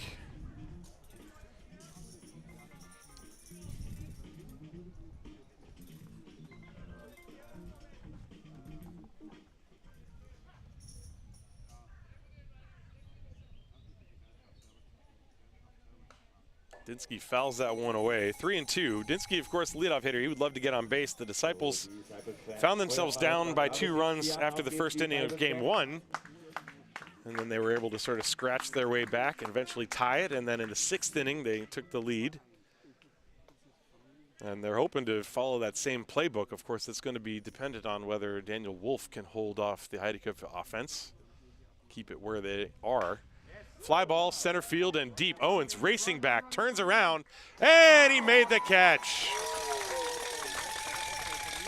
That was not easy. The ball hit right at you. That's the hardest ball for an outfielder to catch, especially in center field. You don't have any angle off the bat, and Gary Owens chasing that ball down in deep center field. I mean, there is a lot of real estate out there. And he went straight back and then decided to turn around and go over his left shoulder. And then the ball hit the heel of his glove and nearly popped out, and he was able to snag it in the webbing. So Dinsky flies out, and Titus von Kopf looks at a first pitch strike. This is a unique ballpark in the Bundesliga. A lot of the other teams have relatively small outfields. This one, this is like the Kansas City Royals of the Bundesliga. We got a lot of real estate out there, or actually Coors Field. There's a little tapper foul. Straightaway center field is something like 450 feet, and the fence is about 50 feet high. So believe me when I say I don't think anybody's going to hit it over that fence in center field, unless it's a golf ball. 0-2 on Titus von Kopf.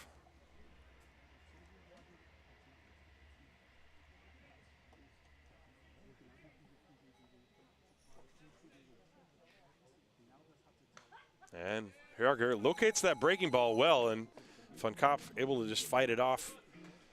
You know, Herger, he's one of those guys, he comes set and then he takes that deep breath. Just a very relaxed demeanor on the mound. And you see that with a lot of pitchers, also in the big leagues.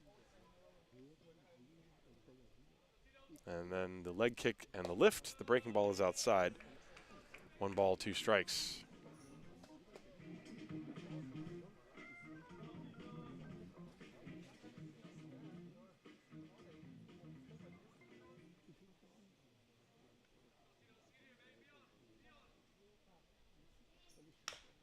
Little tapper up the third base side. Going to be a tough play. Liedtke on the run, throws, not in time.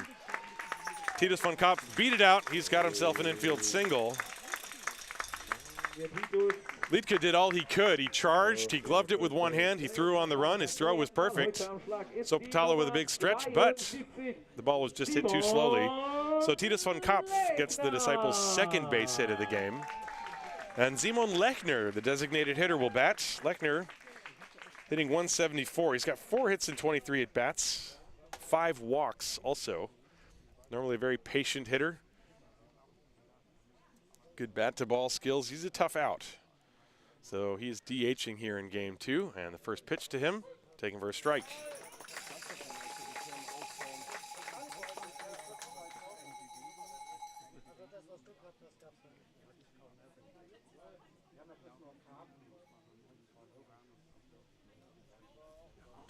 One out, we're in the bottom of the second. And a ground ball to the hole. That is through for a base hit. Von Kopp taking the turn. He's going to head to third, and he will make it. First and third, as he nearly collided with the third baseman, Simon Liedke, on his way. So Simon Lechner with a base hit, and the Disciples getting pesky again. They have runners on first and third for Josef Rosenthal. Take a look at this pitch again from Herger. It was down. Lechner just sort of rolled it into the hole. And you see Titus von Kopp nearly stumbling as he made it to third base. So Rosenthal now the hitter, first and third. Rosenthal in the first game was 1 for 4. Had a very important single off of Bolsenbrook.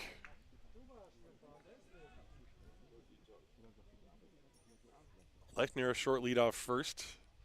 And the pitch. And the bunt is popped up, and it lands. It's a foul ball. Boy, I think they let that ball land on purpose, it almost looked like. If they catch it in the air, obviously he's an out. Looked like maybe Walter didn't see it right away. Let's watch this on the replay. Odd that it wasn't caught in the air. Well, I guess they couldn't get to it. That's a break for the Disciples. A, that it was not caught, and B, that it was a foul ball. Well, the Disciples have been playing little ball. Even when trailing by 3 runs, I mean, in the big leagues you would never do that, but here, you just keep the pressure on, and it can work. First and third. 1 strike on Rosenthal. Let's see if they put on any kind of a hit and run or something. Rosenthal asked time and did not receive it. The pitch is a strike. And the count 0-2. Now the umpire does not have to grant time. And Herger, with a little quick pitch to the plate, got it in there, and Rosenthal let it go by. So the count 0-2.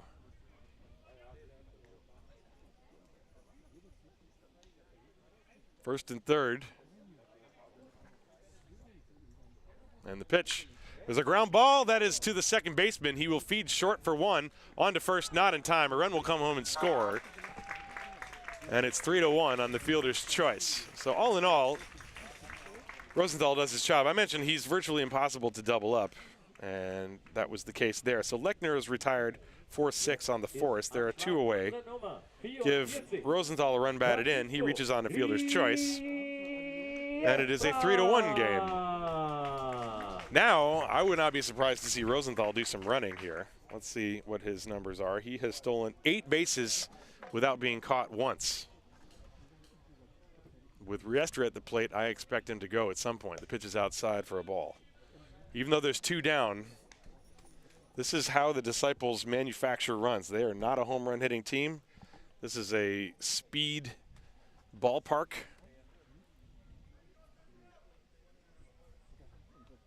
And a check on him. He dives back. He's in. As clearly Herger is thinking along with me. 3-1 is the score. We're in the bottom of the second inning. The Disciples trying to scratch their way back into this one, the same way they did in the first game. Rosenthal not going on this pitch, and it's a strike. 1 ball and 1 strike.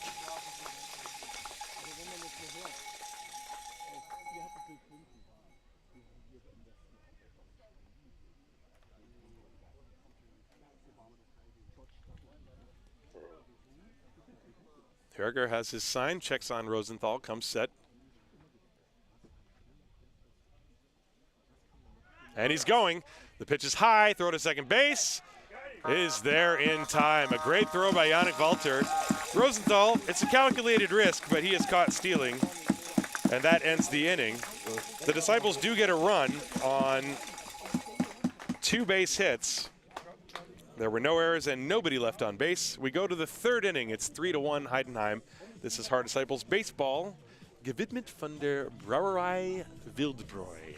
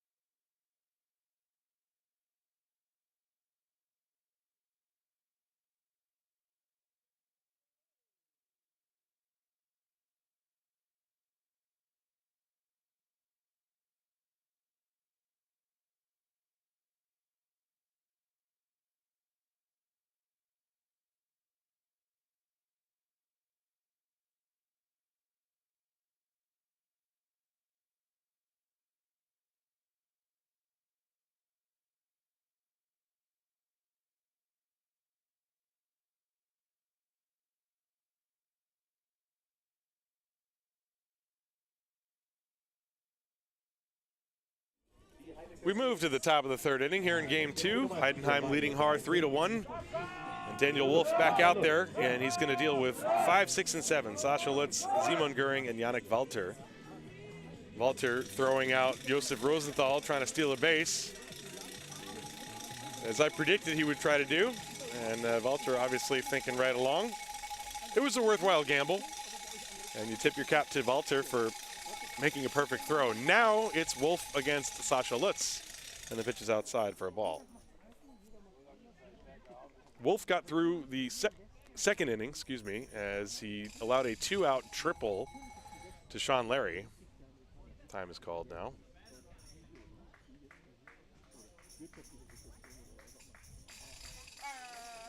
The 1-0. Breaking ball missed inside, 2-0. That is now 54 pitches for the young Daniel Wolf. And Disciples are hoping he can have a couple of economical innings, maybe get them through the 5th. But we will see. There's a swing and a pop-up, left side, drifting towards the line. A long run for Rosenthal, and it's Riestra who makes the catch. Boy, that was a tough play. He made the catch with his back to the infield. And the wind blew that ball back towards the foul line. It was indeed a foul ball, but that is an excellent defensive play by Francisco Riestra for the first out. You see it being chased by Thomas and Riestra and Rosenthal. So 1 away. The Disciples really have flanked their team with excellent defenders. They can cover a lot of ground. Simon Göring now, he popped to first base his first time. And a check swing, didn't mean to. The ball rolls foul into the Heideköpfe dugout. That's strike 1. Fastball riding up and in.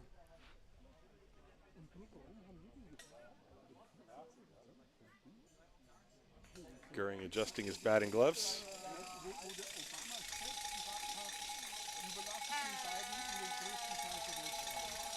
Down to 1 strike.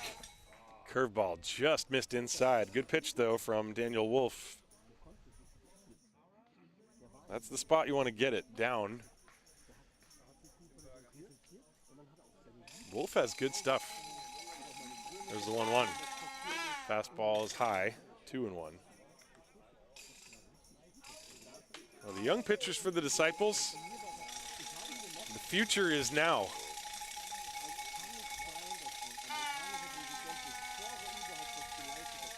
2-1 to Göring.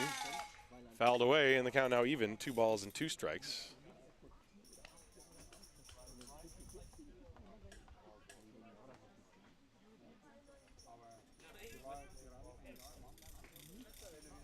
Yannick Walter waiting on deck. We're in the 3rd inning, top half, game 2. On a lovely Father's Day here in Germany. 2-2 pitch coming. Curveball fouled away. Göring had a good cut. There is some activity in the Heideköpfe bullpen.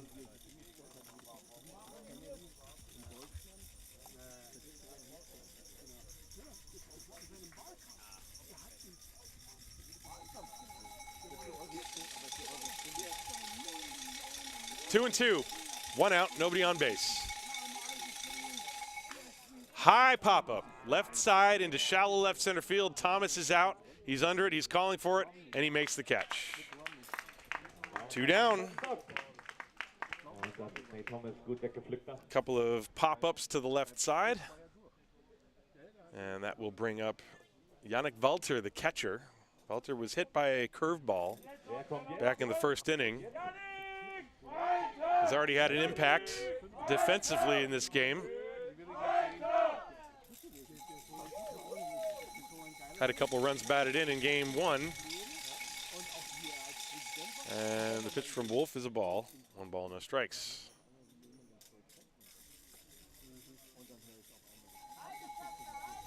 Heidenheim scored 3 runs in the 1st. This one is upstairs, ball 2. Gary Owens with a 2-run triple. And then Sammy Sopotalo with an RBI single.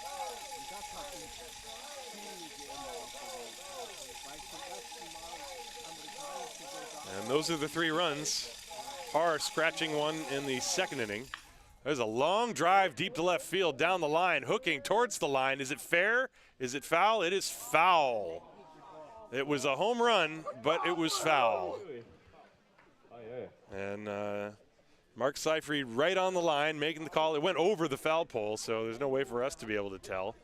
Certainly had the distance, but it's a long strike. Yannick Walter showing some power. Yanked that pitch that was inside, and he knew it was either going to be gone or foul, but it's a foul ball. So they count 2-1.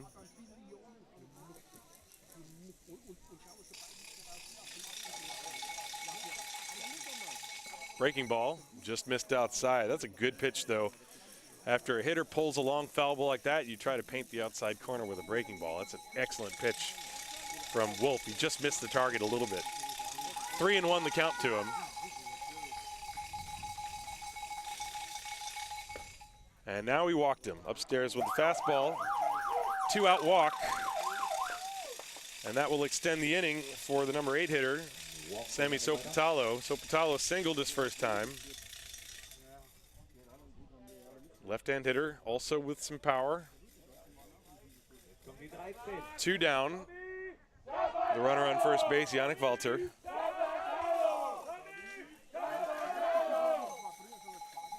Fastball inside. Thorpe that time had set the target up away and had to reach way across and stab at the ball to grab it. 1 ball, no strikes. Sopotalo. Walter on first base. A very short lead. He's not going. The pitch is high.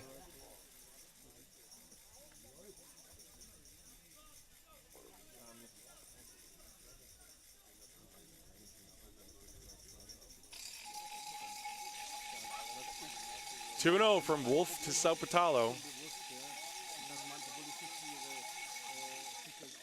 There's a strike on the inside corner, and the count 2-1.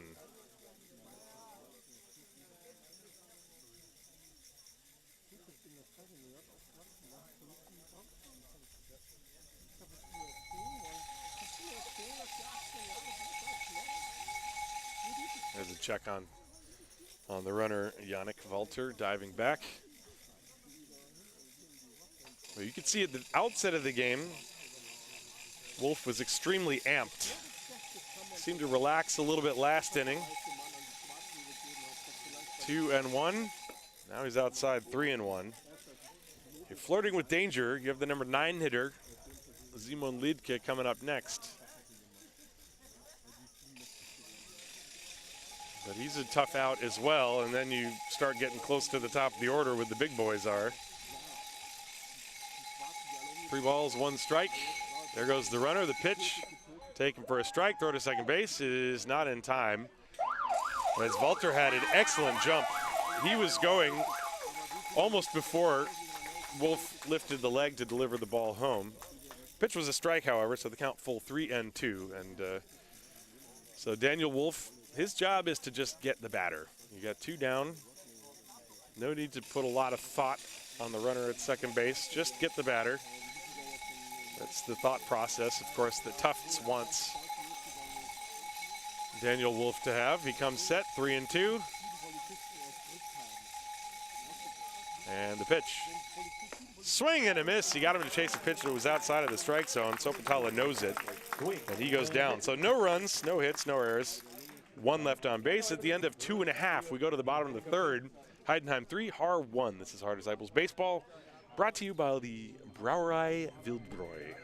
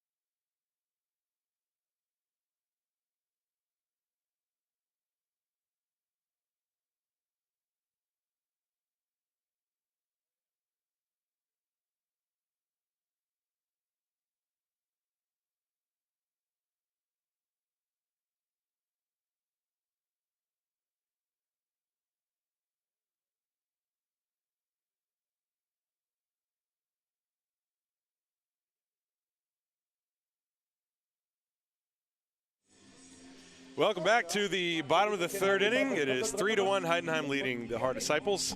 Luca Herger back on the mound, and he will deal with 9-1-2. Francisco Riestra was at the bat when Josef Rosenthal got caught stealing, so he will get a do-over with his at-bats. And Herger will deal with 9-1-2, Riestra, Murphy, and then Thorpe. The Disciples got a run on 2 hits last half inning. And the pitch is a strike from Herger. Luca has looked pretty good. He's been throwing strikes. He's got a good curveball. He's been very composed out there and very calm. Riestra, 0-1 to him. This is now his official first plate appearance in the game. That breaking ball is low. 1 ball, 1 strike. Riestra in the first game had a single, a walk, sac fly, and a ground out.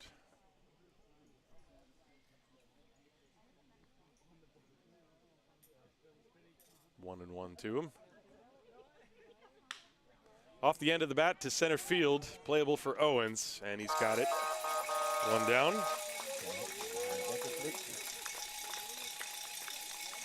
Gary barely had to move for that one, and he makes the catch. So now Callum Murphy, the top of the order, and we will see what the Disciples can do the second time around against Luca Herger. Murphy hit a fly ball to right field his first time. 3-1 Heidenheim. We're in the bottom of the third inning.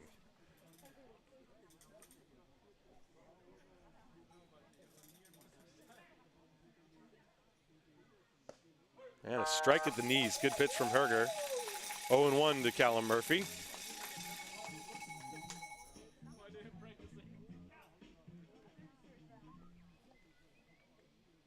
And the right-hander straightens up. Here comes the 0-1. Swing and miss, 0-2. Boy, Murphy, when he gets a fastball in that zone, he likes to let it fly. He's not a guy who swings like that all the time, but every once in a while you got to let it rip. And that's the one that he tends to do it on, at least today. He did that earlier in the game, or earlier in the day, rather. And that one right on the corner, strike 3. So Murphy looking for something else, and he will go back to the dugout. 2 down here in the third. That'll bring up Will Thorpe. Right to the glove. Take a look at that. Murphy knew it. So 2 away, and Thorpe, who flied to center field his first time, will step up to the plate. It is 3-1.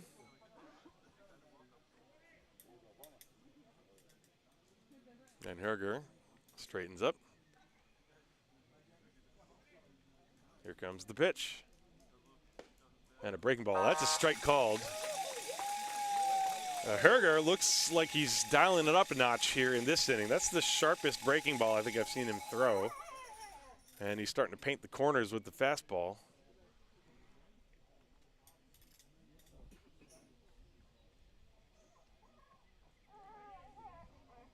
Oh and 1. 0-2. That's that breaking ball again. You can see he's starting to feel it. And now, if you're Thorpe, are you looking for that breaking ball, or you figure he's going to try at least one high fastball on you? And Herger came set and then stepped off.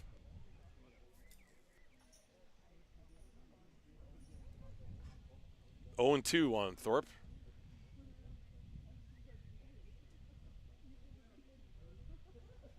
And he struck him out. Looked like a little slider. It wasn't quite the big breaking ball that he threw before, but either way, he gets the result he's looking for. 2 strikeouts in the inning for Luca Herger. As we go to the fourth, it is 3-1 Heidenheim. Haar Disciples Baseball is brought to you by the Brauerei Wildbräu.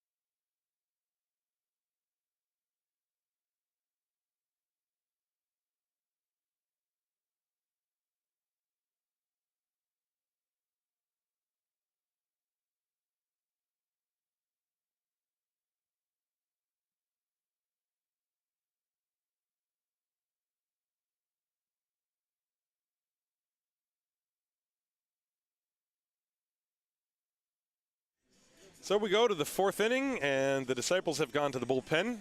It's going to be Jan Endriat, who, here we are on Father's Day. Well, Jan Endriat, just, I believe, yesterday, became a father. So congratulations to Jan. And here we are. He was not available for the first game because obviously he's had some stuff to do. But here he is in game 2, on in relief of Daniel Wolf, who got through 3 innings. It was a bit of a rough beginning, but basically he pitched very well.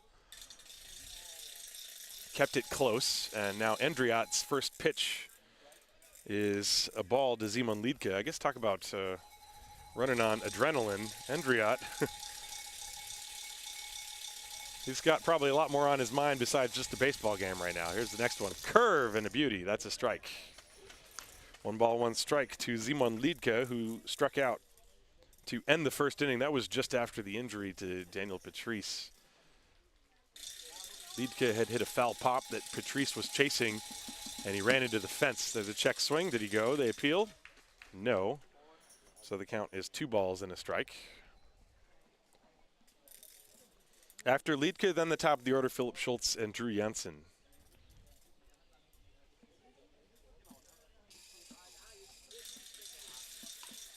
Didn't mean to, and he rolls it up the first baseline. Fair ball. The throw is over the head of Wallace and down the right field line, and it's headed into the bullpen.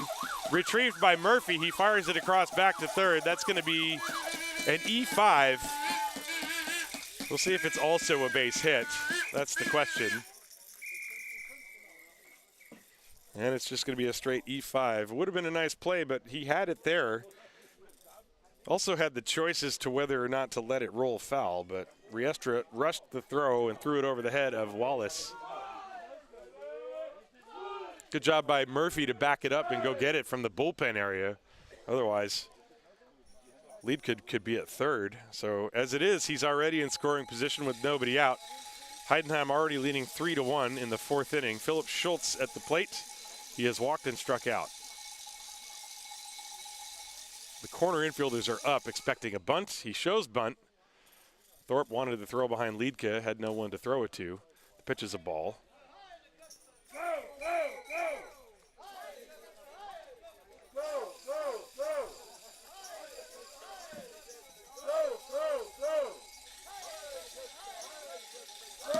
One ball, no strikes.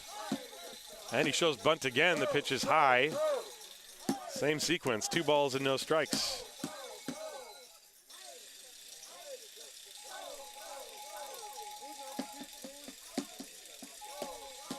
Will he still bunt with 2 strikes? There's nobody out, runner on second base. An opportunity for Heidenheim here. Endriat just into the game. Swing and a miss, threw a fastball past Schultz. Strike 1, 2 and 1.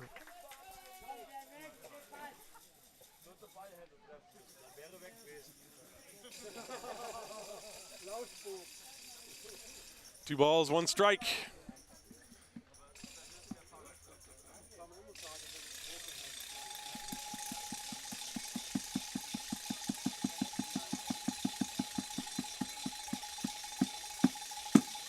And he bunts it foul, and the count now 2-2. So that's the 3rd time he showed bunt. The first time he actually attempted to bunt it, and he fouled it back.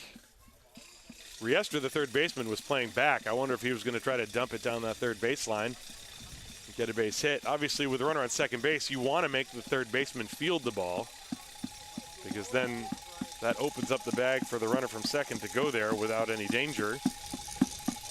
2-2 from Endriat to Philip Schultz.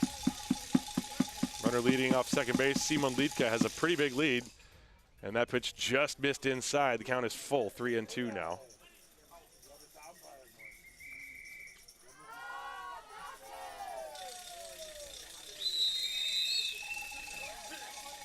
The Disciples won the first game 9-3. Heidenheim leading here in game 2, 3-1. We're in the 4th inning. Endriat has his sign from Thorpe. Liedke off second base. Full count to Schultz. There's nobody out. And here it comes. Curveball, and it hit the bat and fouled away as Schultz was full on the pitch. And he was lucky that the barrel of his bat hit the ball, so he spoils it unintentionally. 3-2. That was a good pitch from Endriat.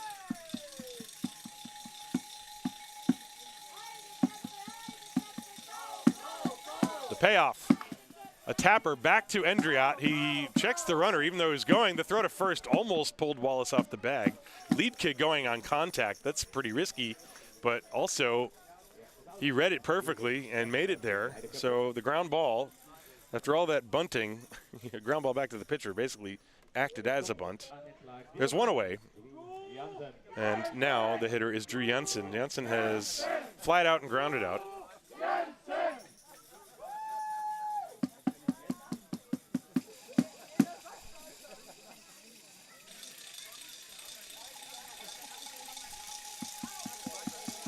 Jensen at the plate. The infield comes in. They will come home and try to cut off Liedke at the plate. Breaking ball, strike. Good pitch from Endriat. Endriat, another pitcher for the Disciples, one of the young ones who has just pitched very well. I've told you his ERA just above 2. And these guys are starting to come into their own. Swing and a miss. Jensen way out in front, 0-2.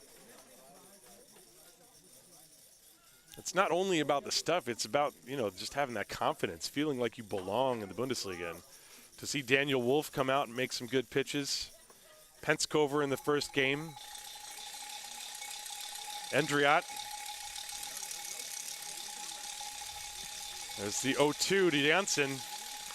A fly ball deep to right field. This is sending Van Kopf back. It's way over his head, and it's up against the wall. In to score is Liedke. Drew Janssen is at second base with an RBI double. It is 4-1.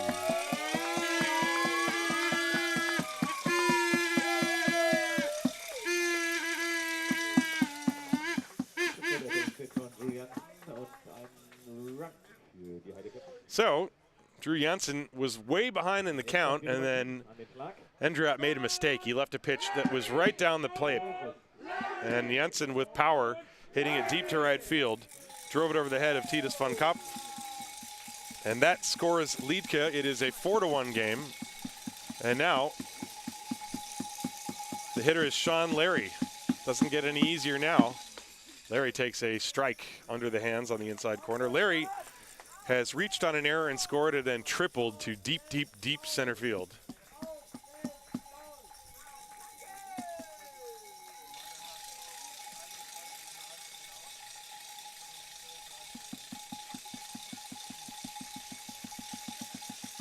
Jensen off second base. 1 out in the inning. Swing and a miss, strike 2.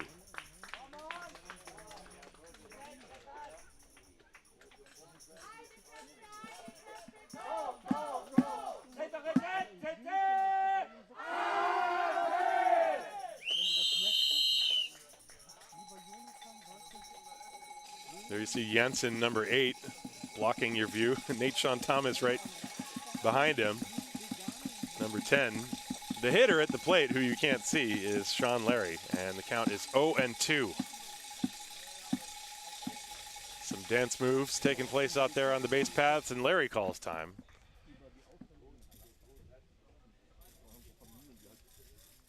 That's one thing, actually, that the runner on second base sometimes needs to pay attention to. You try to distract the pitcher, but you don't want to distract the hitter.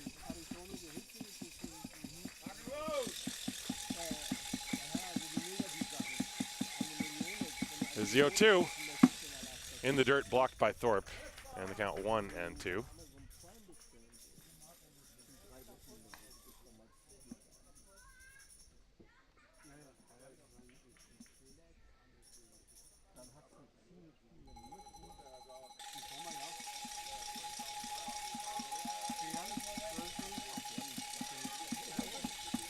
One ball, 2 strikes, 1 out in the inning. Runner on second base, a run is in. That error coming back to haunt the Disciples. They've made 2 in this game, and they've both been very costly. The 1-2 pitch. Larry checks swing on a breaking ball. They appeal. Did he go? No, says Mark Seyfried, and the count is 2-2.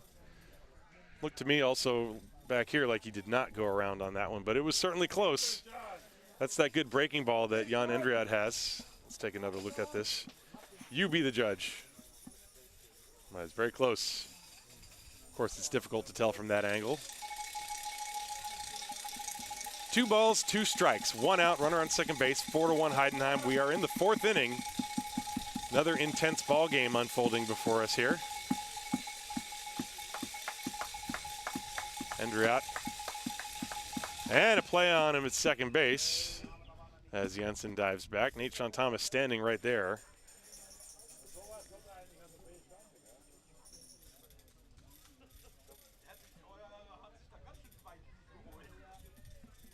Endriat, you know, you got 2 strikes on the hitter. Sometimes you don't want to see that, only because you don't want to lose the focus. The focus is Sean Larry, and he's got a 2-ball, 2-strike count. Runner leading off second. Swing and a foul tip, and Thorpe could not hold on to it. Larry stays alive. Just got a piece of that one.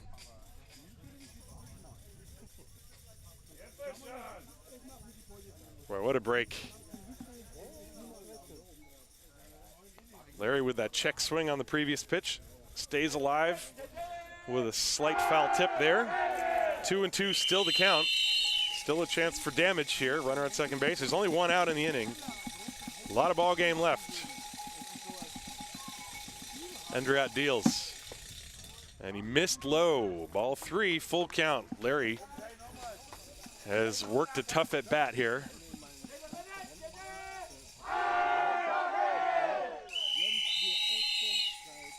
So the count full.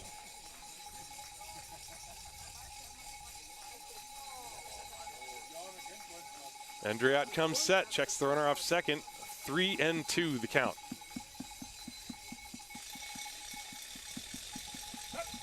Endriat, not exactly the quickest worker out there on the mound as well. He's always doing those different head shakes, looking up and down, bobbing his head, trying to vary the timing. Now, I don't think Jensen is about to try to steal third, but clearly Endriat is concerned with him. But now he quickly comes set, and the count 3-2. A second look, and now the pitch.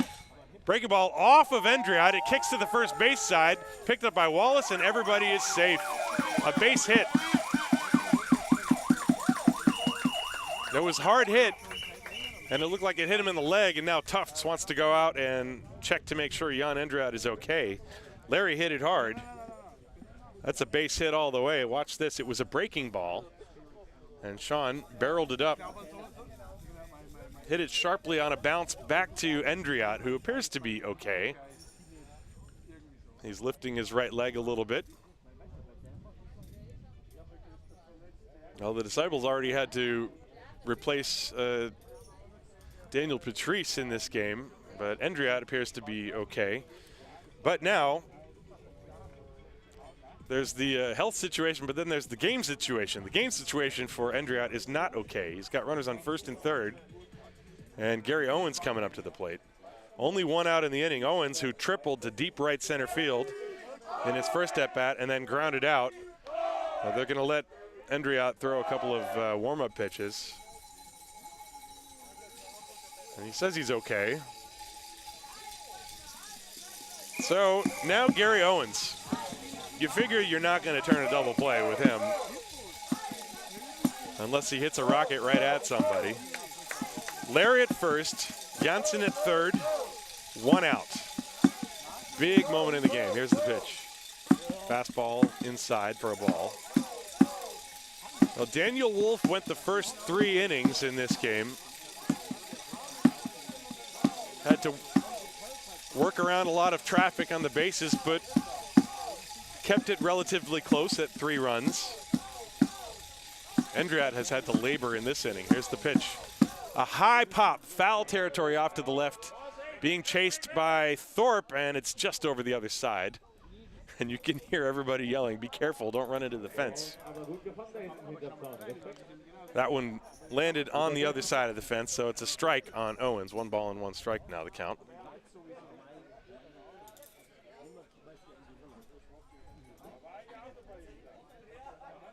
That was Thorpe and Riestra chasing after that ball.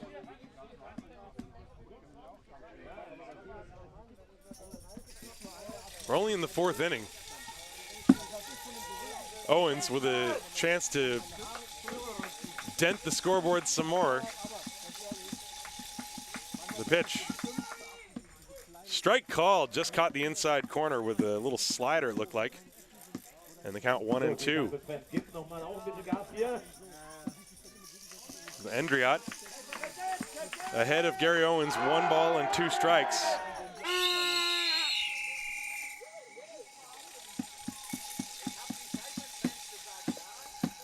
And a fastball just missed the outside edge. Boy, that was a close one. Would not have surprised me to see the ring up, but Endriot does a little 360 on the mound. He thought he was going to get that call. I think Owens thought he was going to get that call. He did not. 2-2. The pitch. Curveball popped him straight up on the infield. Who's going to catch it? Riestra is underneath it, and he's got it for out number 2. What a big pitch by Jan Endriot. Riestra catching it to the left of the pitcher's mound. And the runners have to stay at first and third. And so there are 2 down. Big pitch. But it's not like it gets any easier. Sasha Lutz now steps up to the plate. He has walked and popped out. First and third, 2 outs. A run is in. That run, at the moment, unearned.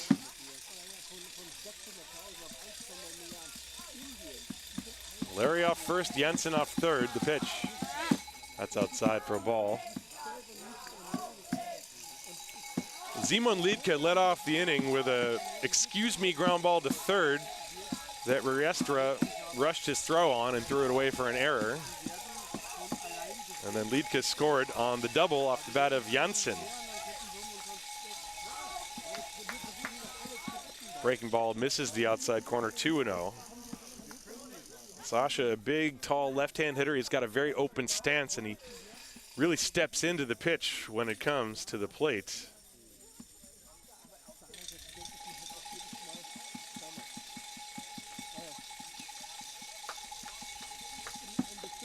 There's a strike, fastball over the outside edge. 2-1. Sasha may be looking for something else on that one.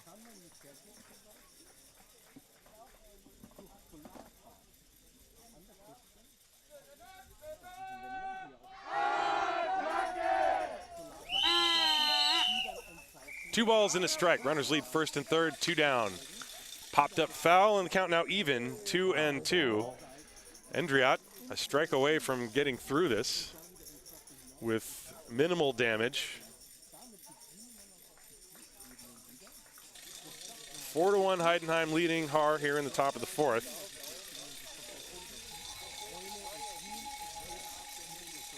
Two balls and 2 strikes, 2 outs. Runners on the corners. And there goes the runner from first. He takes off. Endriot throws it to Thomas. They're going to try this play again. Thomas, a fake throw back to first, and they're just going to put everything back where it was.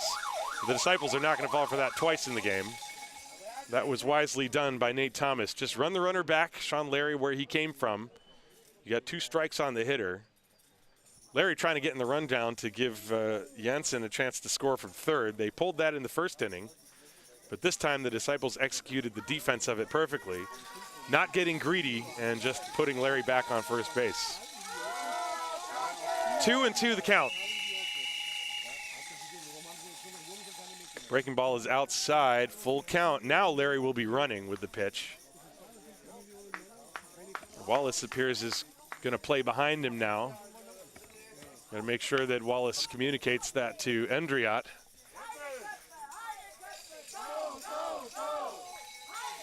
Three and two, 2 outs, runners on first and third. Here comes the pitch. Curveball just missed. Oh no, he got it. It's on the corner, strike 3 called. A delayed call by Jens Weider, the home plate umpire. I thought it was going to be ball 4, but he rung him up. A backdoor curveball, huge pitch from Jan Endriot. Let's watch it again on the replay. And so Endriot had a good job by pitching around all kinds of traffic and trouble, but he gets through it. Just the unearned run scores. 1 run on 2 hits. There was 1 very costly error and 2 left on base. We go to the bottom of the fourth inning. It is 4-1 Heidenheim. This is Haar Disciples Baseball, brought to you by the Brauerei Wildbräu.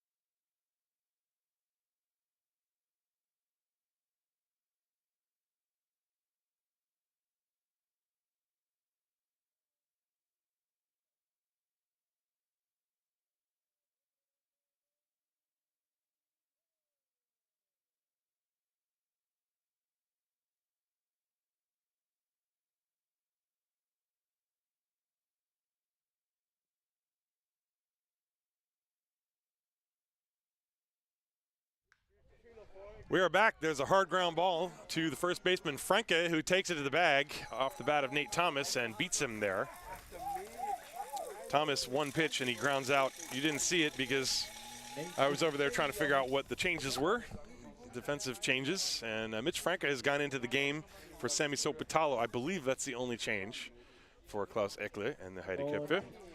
So that's one out here in the first inning as Nate Sean Thomas swung at the first pitch from Luca Herger. And that'll bring up David Wallace.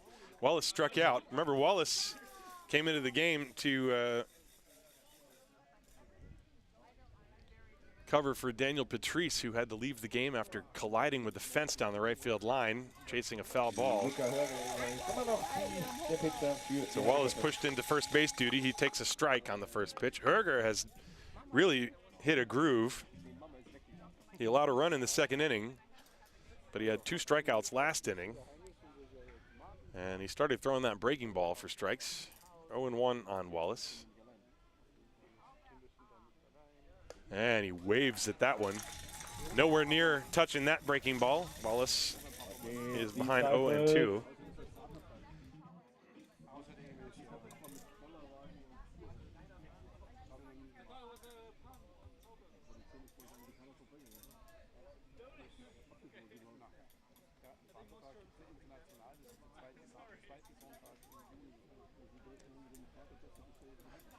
Herger is set. Here comes the 0-2 pitch.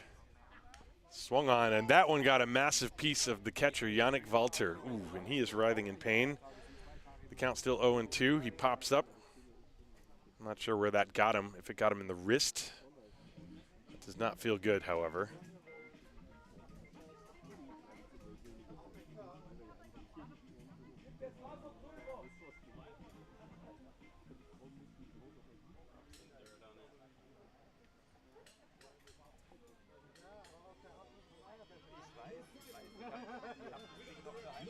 Well, he's going to get a minute or two to recover. So you want to be a catcher, huh? Well, be ready for that.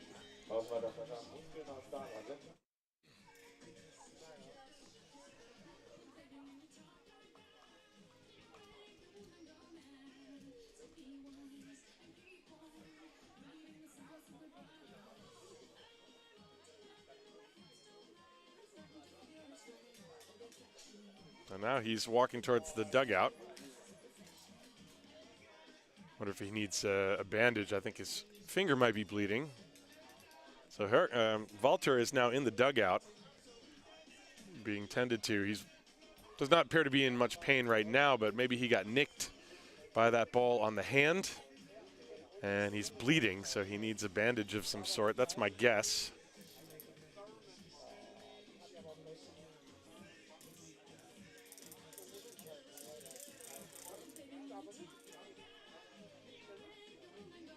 Meanwhile, Mitch Franke is using this time to get some warm-up tosses in over at first base, tossing with the infielders.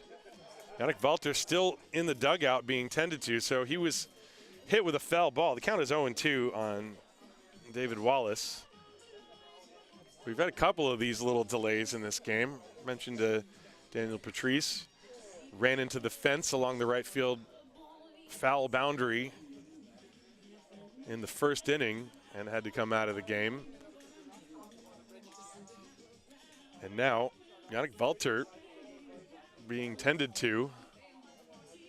And I can't see into the dugout at all, so I have no idea if he's coming out of the game and somebody else is putting on the catcher gear, or if he's just being bandaged.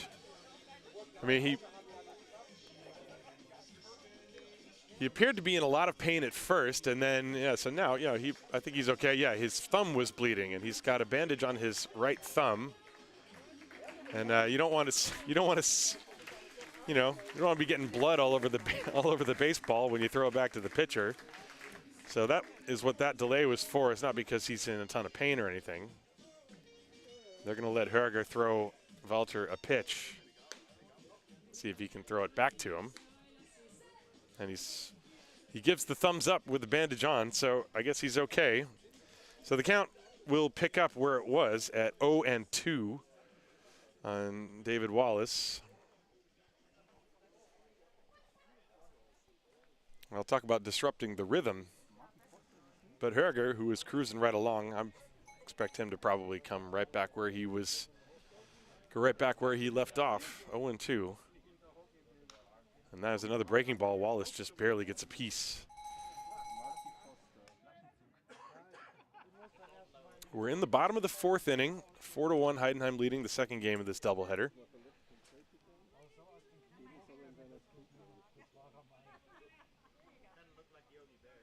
Oh and 2.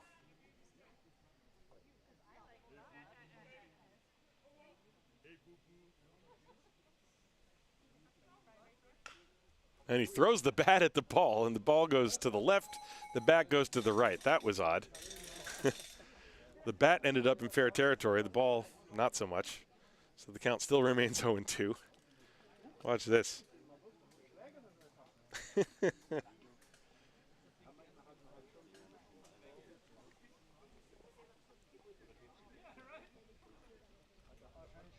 Still 0-2 on Wallace.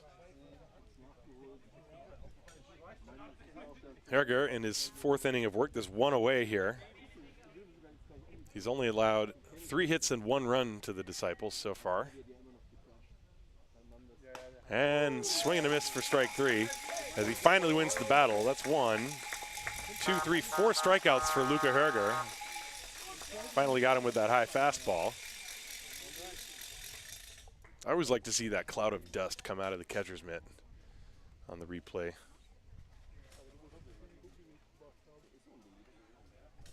So 2 down, and now David Dinsky.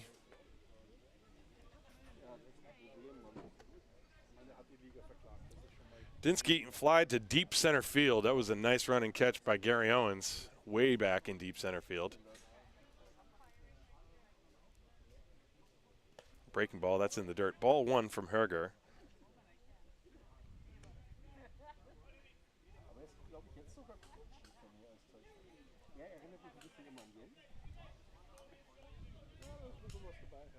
Herger has only thrown 51 pitches, so he's very economical. That pitch is low. 2 balls and no strikes. The Disciples were able to get their run in the second inning. Titus von Kopf singled, Simon Lechner singled, and then Rosenthal with the fielder's choice to drive home a run. 2-0 on Dinsky. There's a strike at the knees in the outside corner, 2-1.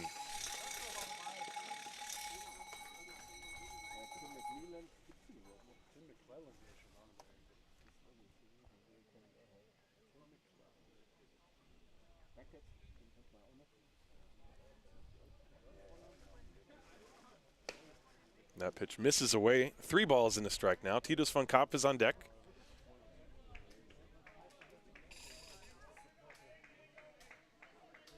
Dinsky trying to extend things, give the Disciples a rally here. They have not been able to do much against the right-hander Luca Herger, who came in with excellent numbers, and he's showing why. Here's the 3-1. Line drive, base hit to left field. And you know what? That looks like Sammy Sopotalo in left field, if I have that correct. So I was not able to hear what the changes are, so I got to see. That is not Sasha Lutz in left field. Lutz has come out of the game, obviously. So, jetzt kommt unsere Nummer 6, der Titus von Kapp. That is Sammy Sopotalo in left field. So Franke went into the game for Lutz and not Sammy Sopotalo. Sopotalo still in there. Sometimes I'm the last to figure this stuff out. Anyway, now that we're up to date, Titus von Kapp is the hitter, and Dinsky is the runner on first base after that base hit. And the pitch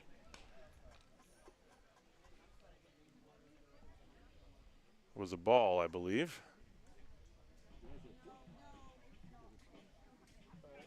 Yes, indeed, it was a ball.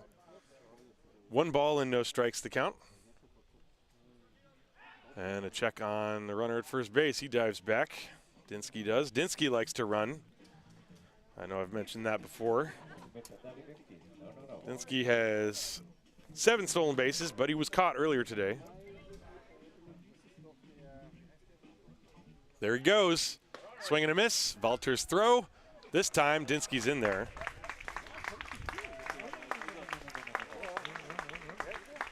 And so he steals. I might have misspoken. I think it was Rosenthal that was caught earlier. Yeah, it was Rosenthal that was caught. My apologies, David, when you watch this later. Taking a stolen base away from you. So he's in scoring position with 2 down. And now Titus, if he can just do what he's been doing, put the bat on the ball, get it to the outfield, the Disciples could get a run. There are 2 outs, though. 1 ball and 1 strike the count. And a fastball at the knees on the outside corner. Good pitch from Herger. And the count, 2 balls and 1 strike. Well, Herger, 1 strike away from getting out of this inning.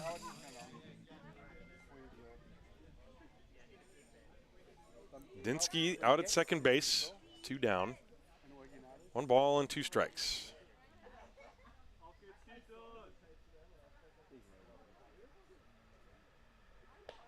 Breaking ball missed outside. That's a tough one to take, but von Kapp did it. And so the count now even, 2 balls and 2 strikes.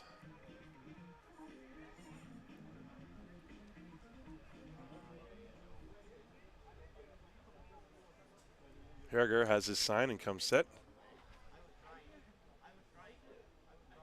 Here's the 2-2 pitch. Slap to the right side. That is going to get through the hole into right field. They're waving Dinsky around. He will score without a throw. That's exactly what the Disciples were hoping for. It is 4-2 on the ground ball seeing-eye single off the bat of Titus von Kapp. And it's exactly what you wanted. Dinsky steals, and von Kapp just sort of punch and Judy's it into right field. And it's a 2-run ball game again.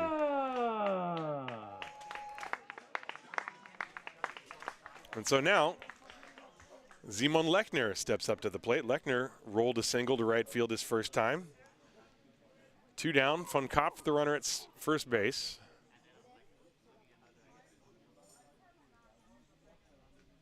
Long hold by Herger. And now he deals. Fastball, that's a strike.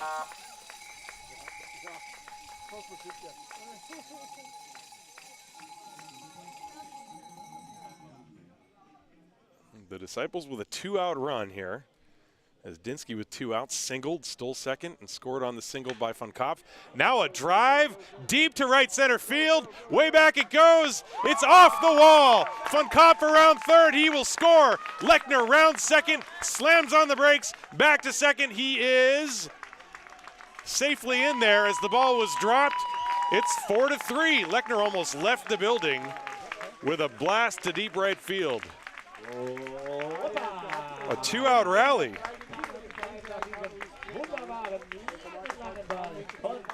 Now Simon got a hold of that one and drove it to the alleyway in deep right center field.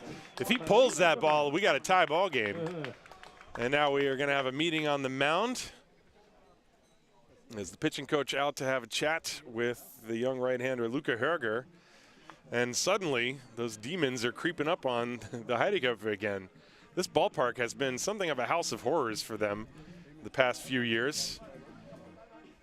They lost the first game 9-3. They're winning this one, but it's a 4-3 lead. And suddenly, after 2 quick outs, the Disciples with 3 consecutive hits, and they have the tying run in scoring position for Joseph Rosenthal. And the meeting on the mound was a quick one.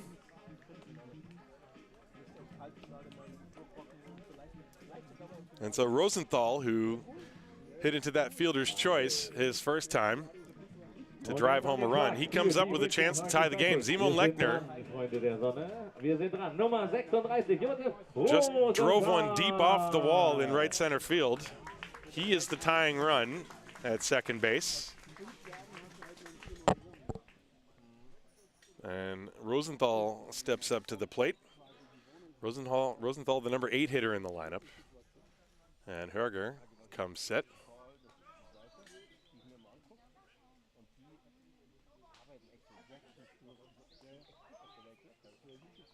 And Lechner dancing around. Rosenthal asked for time. This time he was granted it. Remember, in his previous at-bat, he was not. This time he was, so that pitch does not count.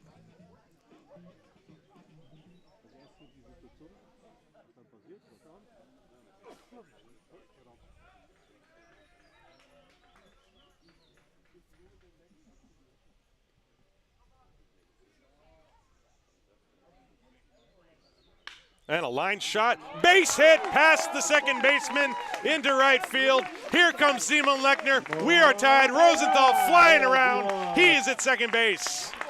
4-4. That was a rocket, and it totally ate up Janssen, the second baseman, and made it all the way to the gap in right center field. I got to figure that's a double.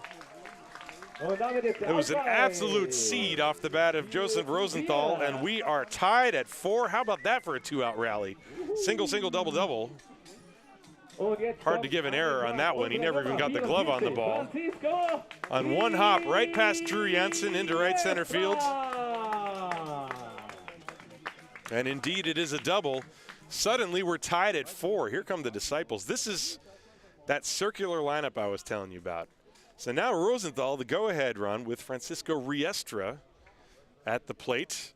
All of this with 2 outs. The pitch is high from Herger. At the moment, no activity in the Heideköpfe bullpen.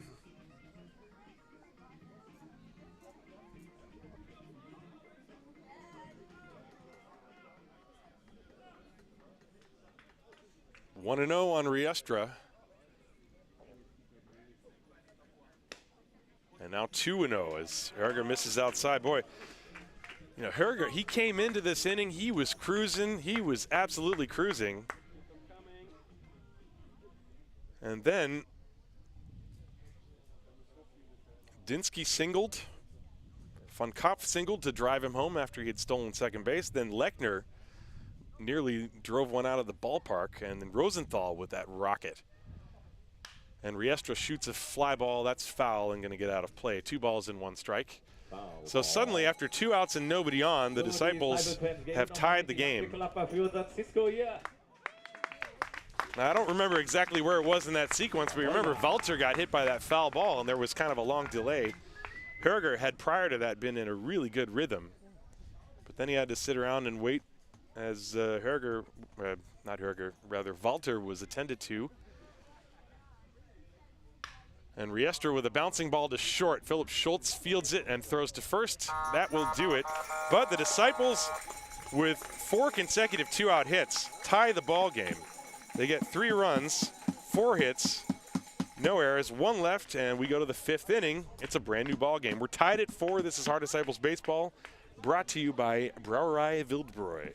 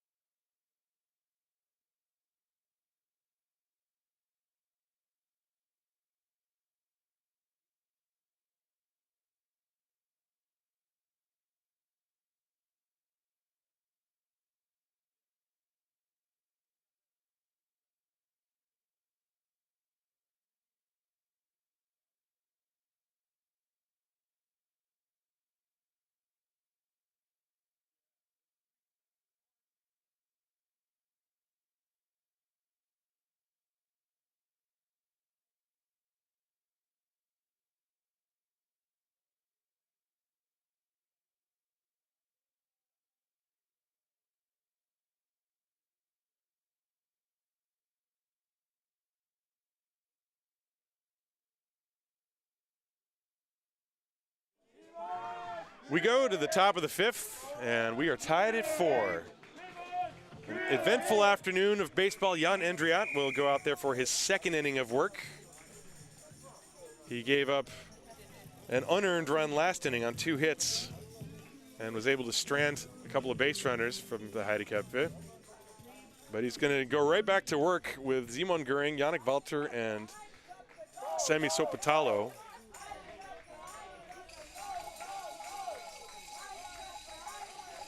Simon Göring against Jan Endriat. The pitch, he squares the bunt. The curveball is inside for a ball.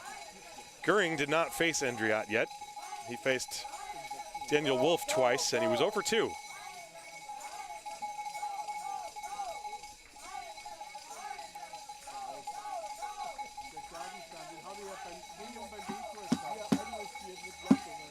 And the breaking ball is outside, 2-0.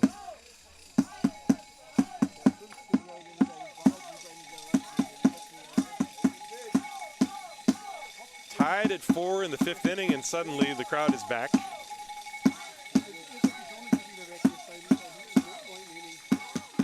Göring with a drive to deep right center field, and that's going to be over the head of Van Kopp.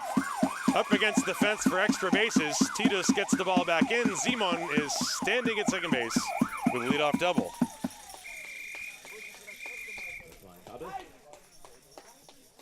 Well, you fall behind a hitter like that, 2-0, and Jan had to come in with it. And Göring does what he always does. He just drives it.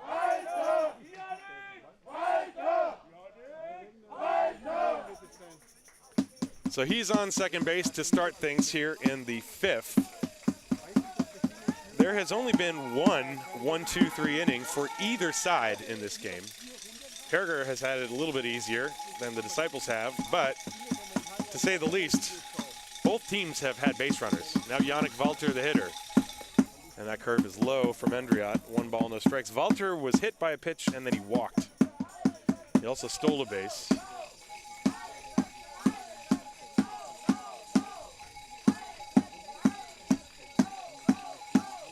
There's the 1-0 pitch coming to him.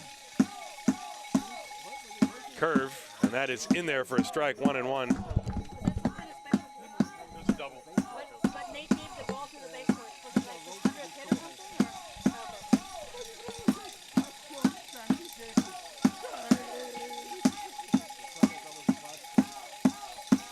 One ball and 1 strike on Yannick Walter.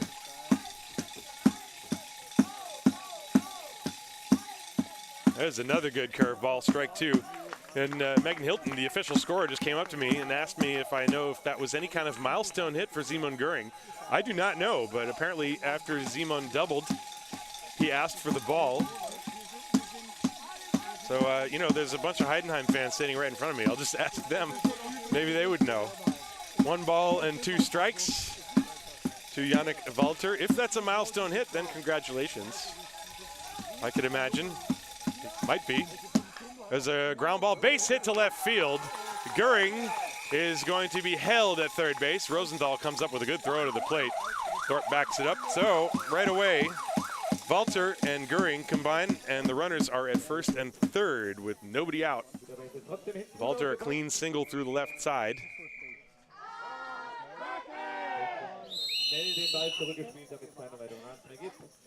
And so that'll bring up Sami Sopatalo as you take another look at that base hit off the bat of Yannick Walter. Sopatalo singled to drive home a run in the first inning, and then he struck out. That was all against Daniel Wolf. Endriat has seemingly just been in a jam since he came in the game, but as I mentioned, it's been a whirlwind of a week for him. First and third. Are they going to try the running situation again? So far, nothing. That pitch fouled away. In the first inning, they pulled off the double steal with Owens and Sasha Lutz. They tried it again.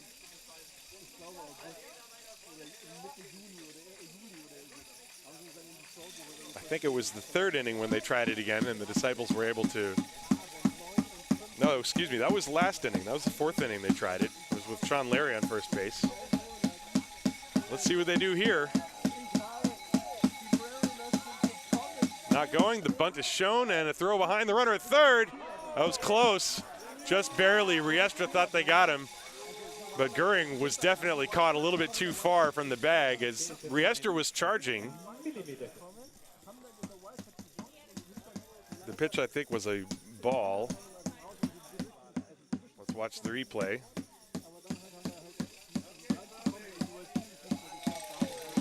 The pitch was a ball, so the count is 1 ball and 1 strike. Any funny business here? No runner going. The pitch is low. Good block by Thorpe, 2-1. But if you're a new baseball fan, especially here in the Bundesliga, and you want to know what to look for, whenever there are runners on first and third and less than 2 outs, just look for something. Watch the runner from first. Watch the batter for bunts. There's a ground ball to the right side, a base hit, and an RBI for Sami Sopatalo. That makes it 5-4 Heidenheim. Sammy's got his second base hit and second run batted into the game. So Göring scores, and Walter goes to second. Not hit all that hard, but perfectly placed. So it's 5-4 Heidenheim. Sopatalo just sort of sticking the bat out there and rolling over. And as soon as it got past Wallace, you knew there was no chance that Murphy would get to it. Still nobody out. And now Simon Liedke, the hitter. And he is squaring. He's going to sacrifice, maybe, unless he pulls it back. The pitch is over his head. 1 ball, no strikes. Now here, it's clear as day why you would bunt. You got the top of the order coming up. There's nobody out. You already have a run in. You want to put the pressure on. That's what Klaus Eckley wants to do.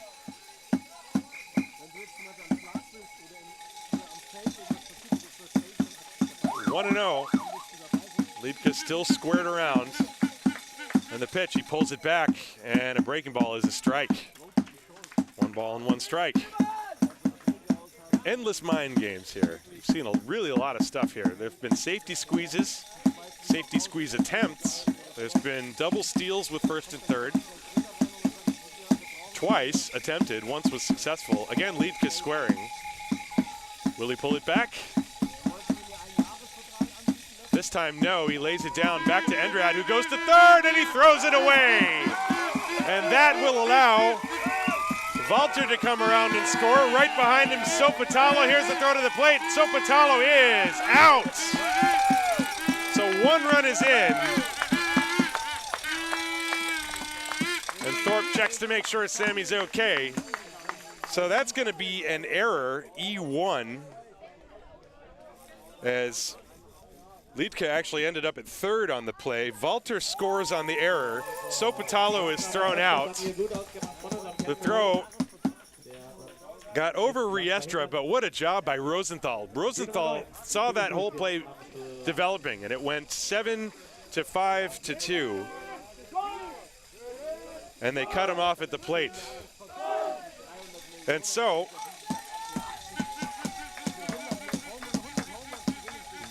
infield up, it is 6 to 4. The pitch is a strike on Philip Schultz, top of the order. There's one out. That's the first out of the inning as Sopotalo was thrown out.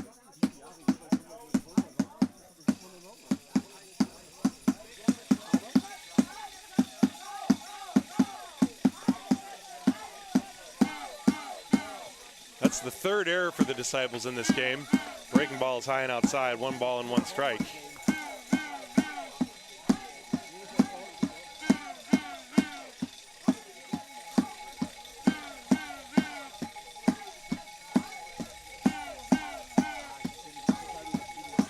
Two runs in. Liedke at third, the pitch fouled away.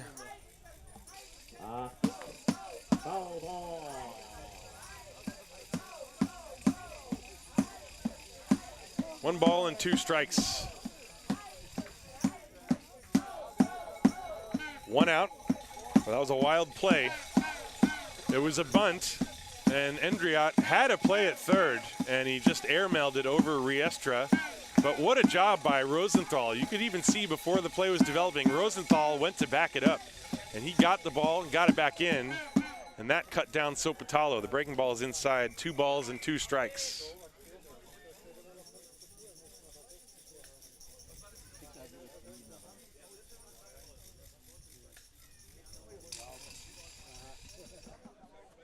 And for the moment, a little bit of quiet. Here's the 2-2.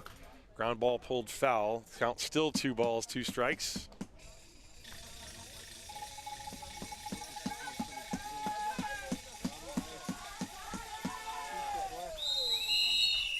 One out. Why do I have the feeling there's still a lot of ball game to go here? 2 runs in for the Heideköpfe. 2 balls, 2 strikes to count. And Endriot steps off.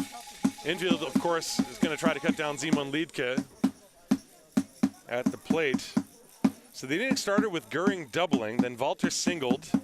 So Patalo singled for a run, put runners on first and second. Liedke dropped down a bunt, and Endriot threw it away. 1 run scored on the play as that pitch is inside 3-2, and then another. So Patalo was thrown out trying to score.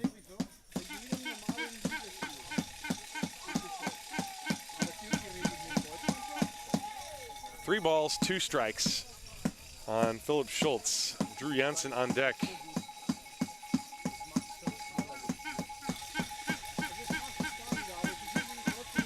Breaking ball hit a roller to Murphy. He will hold the runner at third and get the out at first. Well, that's a high stress at bat, but the battle won by Endriot. 2 down, and now Drew Janssen the hitter.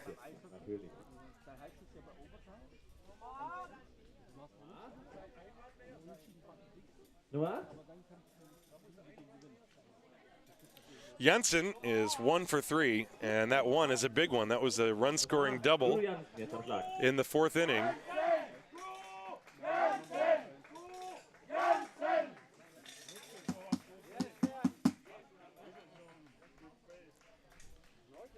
Not out of the woods yet, however, as the infield can back up, but Endriot still needs to execute some pitches, and right there he was too high with the breaking ball. 1 ball, no strikes.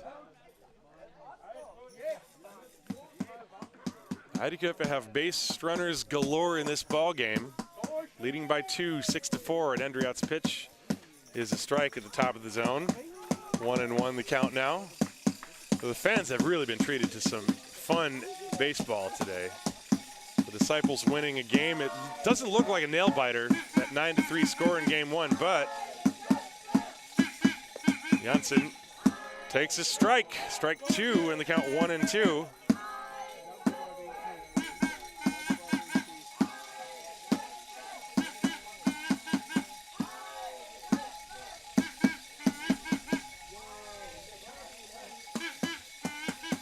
ball, 2 strikes on Drew Jensen, the pitch. Curve got him swinging. And Endre had a heck of a job to get out of that with even just the 2 runs scoring. But Heideköpfe scoring those 2 runs on 3 hits. 2 runs on 3 hits. There was 1 error and 1 left on base. We go to the bottom of the 5th. It is 6-4 Heidenheim. This is Haar Disciples Baseball, brought to you by Wildbräu Brewery.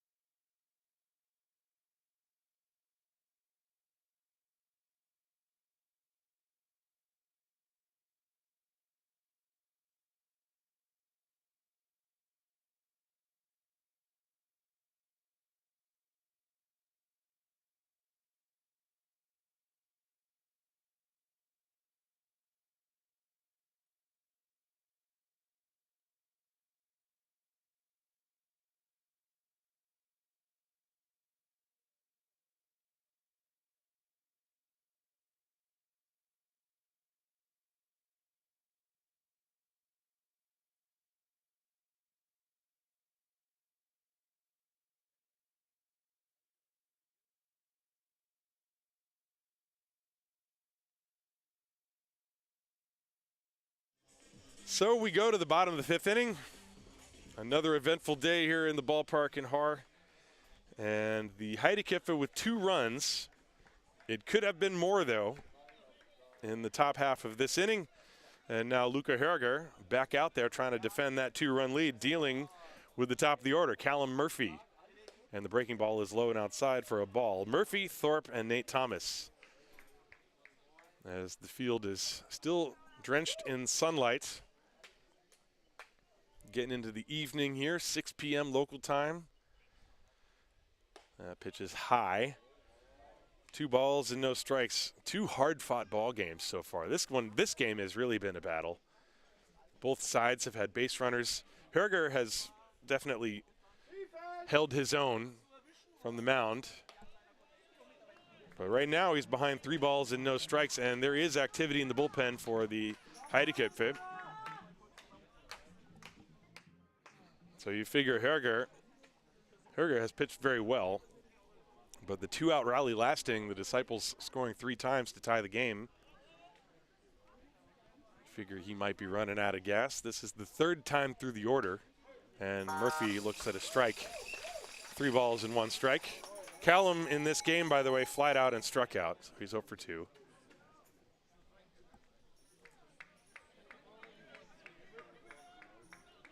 Three and 1. Big swing, 3-2.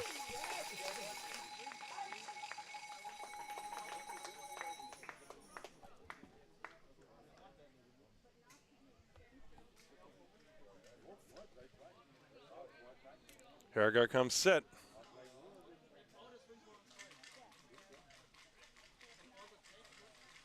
And he struck him out. Fastball in the inside corner. Murphy swinging around it. And there's 1 away. That's the 5th strikeout for Luca Herger. Taking a look at this one. That'll bring up William Thorpe. He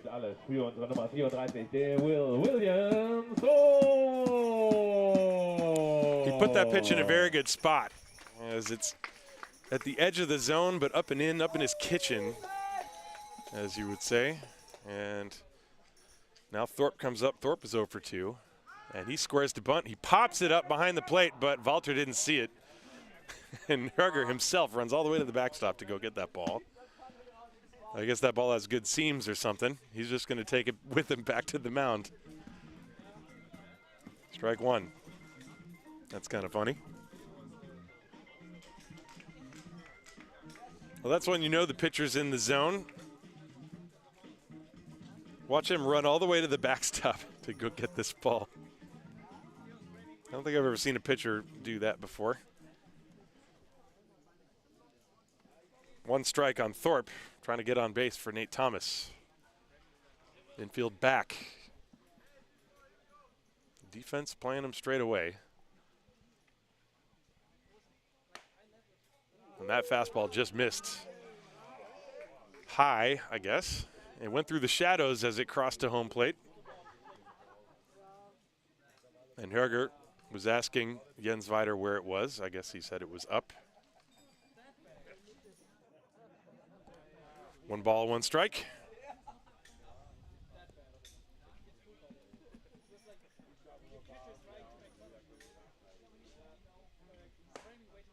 And that one missed inside. And now Weider, not pleased with the body language of Luca Herger. Herger actually turned his back, and now Weider steps a few steps out to the mound. And that induces some barking from the Heideköpfe dugout. Weider reacting to this right here, but then Herger turned his back and decided he was not going to make any more out of it. And Weider taking a few steps. Of course, you're not allowed to argue balls and strikes. The pitch, that is high. Ball 3, 3-1. Those 2 pitches prior to that were borderline. 3-1 on Thorpe.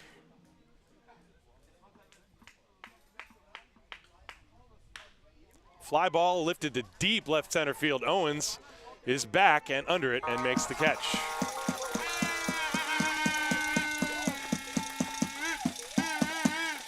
That is the wrong part of the ballpark to hit a fly ball. And it's out number 2. Und nach William Thorpe ist vor Nate Thomas. Also jetzt unsere Nummer 10 los, Disciples Fans. Also gehen wir noch Herger, by the way, 78 pitches, so he's, even despite the 4 runs and the 7 hits, still very economical. And so Nate Thomas, 1 for 2, steps up with 2 down and nobody on. Heidenheim leading 6-4.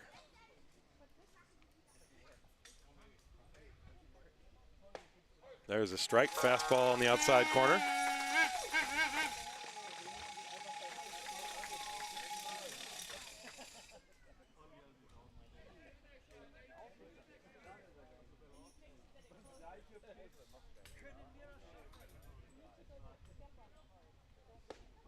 That breaking ball missed outside. We haven't actually seen that pitch in a while. He had a really good breaking ball in the 2nd and 3rd innings, and then maybe he kind of fell away from it after the Disciples got those 4 straight hits. 1 ball, 1 strike. Fastball upstairs, and the count 2-1.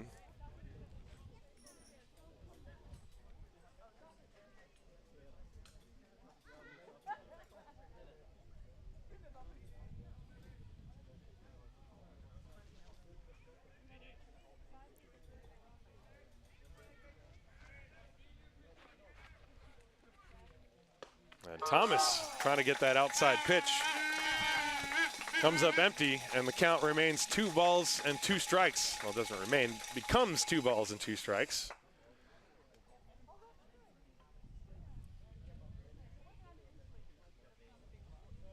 Two down in the 5th.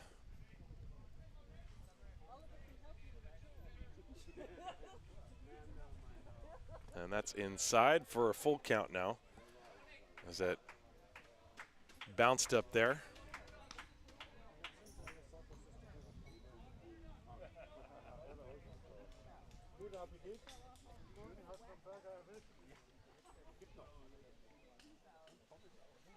Payoff pitch for Nate Sean Thomas coming up. Nobody on base, 2 down. Herger straightens up.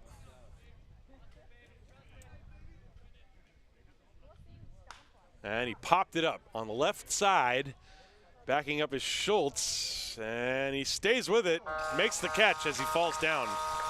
It's breezy today, not easy, but Schultz has made all the plays so far today.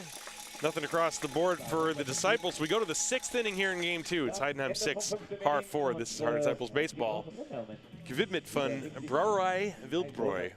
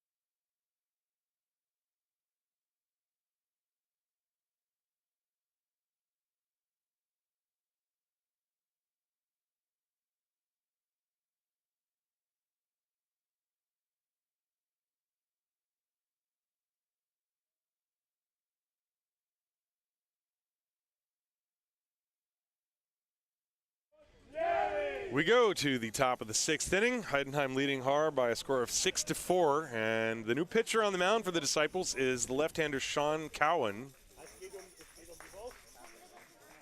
He has only had very limited appearance this year. His first pitch to Sean Larry is in for a strike. So Endriot goes 2. It'll be Larry and then Owens and Franke against the lefty Sean Cowan. And there's a good curveball, but he just missed a little bit high. Sean Cowan is a promising left-hander. He pitched a lot last year with the Disciples and sometimes was very good, and sometimes did not have such a good time. There's a curveball hit deep to right center field. Long run for Dinsky in the gap. He won't get there. It bounces up against the wall, and he fires it back in. Sean Larry's got himself another double. That's another ball that would have been gone in Heidenheim, but here in Haar, it's one hop against the wall. Larry waiting on the breaking ball from the left-hander. Got one in a hittable spot and drove it deep to right center field. So Sean has a single, double, and a triple and reached on an error, so he only needs a home run for the cycle in this game. Gary Owens has tripled, grounded out, and flied out. Cowan, a slender fellow, tall drink of water out there on the mound, but he's got something on his fastball, and he pours one in on the inside corner to Gary Owens. Strike one.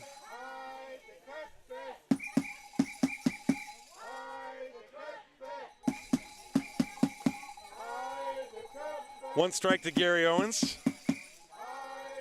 And the pitch, breaking ball, that one is low. Good block by Thorpe. One ball and one strike to count to him.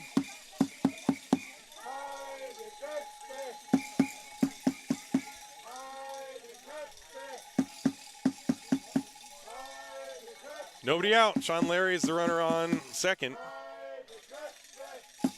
6-4 Heidenheim. We're in the top of the 6th. And a fastball strike on the inside corner.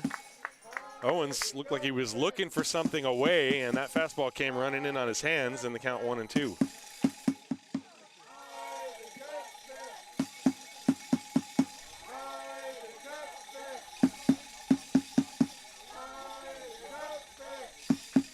Curveball drilled to the gap in left center field. Rosenthal over, won't get there. It one hops the wall. Larry will come around and score, and Owens is in at second base with the double. It is 7-4 on back-to-back doubles by Larry and Owens.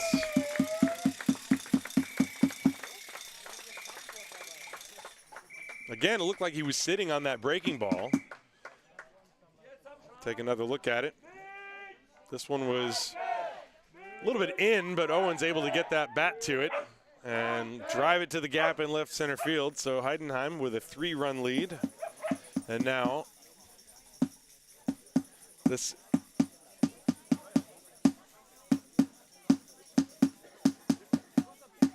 is Mitch Franke.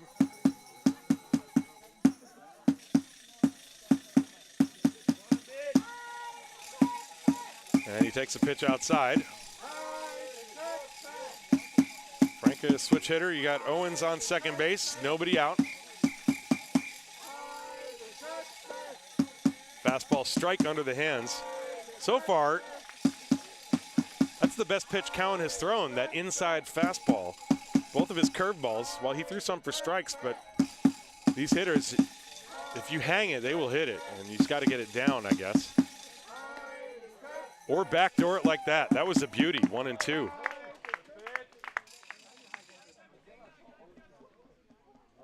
Like I said, Cowan, a promising pitcher. 1 ball and 2 strikes. Just missed inside. The pitch might have been closer than it looked because Thorpe was actually set up outside and it came crossing on the inside corner at the knees. Franke, this is his first at-bat since he came in for Lutz. Lutz struck out looking in his final at-bat, was actually 0 for 2. Runner goes, swung on and missed, throw to third, not in time. So Owen steals third, but Franke strikes out.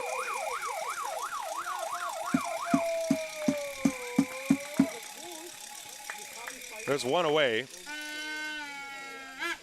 Und jetzt sagt die Nummer 14, Simon Göring. So Simon Göring now.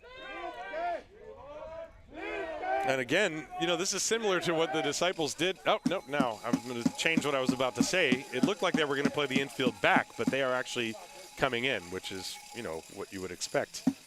Runner at third with one out. Simon Göring at the plate. And the pitch from Cowan.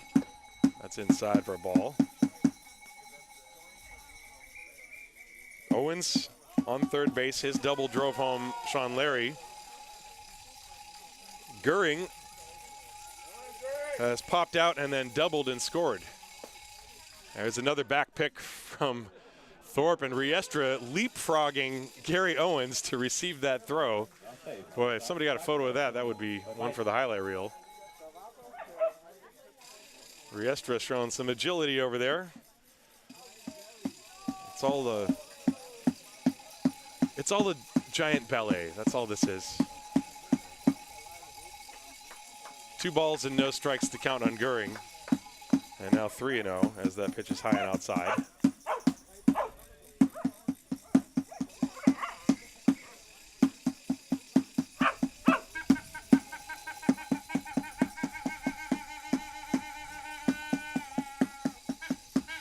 And the pitch.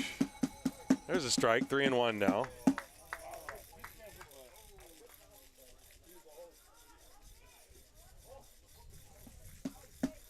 Infield still in.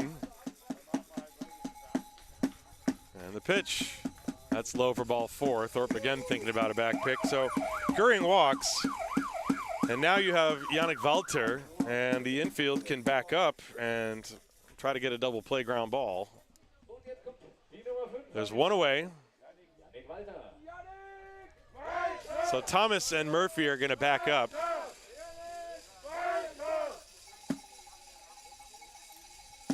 Now Klaus Ecklet out to have a chat with home plate umpire. I think he wanted to make sure how many outs there were. There's one out.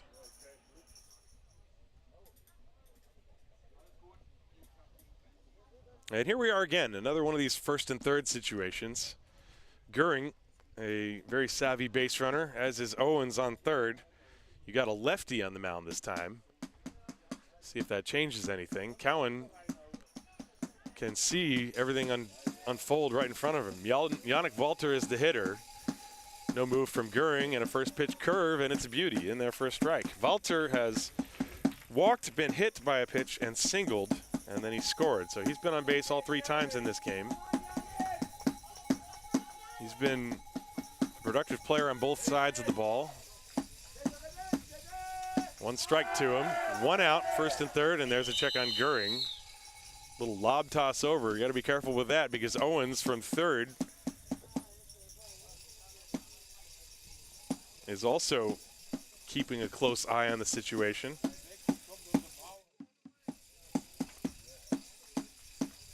One strike on Walter, and again a check on Göring.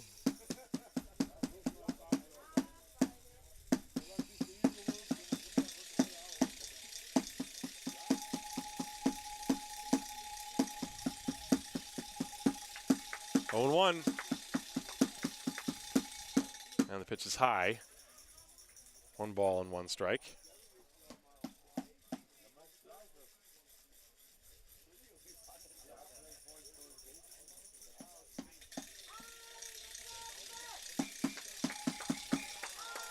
We're in the 6th. 1-1. Curveball hit on the ground left side. Thomas cuts it off.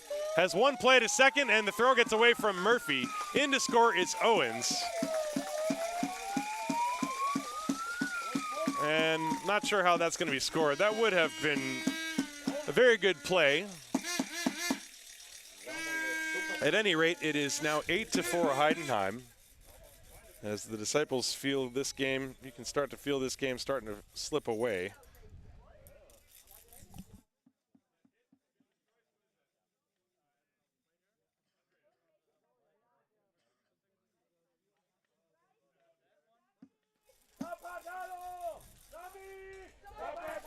So it's a fielder's choice, no base hit, but you can give him an RBI. And there's a ground ball back to Cowan, who throws to first. That was bunted.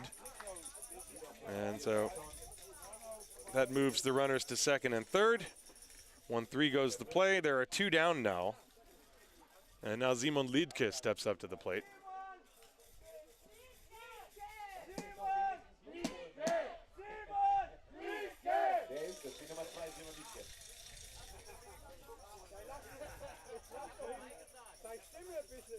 Liedke has reached twice on errors and then struck out, and then Thorpe this time chasing Göring back to the bag. 1 ball, no strikes, the count to Simon Liedke. It is 8-4 Heidenheim. As another run came in on that play.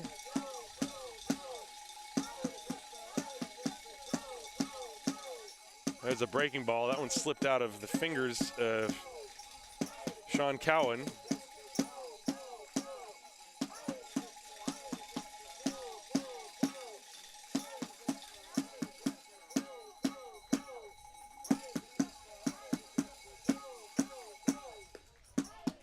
And ball 3.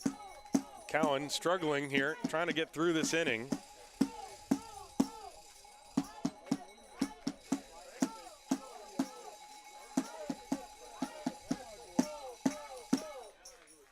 There's a strike. Count 3 balls and 1 strike.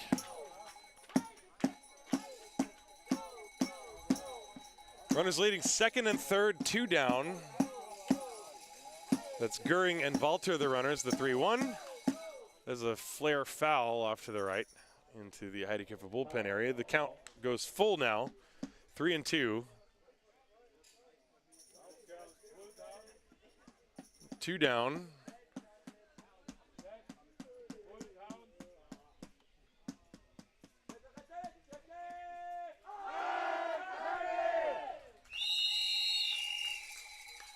And this pitch is hit in the air to right field. A long run for Van Kopf. He is there and makes the catch. I gotta tell you, I did not see that ball at all. I was just following the fielders and assuming that it was going to Titus Van Kopf, and he did make the catch. So Liedke flies out. But the Heideköpfe plate a couple more runs. They get 2 runs on 2 hits. And there were no errors, and there were 2 left on base, so we go to the bottom of the 6th here in Haar. 8-4 Heidenheim. This is Haar Disciples Baseball, brought to you by the Wildbräu Brewery.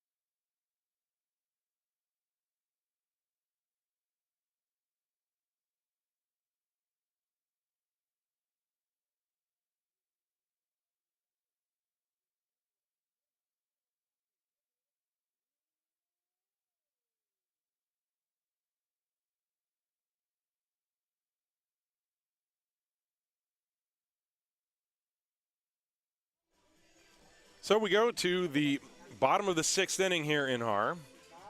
8-4 Heidenheim, and the new pitcher for the Heideköpfe is the right-hander Patrick Seifried. Seifried has only pitched 1 1/3 innings, and he gave up 4 runs. And his first pitch to David Wallace is a ball. So Luca Herger goes 5 innings, 7 hits, 4 runs, no walks. That's the most important part. He had 5 strikeouts. And Heidenheim leading 8-4. He's in line for the victory. There's a foul ball off the bat of Wallace. It'll be 4, 5, and 6. Wallace, Dinsky, and Titus von Kopf.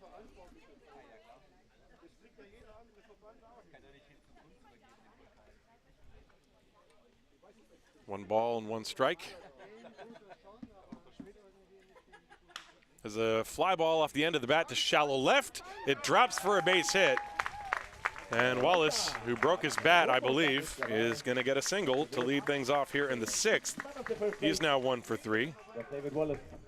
Little looping fly ball that he hit off the end of the bat. And there's the start to the 6th inning that the Disciples were looking for. David Wallace jetzt auf der first base. So Wallace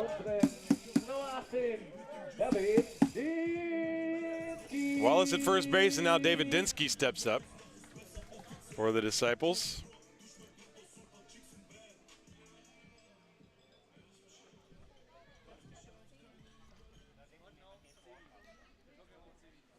Trailing by 4, looking for more base runners. Dinsky goes after the first one and fouls it to the screen, strike 1.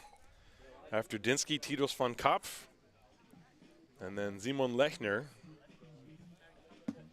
Well, the Disciples have come back already once in this game from a 4-run deficit. A 3-run deficit. They trailed 4-1 in the 4th inning and tied the game. Seifried's pitch. That's on the corner, strike 2. Now, like I said, Klaus Ekle wants to see strikes. These two teams will meet again for 2 games on Saturday.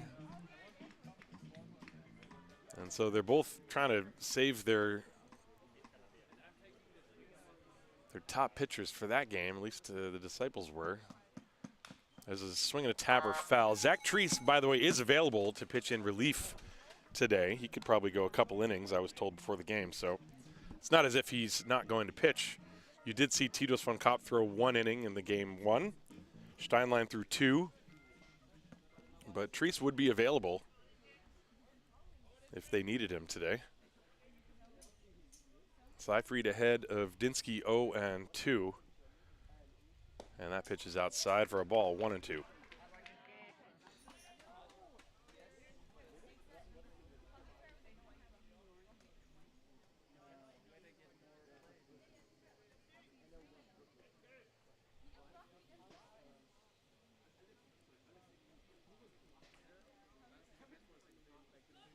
There's a swing and a foul. And the count remains 1 ball, 2 strikes.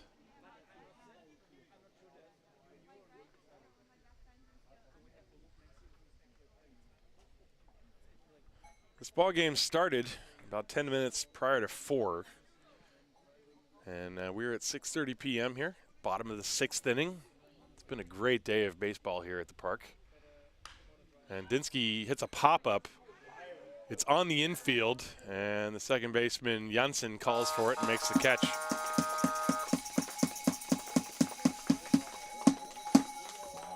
So there's 1 away, and that will bring up Titus von Kopf. Jetzt kommt unsere Nummer 6 an den Schlag. Der Titus von Kopf. Auf geht's, Disciples. Geben wir nochmal alles für unsere Jungs. Disciples. Titus today is 2 for 2 in this game. He has 2 singles, one of which drove home a run. He's also scored twice himself. And he takes a strike at the top of the zone, 0-1.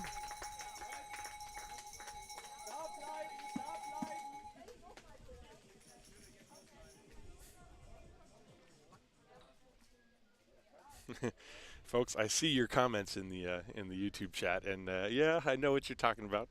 Here's the pitch, swung on and fouled off the catcher Walter. 0-2. I have, in fact, pointed the microphone in a different direction and turned it down a bit. It's not so bad at the moment.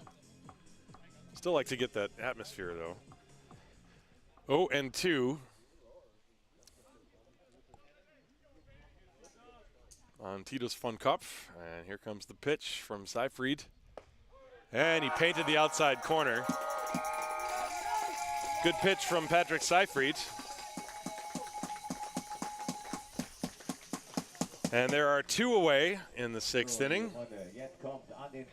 Right to the mitt, and Titus knew it. Give it up for Simon Lechner. So Simon Lechner. Lechner is 2 for 2 with a single and a long double. He had a double deep to right field off the wall his last at bat. And he squares to bunt, pulls it back. The pitch is taken low for a ball. I feel like nearly every hitter in the lineup has squared around at least once in this day. Maybe not this game, but between the first game and the second game. 1 ball and no strikes. There's another fly ball to deep right field. This is sending Larry back, shy of the warning track. He's got room and makes this one. So, Seyfried pitches a scoreless 6th inning. No runs, 1 hit, no errors, 1 left. We go to the 7th. It is 8-4 Heidenheim. This is Haar Disciples baseball. Gewidmet von der Brauerei Wildbräu. Brauerei Wildbräu.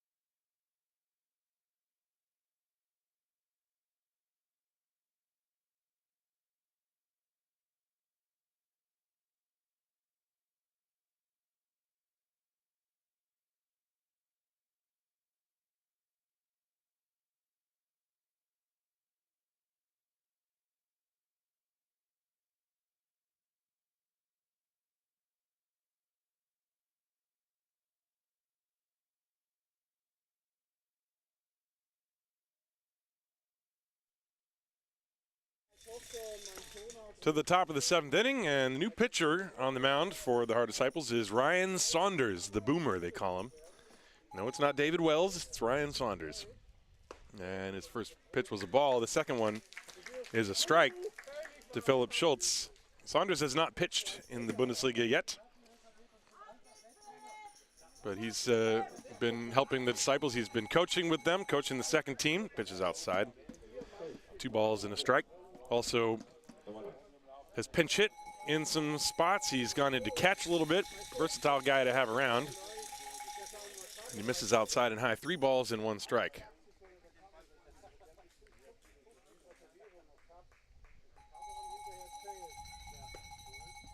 And that's ball 4. Schultz himself seemed unsure.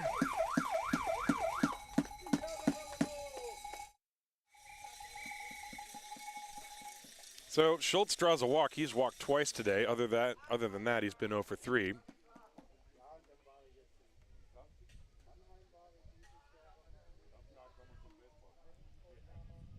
And now we're going to have a conversation. Drew Jensen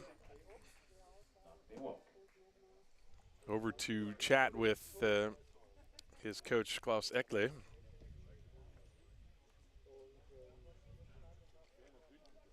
We have Philip Schultz on first base. He's the guy who likes to run. And Drew Jensen coming up to the plate.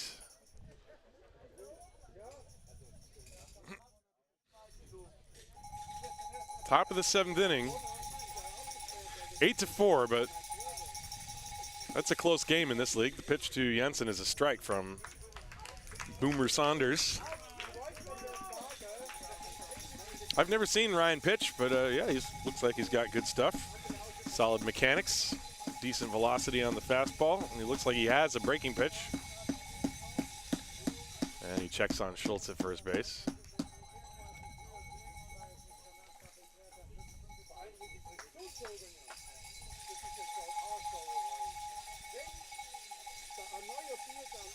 And the runner's going. The pitch is swung on and missed. Throw to second base.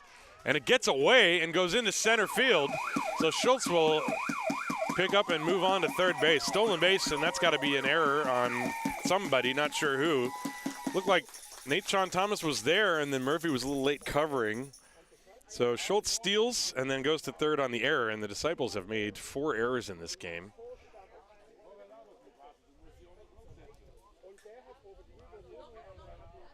The count, however, is 0-2 on Drew Jensen. The closest thing that Haar had to a 1-2-3 inning was in the 2nd inning or the 3rd inning. But the Heideköpfe still had runners in scoring position in both of those innings. As a fly ball to right field, and this is deep. Van Kopf is back. He makes the catch on the warning track, and Philip Schultz can walk home. That's a sac fly for Drew Jensen. It's 9-4.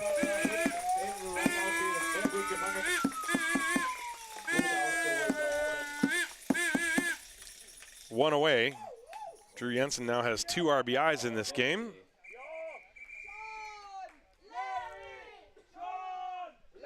And here comes, you guessed it, Sean Larry.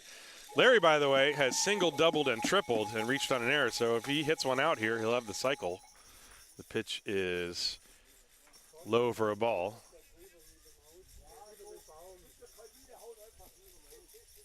He tripled in the 2nd, singled in the 4th, and doubled last inning. And now he lines one that is grabbed by Wallace. And he touches up. That was a good play by David Wallace. Actually, it was a big bouncer. I can't see the ball off the bat. It's the time of day right now where the ball simply just disappears. The ball actually hit the ground and then went high in the air, and Wallace gloved it. I thought he caught it in the air, but then he turned around and touched the bag. So clearly he did not. So 2 down, and now Gary Owens. Owens has tripled and singled today. And a first pitch breaking ball is a strike.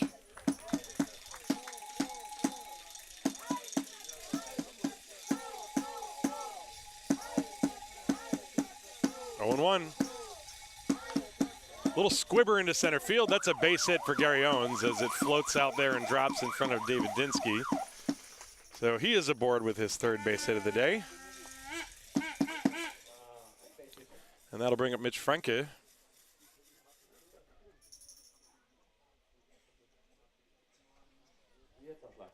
Franke struck out his last at bat. Now he's going to turn on and bat lefty against Boomer Saunders. So again, lots of base runners for Heidenheim. That would explain why they're winning this game 9-4. And a pop-up. This is on the left side. Nate-Sean Thomas is out, and he makes the catch. So a good inning, relatively speaking, for Boomer Saunders. He does give up the 1 run, but he moves things along to the bottom of the 7th inning. It is 9-4 Heidenheim. This is Haar Disciples Baseball, and brought to you by the brewery Wildbräu.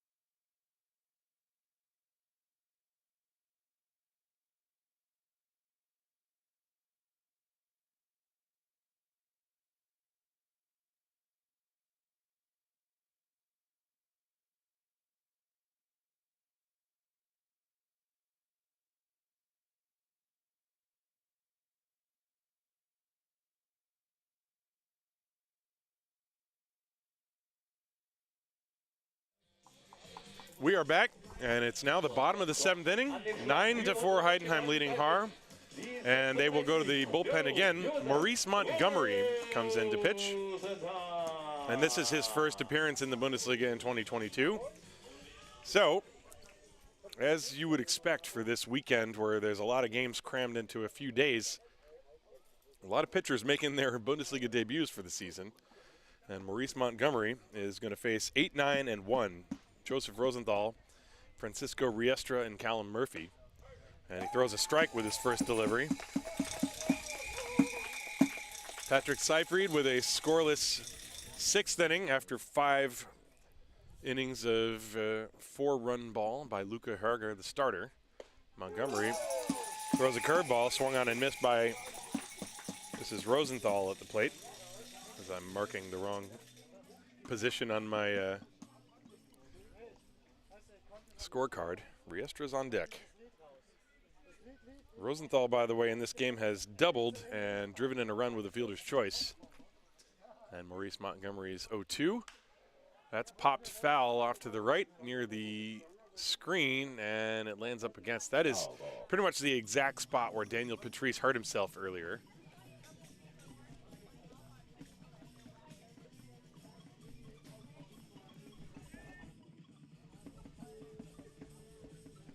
Oh and 2.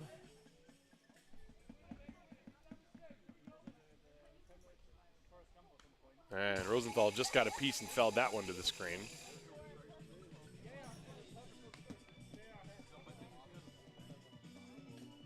We are in the bottom of the 7th. The Disciples won the first game 9-3. Well, Heidenheim,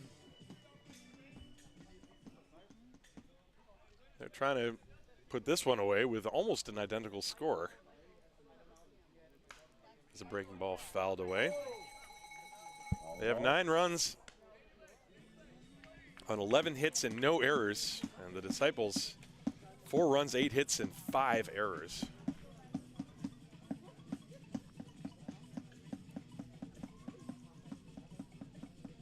And pretty much all the errors they've made have led to some sort of scoring for the Heideköpfe. And that one just missed the outside corner. Montgomery and Walter were getting ready to celebrate a strikeout, but not to be. 1 ball and 2 strikes. And the pitch is high, 2-2.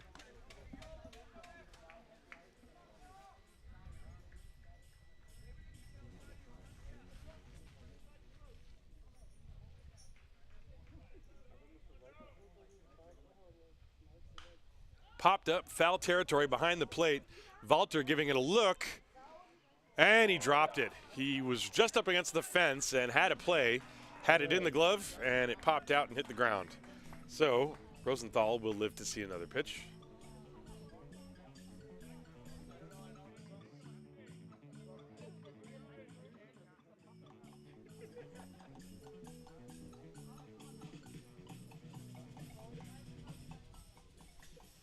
One ball, 2 strikes the count.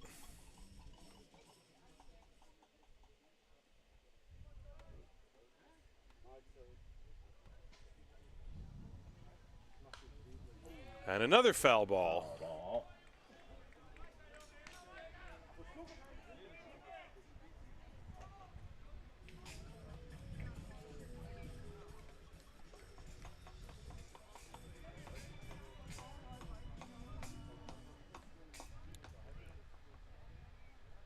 And he finally got him with a breaking ball.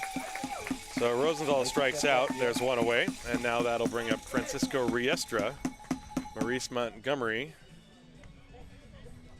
after a couple of foul balls, finally gets Joseph Rosenthal to swing through that upstairs breaking ball. And so Riestra steps up to the plate. This is only his 3rd plate appearance in this game. And he's 0 for 2. Francisco Riestra. Auf geht's, gehen wir nochmal alles hier.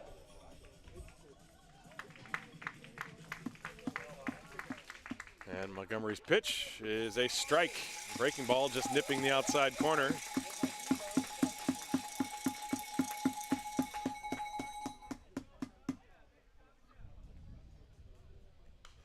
There's a foul ball to the screen, and the count 0-2.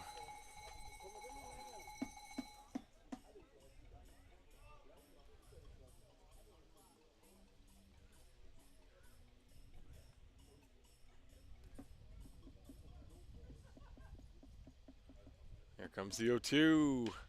Fly ball to right field. Sean Larry started in. Now he drifts over and he one-hands it. Out number 2. 2 down here in the 7th inning. And that'll bring up Callum Murphy. Murphy, the number 1 hitter in the lineup. So he's turned over the lineup.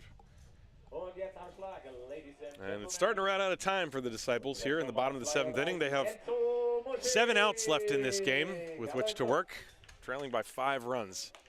And the pitch to Murphy is high. And you got to say also that the injury to Patrice really, it hurts them on many levels, but it leaves he had been swinging the bat so well as Murphy takes a strike on the outside corner. To have him out of the lineup for this game probably made a big difference. There's a breaking ball a little bit high. Of course, that's not a knock on Wallace, who has gotten a base hit while he's in there, but Patrice really is a power threat, and he drives the ball deep into the outfield with great regularity, I must say. As that pitch is inside to Murphy, 3-1 the count.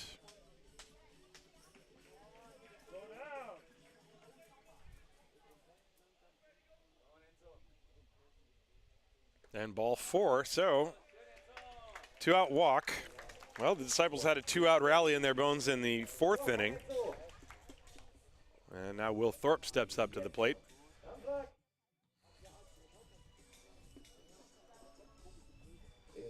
Thorpe in this game is 0 for 3. He has flied to center twice and struck out.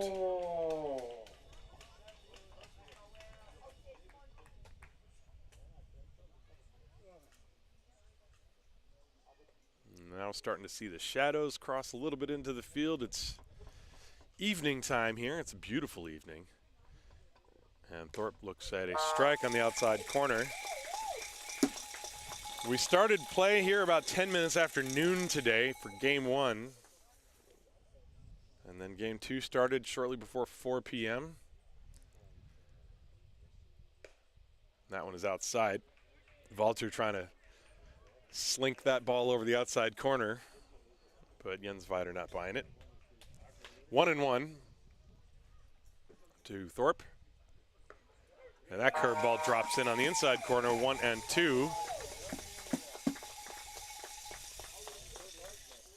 Montgomery ahead of Thorpe, 1 ball and 2 strikes. And Will asks for time.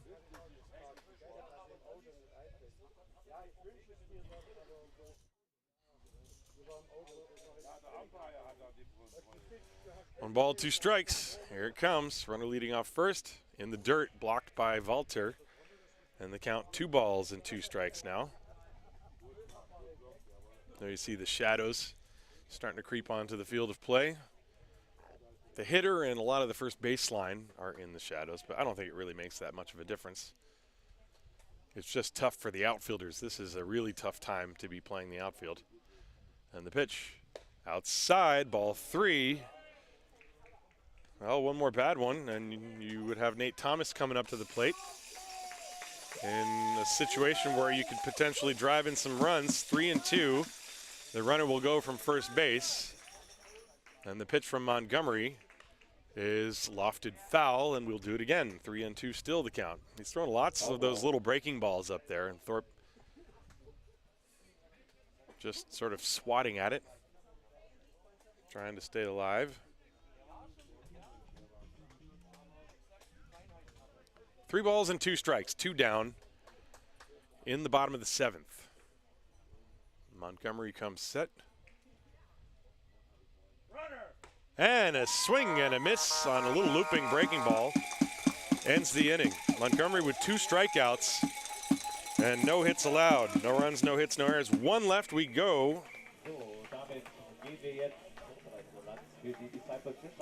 to the 8th inning with Heidenheim leading Haar by a score of 9-4. This is Haar Disciples Baseball Gewidmet von der Brauerei Wildbräu. Brauerei Wildbräu.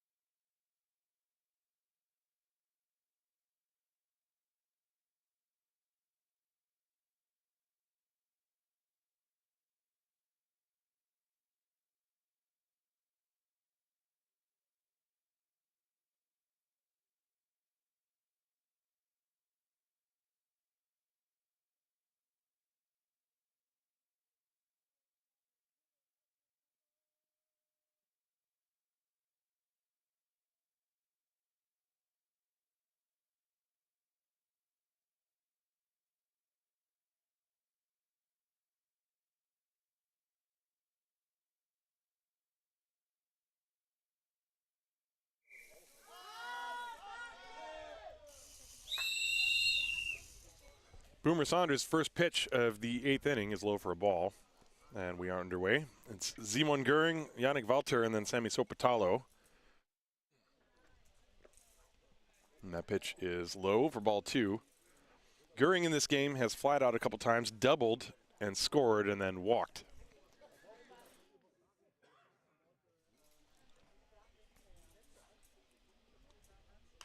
And the pitch is fouled away. 2-1.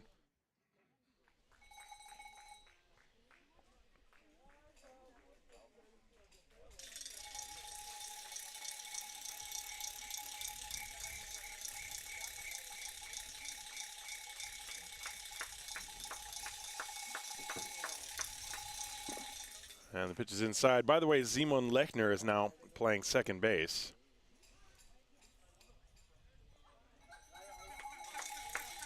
If I see that correctly. And that's upstairs, ball 4. So Göring draws a walk. He's been on base 3 times in 5 plate appearances.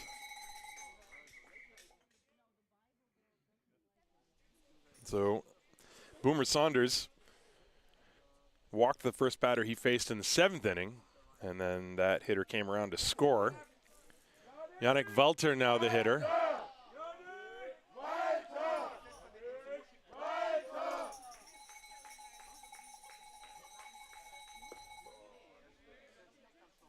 And the breaking ball missed inside.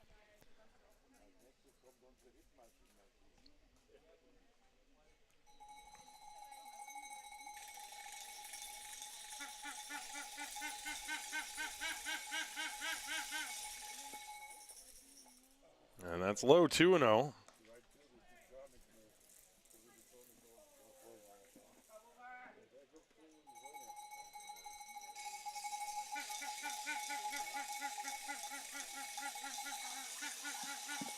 And ball 3, 3 balls, no strikes.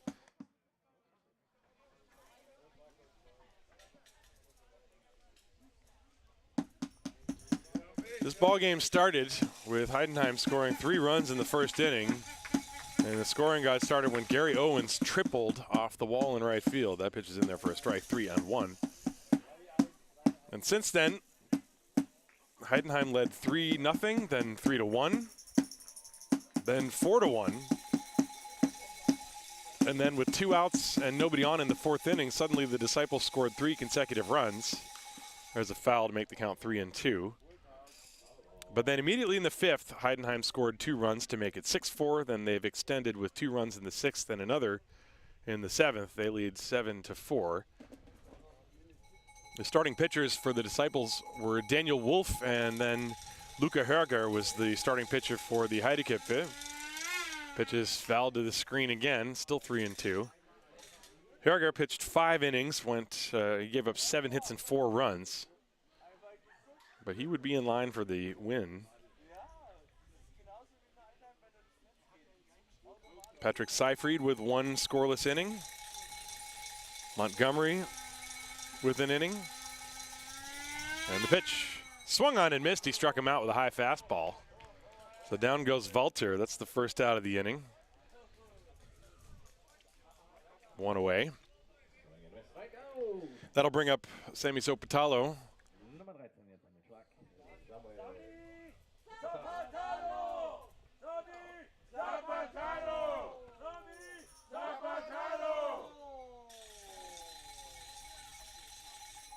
And the pitch to him is high for a ball. 1 ball, no strikes.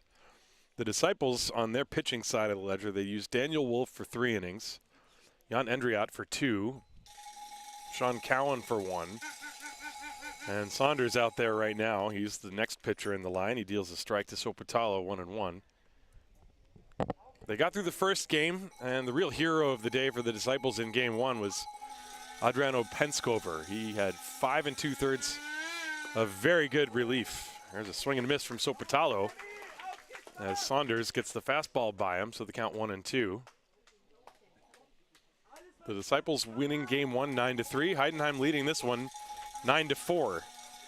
Well, they had identical records coming in. There's a line drive base hit to left field. Good job of hitting by Sopotalo.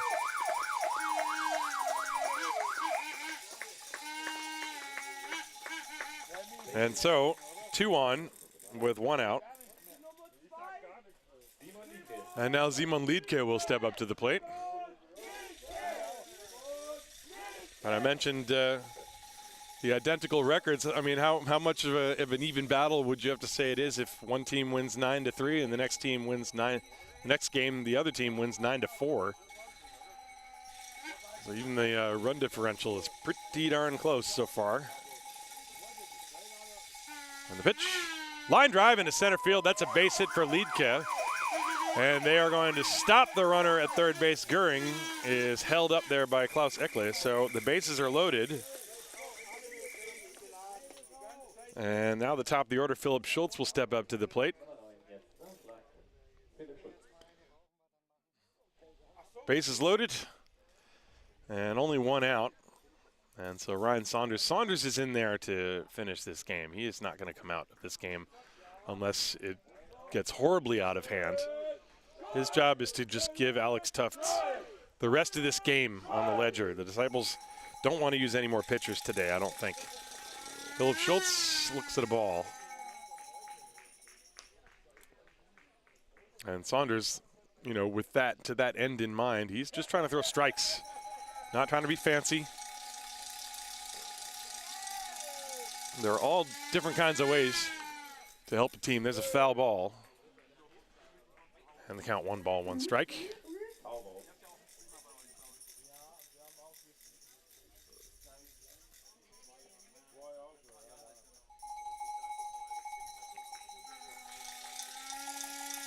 One ball and 1 strike. Here it comes. And the breaking ball. 2-1. Nowhere to put him. Drew Jensen is on deck.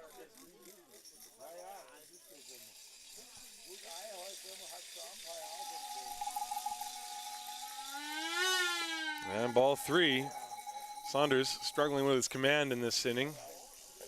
Was able to throw strikes last inning, but he has a walk and then the 2 singles sandwiched with that strikeout. 3-1 on Schultz. And a ground ball to the right side. Lechner gloves it. He throws to short on a bounce, and Thomas could not feel it. In to score is another run. That makes it 10-4 Heidenheim.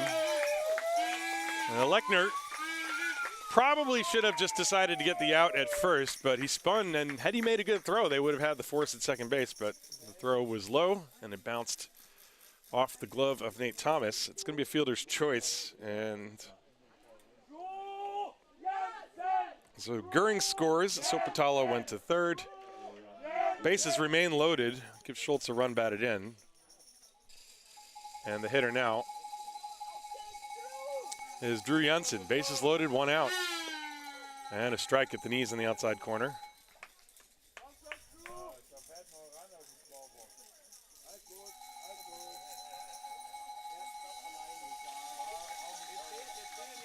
And the pitch. There's a strike on the inside corner, 0-2.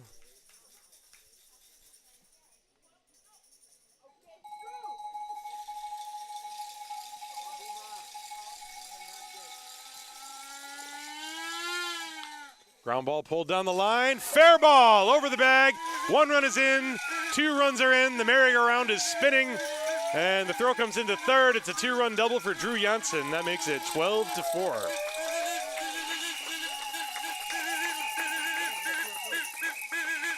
It was close. It got past the dive of Riestra.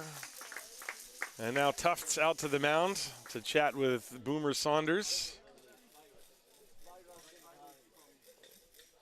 And he's walking out there at a relatively brisk pace. Pats him on the back.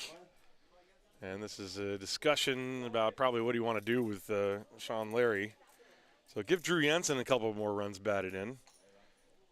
That's a grand total of 4 in this game for him.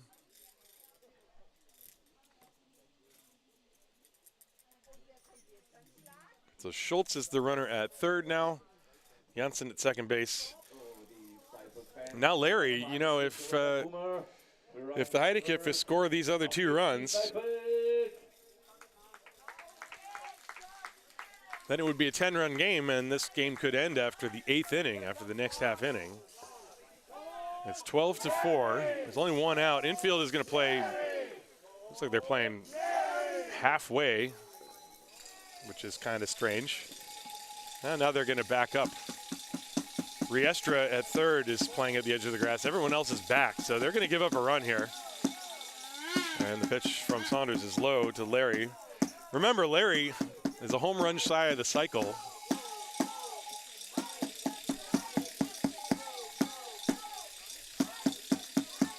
The 1-0. A fly ball to deep right field. It's very high near the wall. At the wall is Van Kopf. It's up against the wall and still in play. 2 runs are going to come around and score as Van Kopf digs the ball out of the net where it meets with the metal fence and fires it back in. And so it is indeed now a 10-run game, 14-4. And Sean Larry, Larry, I think in this game would have had 3 home runs if this game was being played in Heidenheim. But as it is here in Haar, he's got 2 doubles, a single and a triple. I don't think he quite got all of this. It got a little bit in on him. He got it very high in the air, but it wasn't high enough to get it over that fence in right field. But it did, however, take care of driving home 2 more runs. Now Gary Owens, and he looks at a pitch inside. And so now with the 10-run lead, Heidenheim could end this game with 3 outs in the bottom half of this inning.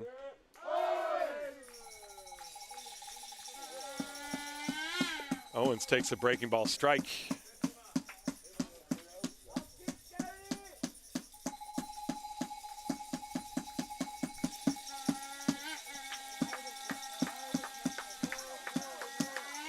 Breaking ball, that's upstairs.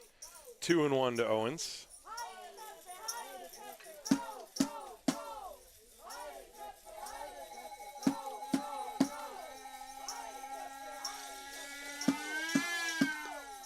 There's a strike over the outside corner to Gary Owens. 2 balls, 2 strikes.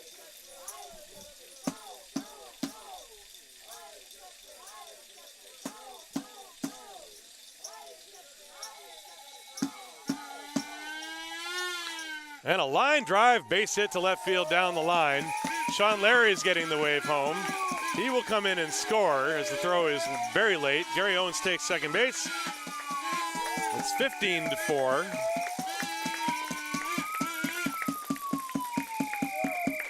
That's Owens' 4th run batted in, 4th hit of the game. I think it's going to be a single, and he takes second on the throw home.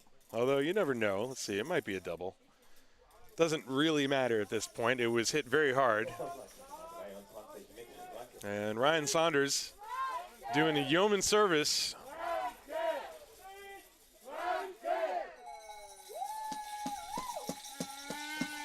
And now Mitch Frank takes a ball. This is the 9th man to bat in the inning, still only 1 out.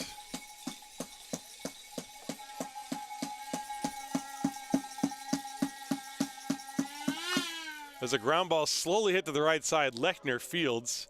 His throw to first is in time. There are 2 away. And now Simon Göring, who started this whole thing, will step up to the plate. Göring walked twice, doubled, and flied out. Well, you know, these games, the games that have this score at the end of them, it's not always what it seems, 15-4. I mean, those of you who've been watching this whole game, you know it has not been a laugher by any respect. And this is one of the things that happens in Bundesliga baseball. The teams just run out of pitchers. And quite frankly, that's a good thing, because the alternative would be the parade of relievers we see in the MLB. And just nothing but strikeouts, as Göring fouled that one away. Here, you know, at least you get some action, right? There's the ball flying all over the ballpark. You got runs on the board. Now, Saunders, I mean, it's not like he's walking people. He's just throwing pitches, and the Heideköpfe are good hitters. Pitches upstairs. 2 balls and 1 strike to Simon Göring. 2 down in the inning. Well, the Disciples, they've got their win. To sweep Heidenheim would be almost unthinkable. This ball popped up, foul out of play off to the right, 2-2. So the Disciples, no matter what happens in game 2, they're happy because they won a game. And, you know, these 2 teams are going to do this again on Saturday.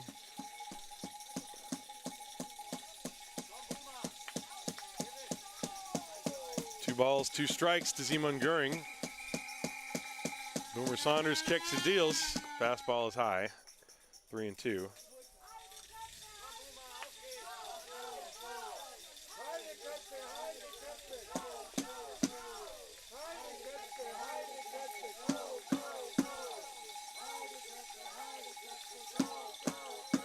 And strike 3 called on the inside corner. Saunders with a little inside slider, and Göring is called out on strikes to end the inning. But it was a big one as Heidenheim plates 6 runs. And they stretched the lead to 15-4. So the Disciples need to score at least 2 runs to extend this game past the 8th inning. We will be back. This is Haar Disciples Baseball, brought to you by the Brauerei Wildbräu.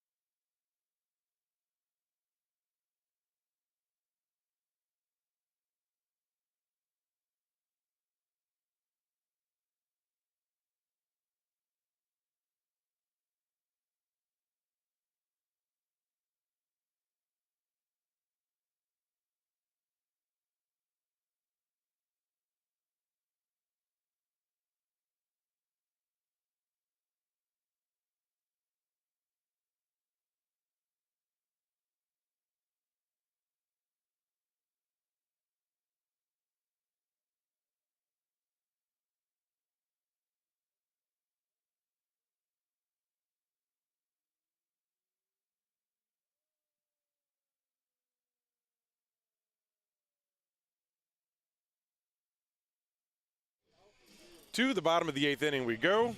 The Heideköpfe 3 outs away from a victory, 15-4. Remember, there's a 10-run rule. If the team is leading by 10 runs or more, the game ends. And the first pitch to Nate Sean Thomas from Maurice Montgomery is in for a strike. Thomas, and then Wallace and Dinsky.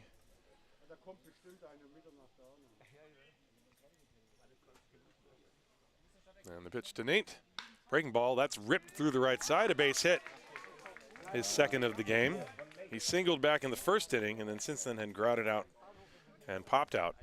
So he's on to start things here in the 8th.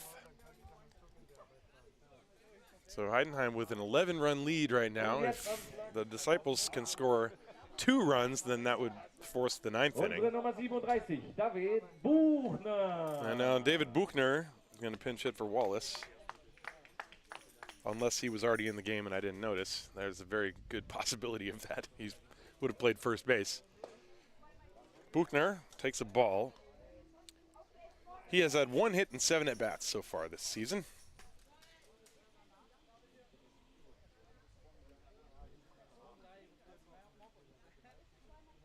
And he taps it to third.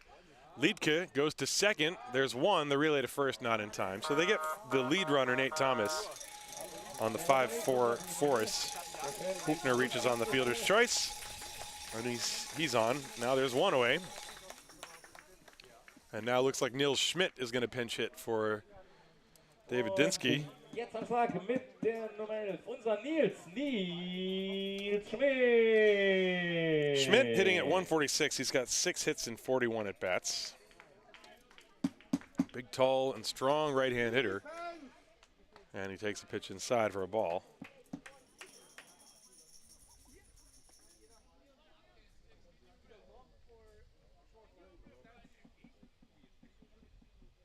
And Schmidt with a high fly ball to deep left field. Sopatalo is back in underneath it, and he makes the catch. Schmidt just missed that one. 2 down. And so the Heideköpfe 1 out away from answering the Game 1 loss that the Haar Disciples dealt them. And the hitter will be Titus van Kopf. Van Kopf has 2 singles, a run batted in, and then he struck out looking. So 2 down here in the 8th inning. It's up to Titus to try to extend this thing. And the pitch is a strike.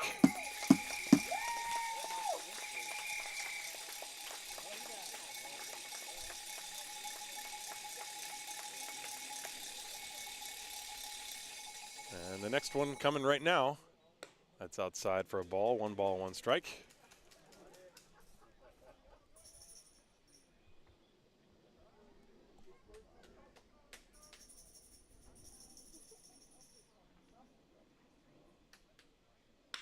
There's a line shot right to the second baseman Jensen, and that's the ball game. Heidenheim wins by a score of 15-4. As an excellent day of baseball comes to an end at about 20 minutes past 7 p.m.